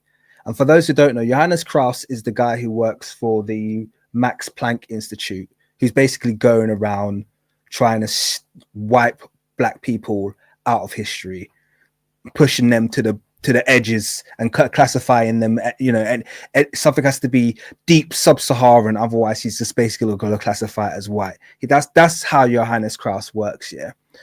But here's what's interesting. He was on this lecture, and he mentioned that his paternal lineage, his Y-DNA lineage, is African. And not just African, it's sub-Saharan. He has that like E3A. So I think his paternal lineage is like deep sub-Saharan African. Yeah. And so when he was queried about that, he was like, well, how do you explain this? Well, here's what he said. He says, I can't explain it, because it must just be a tiny, maybe that one single ancestor, because the rest of my DNA is European. So then he was pressed again. Okay, so what do you mean European? And he's like, well, this much Greek, this much this, and this much that. And so obviously I'm sitting there and I'm going, well, what percentage are the Greek African? Do you understand what I mean? So you've said you're 100% European based on the fact that the rest of your DNA is pulling up other European nations. But then that's to assume that all European nations are 100% European. They're not. We all know the Greek are probably around 25% African at very least. So your ancestry is not 100% European aside from your paternal lineage. It's much more likely you're probably around 25-30% recent sub-Saharan, like deep black African ancestry.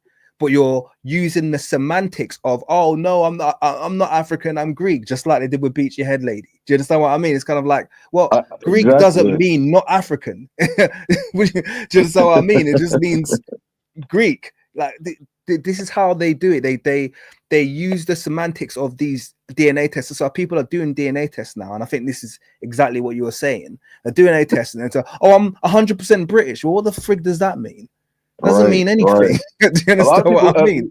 You'd be surprised. A lot of people think like it means like the percentage that is made up of them. And it's like, oh, if I'm half Irish, that means I'll have 50% Irish. It's like, no, that's not what it means. And you know what I mean? And it's just, it's, you know, I saw a TikTok, and I'm not on TikTok, but you can see it virally, you know, and it was a Mexican person talking about how their, genetics was like Filipino, and they couldn't understand. And they were like, was my mom creeping? And it's like, you don't even know the history of your people. You don't know the history of the Chinos. You don't know what was happening with the Spanish in the Philippines and what the Chinese were doing in the Philippines that brought them over to the West. But this is the whole point of why I try to get away from getting too caught up in, because you talking about Carl's in America, Plecker, who was the person that reclassified many melanated people into just Negro. Mr. And he was Walter. like, say again? Mr. Walter, yep. Yes.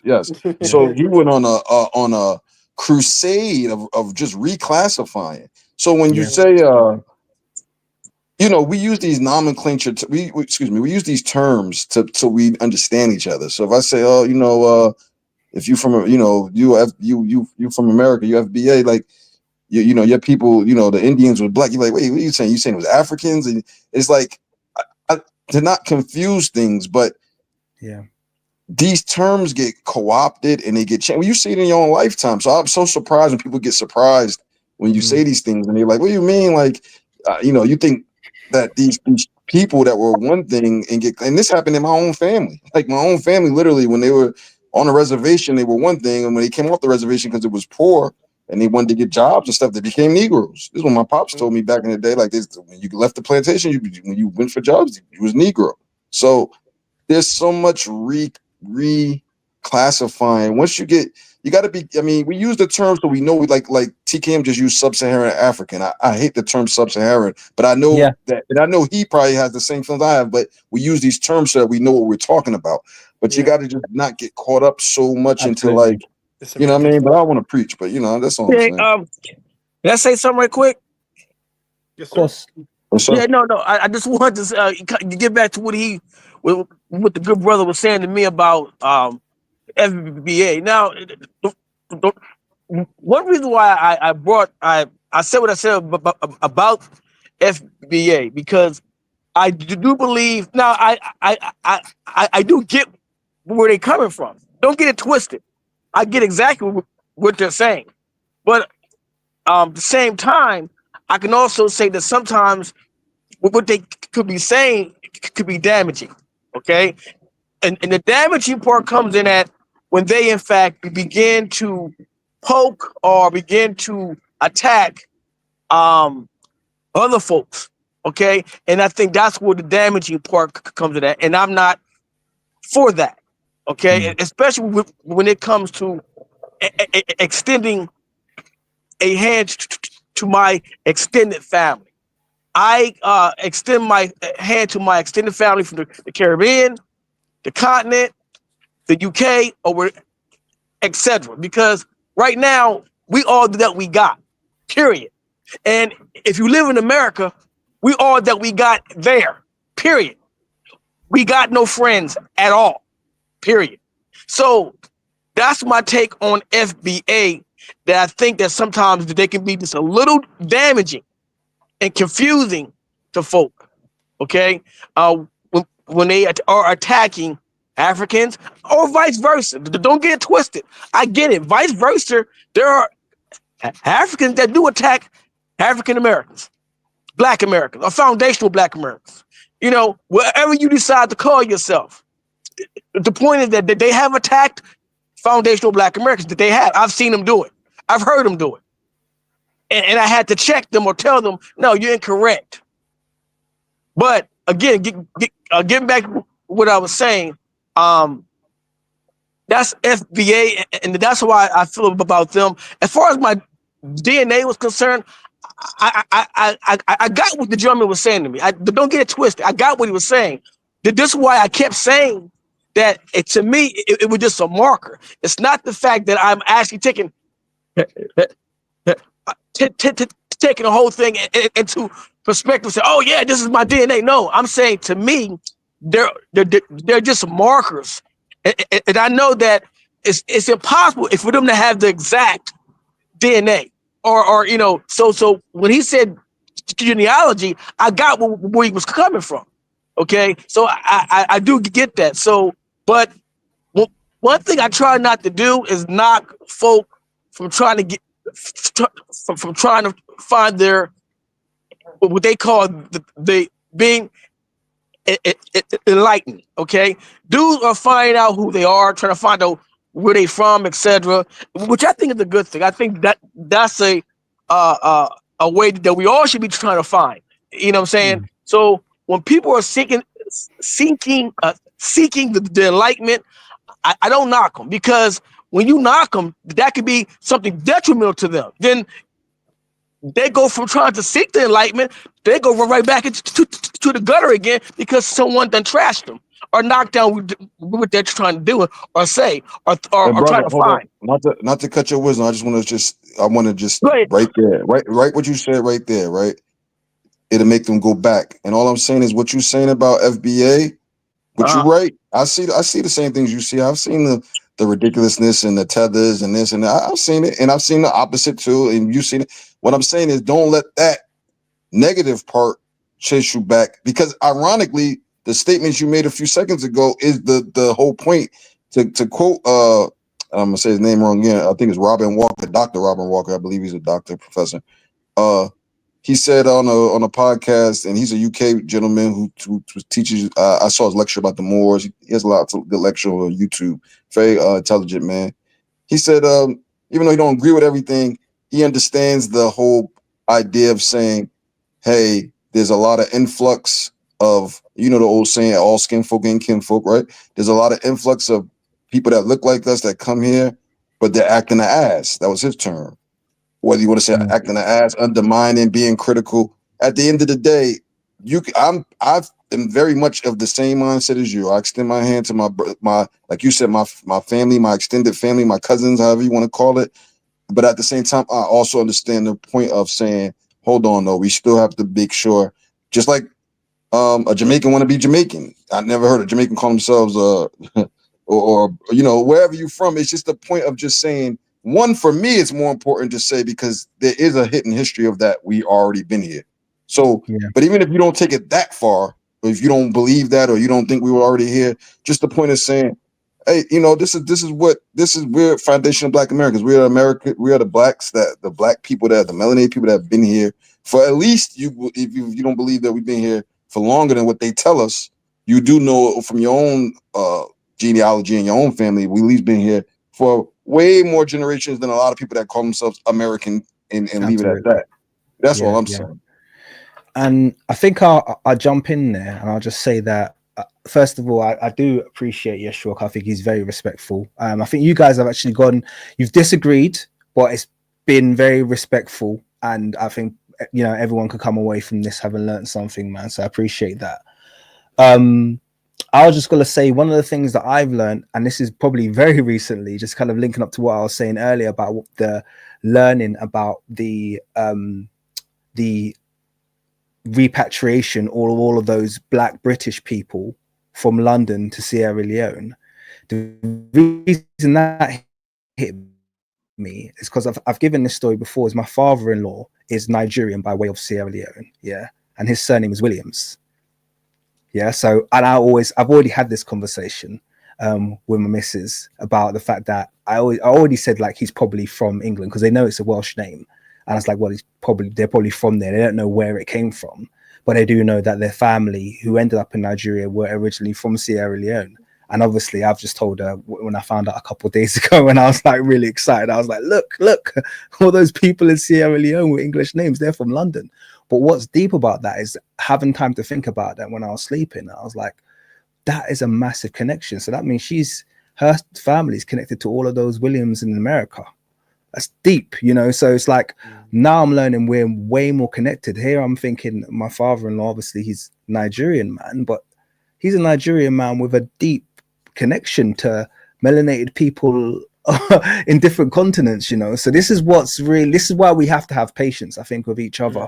One of the things I've learned, because it's like you never know how connected you are. People will want to throw, I'm not Nigerian, throw away. There's just like, okay, cool, you might not be Nigerian, but that connection might just be something that you need to understand. You need it explained. You need to find out where it came from before you just say you have no connection. So I feel like, just like Yeshua pointed out, FBAs do themselves a disservice when they're anti-Teva and they come when they're really like kind of like, I don't want nothing to do with Africa. It's like, well, you're doing yourself a disservice because you have connections there. And likewise, Africans do themselves a disservice when they try and diss Black Americans and stuff. It doesn't make any sense. Like our history is way too confusing to just like write people off like that. It doesn't make any sense. Yeah, I've done one thing that everyone's speaking in absolutes. Yeah, absolutely. And I just did one thing, because I just want to share this while you guys were chatting. I just pulled up some images on the screen, because one of the things that has to be understood is that Black people in the Americas is very logical. I do want to share that with everyone. Yeah, Black people being in the Americas is not a stretch. It's not it's the most logical thing.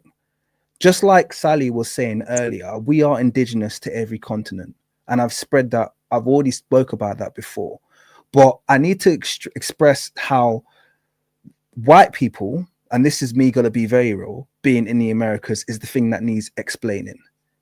So if you've got like a really, really, really pale Native American person who looks almost white, that needs explaining, because that doesn't have there's no roots for that. Do you understand? There's no historical record for why you look that way. What doesn't need explaining, like Sally was saying, is if someone has a slightly Asian phenotype or a Black phenotype, that kind of mixture and everything in between is exactly what you should have expected in America. Let me qualify that. Okay. One of the conversations I was having, you know, you get these people who do the TikTok lives and they're just trying to rage bait. Where it's like, oh yeah, Black people in America are just, people saying Blacks are native to America are just coping. I went on one of their lives and I was like, okay, cool. Are you happy to say that Polynesians are native to America? And they're like, yeah, of course Polynesians are native to America. And I was like, okay, cool. Well, this is what Polynesians look like in the 19th century. Yeah. Yeah. I have this in my own. I have, speaking of markers, I have these markers, Luzonese, Negrito markers. Yeah. Yeah. These are Polynesians. Yeah. 19th century Fijians. Okay. Would you say that Papua New Guineans, Melanesians are native to America? Yeah. Some of them would have made the journey. Cool. There's your Fijians, your Papua New Guineans. Yeah. Would you say Filipinos made that journey to the Americas? Yeah, they would have made the journey. Okay. Sorry, that's your Papua New Guineans. That's your Filipinos. Okay. So these phenotypes would have been present. End of discussion. 100%. There would have been Black people there. And that's even before discussing the people who made the journey across the Ethiopic Sea from West Africa. We know that Mandingas made that journey often. Okay, but there's a historical record for that. That's supported by what Columbus said. It's supported in his notes. He talked about the alloy of the gold that was made in West Africa being present, and we have all of if the amount of evidence that we have for Black presence in America supported any other race, we wouldn't even be having this discussion. If Europeans found a strand of blonde hair. A strand of blonde hair, enough layers down in the soil in America, do you not think they would be screaming about it from the high heavens? Yet we have like the most irrefutable evidence. Hawaiians were Black. And by the way, for those of you who are wondering, well, what happened? Why don't Hawaiians look like that anymore? I'm sure everyone here can talk about paper genocide. Yep. Okay, the ones that were too Black would have been reclassified as being Negro and forced into Black communities. The ones who could pass for acceptable, oh yeah, you look Asian enough, they're the ones who would have been allowed to stay. all the rest would have just lost their rights on the basis that they just looked like a black person. This is how it worked in America. That's America's crazy history. Here's the crazy part. Yeah, go on. Not to cut your wisdom. Here's the. I just want to say while you got this pictures up. The crazy part is you can look to Argentina. I always use Argentina as my go-to case study of how you can literally change the complexion of a nation in a relatively short amount of time. Yeah. You know, but the crazy part about the Philippines and the Mexico connection, which I just learned recently myself, is that when you have the Negritos, what the Chinese, the history of the Philippines, the Chinese were there and basically they did to the Negritos what the Spanish would eventually do to the Chinese that were there. So you had these class systems of basically people who were like Chinese living in the Philippines. So they're Philippine. They're I mean, this is obviously before the names of these nations, but I'm just saying to keep it all on the same track. They're generations of Chinese living in the Philippines, and they have more rights than the native Negritos, and they have these class system based on mixed. If you got half this, half that. But then when the Spanish come, they do the same thing to the people there that are really basically descendants of Chinese or Chinese. Yeah. And then they end up sending them over to the west coast of America. Yep. And this is why you have in Mexican, a lot of Mexican, I forget the lady name, is basically this Chinese, not deity, but Chinese lady that there's similar origins from the Mexicans that they get from the Chinese. And that's why I brought up the TikTok, because I'm from the East Coast. I'm from Jersey, so we don't really have Mexicans like that. I mean, I'm sure they're Mexicans somewhere in New Jersey, New York, but we got more island folk like Puerto Ricans and Dominicans and stuff like that. When I started traveling around and I started seeing like Mexicans more than just on TV, I'm like, man, I travel a lot, so I'm like, damn, I can see like the phenotype is more Asian. And when I started going to like Montana and these places where I start meeting more natives and stuff, you start seeing like this phenotype, and you really start to learn about. I mean, we already know about the Bering Strait and all that, but my whole point is that there's a layered history of paper genocides. So it's not even just the Spanish doing it to the Philippines; it's the Spanish doing it to basically the Chinese in the Philippines who did it to the Negritos in the Philippines. So you got these layers of basically removing populations or pushing them to the sides, and it's that's why you got to know your history, man. His history is so important. Yeah. Well, you also have too. I mean, you got to remember this. Here's the thing: when Nuka Rashidi was saying this stuff during the 90s, they thought he was crazy. Rashidi was saying this stuff during the 90s that he said that there was a black presence in Europe. Matter of fact, he goes back and says that these ancient Romaldis that went to Europe, he said they were the first black Europeans. That's what he called it. He said that's around, say, 900 BC, 1000 BC, 1200 BC, whatever the case might be. Longer than that, say. But I remember when Rashidi was saying this, they said he was crazy. When he said that blacks were in the Americas at first, he said they thought he was crazy. Now, Rashidi's no longer with us. He passed on. But now people looking back at Rashidi saying, wow, Rashidi was right. Well, darn, it's not uncommon. It shouldn't be a surprise to anyone that you have black and indigenous populations that went all over the world and settled. That shouldn't be a surprise. But the surprise is that you have racists, white supremacist racists, who wanted to dispel that myth and say that they rather say that these folks were Asiatic that did that, or look Asian, or whatever the case might be, or look Caucasoid do that. Then say that these were blacks that went over there into Europe. There were blacks and the Minoan islands of Greek, etc. They rather not tell you that because they try to tell us or erase us from history, period. So that's the point with that. But this stuff is nothing new. As far as I'm concerned, this was nothing new. This is something that the fact that we have to keep hashing out to folks because folks keep doubting the fact that these were black peoples that populated the whole world, period, including China. Including China. Yeah. And this is exactly what the guy that I was speaking about earlier, Johannes Kraus, this is what he's been trying his best to. He basically, his whole premise is to claim that there was a split that occurred in humanity 80,000 years ago, and that split separated black people from the rest of the world. That's, he won't say it in that way, but that's basically what he's pushing. That all the black people stayed in sub-Saharan Africa. Apparently we were sub-Saharan before there was a Sahara, by the way, because they're now trying to claim the green Sahara. So even when the Sahara was green, we were still sub-Saharan because we were clearly scared of trees. Yeah, it's not just deserts that we're scared of, it's trees.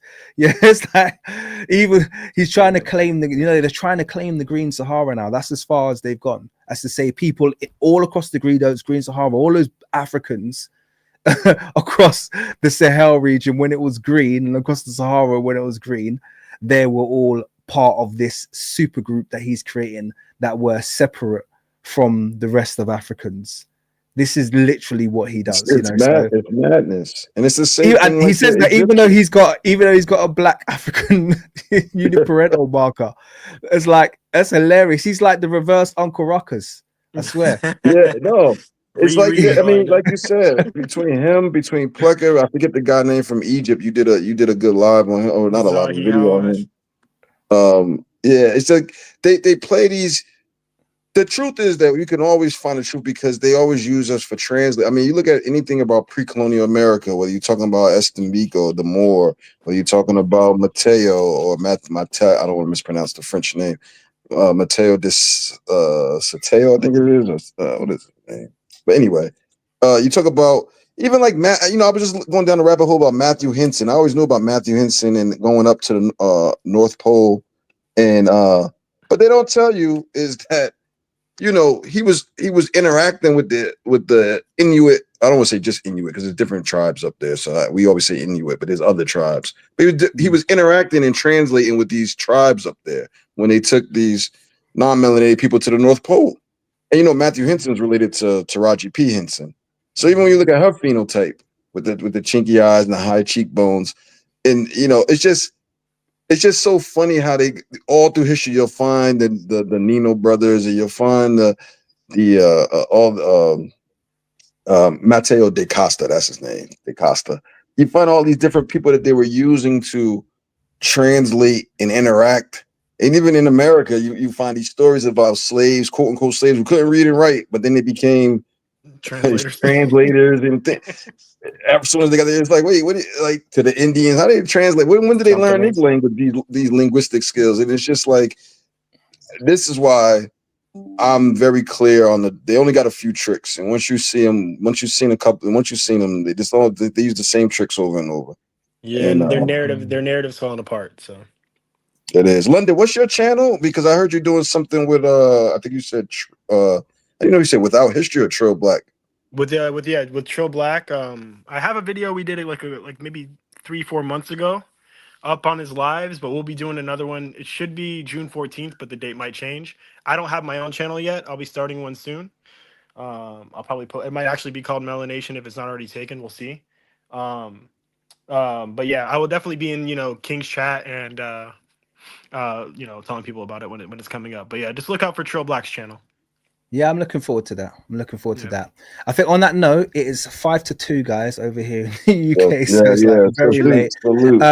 I just want to give an opportunity for people to kind of like wrap up really quickly. Okay, so no long speeches. I'd like to wrap up really quickly. King, you've become a warrior in the realm of the scholastic mafia warfare that's happened over the past couple of centuries.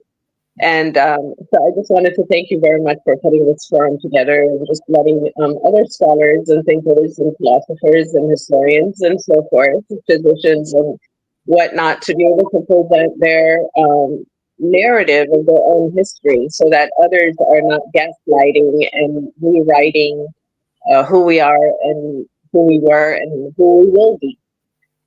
And so as African people, we have to take a certain command of our own story And one of those things, a lot of times we spend a lot of time trying to disprove this narrative, knowing that the selective mafia has already had it.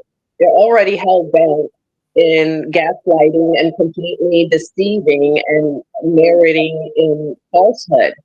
So if we spend a lot of time trying to disprove instead of really telling the story, who were these people? We have their writings, we have their sculptures, and we have their stories that they put down on stones, that they've carved it down into the ground. So instead of being stuck and trying to disprove the fact that they were actually of African descent, or what you guys may know calling melanated people, people of the earth, the humane that we are.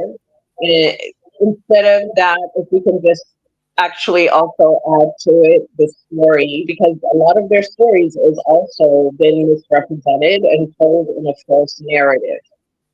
So, as in to kind of come in, as in, the Babylonian whole story, we think of them now as being Europeans, but all these people were African people. The Babylonians were African, the Persians at one point were African, the Indians were, of course, Black Indians. So this whole movement from the north to the south and the mixing of the people now has delineated the lines. And now we're starting to think of all these civilizations that were in the past as having been European civilizations. And that's what we're constantly trying to disprove. But we're forgetting that there's a story behind that that needs to be remembered also. And so maybe next time we'll have a little bit in-depth conversation on the stories that they left behind. Thank you, Sally, and I appreciate you coming on as well. It's been fascinating. Thank you. You're welcome. London, you want to shout out anything? You're on mute, brother. Oh yeah. Talking to Sorry. me? So I just wanted to say London. I wanted to say thank you, Sally. I also like the stuff you talked about with the Moors as well. And I would extend, that, he took off from Palos, Aragon, that was a Moorish port. So there's a lot of history with the Moors as well coming into the Americas and West Indies that needs to be looked at. But, we are very, like you said, it's very layered. We're complex people, a lot of different groups came in.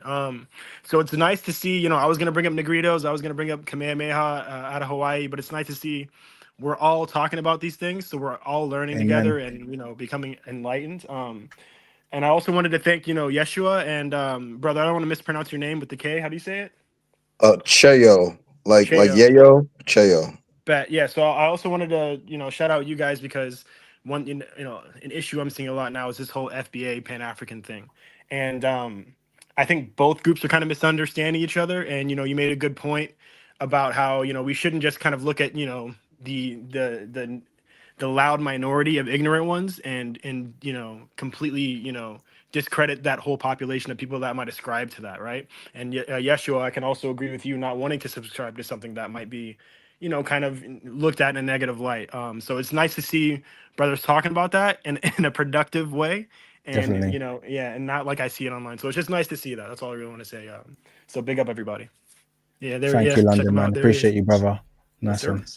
And that's King Kamehameha. I just put on the screen. And Alex, yeah, you did say earlier that Black people can't grow beards and Americans only do it because they're mixed. I'm 100% Nigerian, brother. So explain my very full beard, yeah, if you can. Yeah, no problem here growing a beard, brother. So you'll have to work on your thesis there. Sorry, over to you, brother. I guess just to piggyback off what London said, appreciate. First and foremost, salute to you, salute to just everything you're doing, everything you've done, and salute to the chat and everybody that came up here. And just the only thing I'm saying is just we get into these. I see somebody just comment, we got too many pasts, which is why we can't unite. We coming from a model of lies. I mean, this was, we all were raised, not all of us, but I would assume most of us, if not all of us, were raised under the same, systems of learning, schoolings, and it's so much lies and it's so many things that have just been just flat out lies. I mean, I came to this page, I'm sure like many of you, for a lot of his work on debunking, forget the page name, but you know, he was the back and forth he had with the about the truth about the Moors. And Metatron. you know, even Metatron, and even what you do with the reconstructions and going back and forth with other channels about reconstruction. It's the same things that we do have so many pasts because we've been lied to so much. So all I'm saying is that yes, I know that my melanated people all across the globe are my family, and I know that we are all across the globe. And I'm also not ashamed to say I subscribe to FBA because I'm not here to denigrate any of my cousins around the globe and around the diaspora. But at the same time, I do understand that there is a big blight on our collective memory of what's happened here in the Americas. And it extends past the Americas, like TKM said about I believe his father-in-law. The whole Black Europe is even more shrouded, I think, and that's something that you know we need to across the diaspora be knowing about. We need to really, I mean, it's so the whole story it's all connected. It's the funny thing; it's all connected from Cromwell to the Inquisition to the Moors to Americas to what's going on in Africa and why we got these different North Africans swearing that they're original and we know the different. It's all the same tricks. So I appreciate everybody here that's been constructive, and I appreciate everybody in the comments that's put me on to different books and different videos to watch. Salute to all of y'all. Respect to you, Chair. Good having you on. Yeshua, you're signing us off. You're on mute, brother. I just want to say that, we are a political people by nature. Our very existence is political because in the Americas, they look at us like saying, why are we still here? They felt that they were supposed to have us all killed off by 2025. And we're still here, still standing, still doing what we do, etc. You know what I'm saying? Same thing in Europe. They're still doing what they do. They're still there. They're not going nowhere anytime soon, period. Okay? So, same thing with the continent. The continent has been fighting for a long time. They've been fighting for at least for another additional 1,000 years. They've been fighting an additional 1,000 years because the Europeans don't want to give up Africa. They don't want to leave Africa alone. They don't want to see Africa rebuild itself and take control of its natural resources. Okay, to take control of their own destiny, their own minds. You know what I'm saying? I think that it's something very, very wicked about that, because you tell Europeans, okay, we'll go back to Europe, and watch how they act with you. In Africa, tell them go back to Europe. Watch how they act with you. You see, but instead, but you want to come to a place and colonize it and say it's yours and take the resources. That's kind of strange. That's like a child. But what I would say, man, that continue to read and study, man. I mean, you can read, Richie, the book called Ancient Black Britons. You can read that. I think his name was Richie, I believe. You can read his book. That's a marker. That's a beginner's, I guess, a beginner's book you can read. You can read the African Presence in Early Europe by Dr. Ivan Van Sertima. You can read that book. You can read Dr. Serba's book, The African Presence in Early Americas. You can read. I mean, you can find that book. So there's several books you can get. You can read get the book, The Ancient Blacks of China.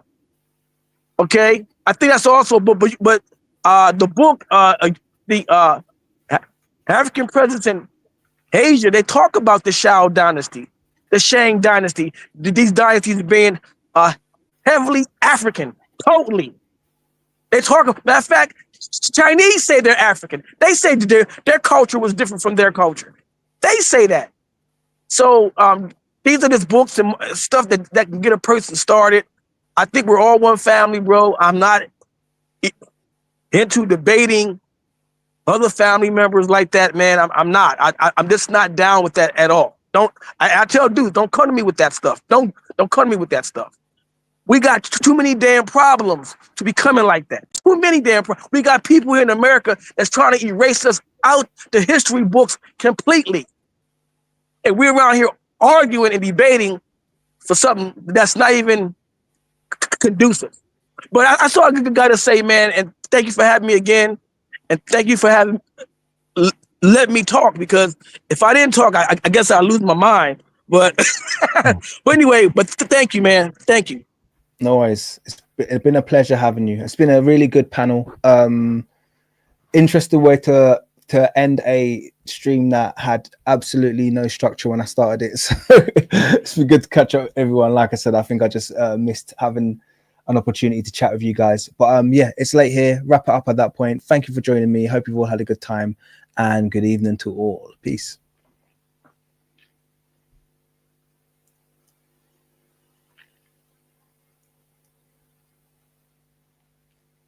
Hit up the likes if you haven't done that already.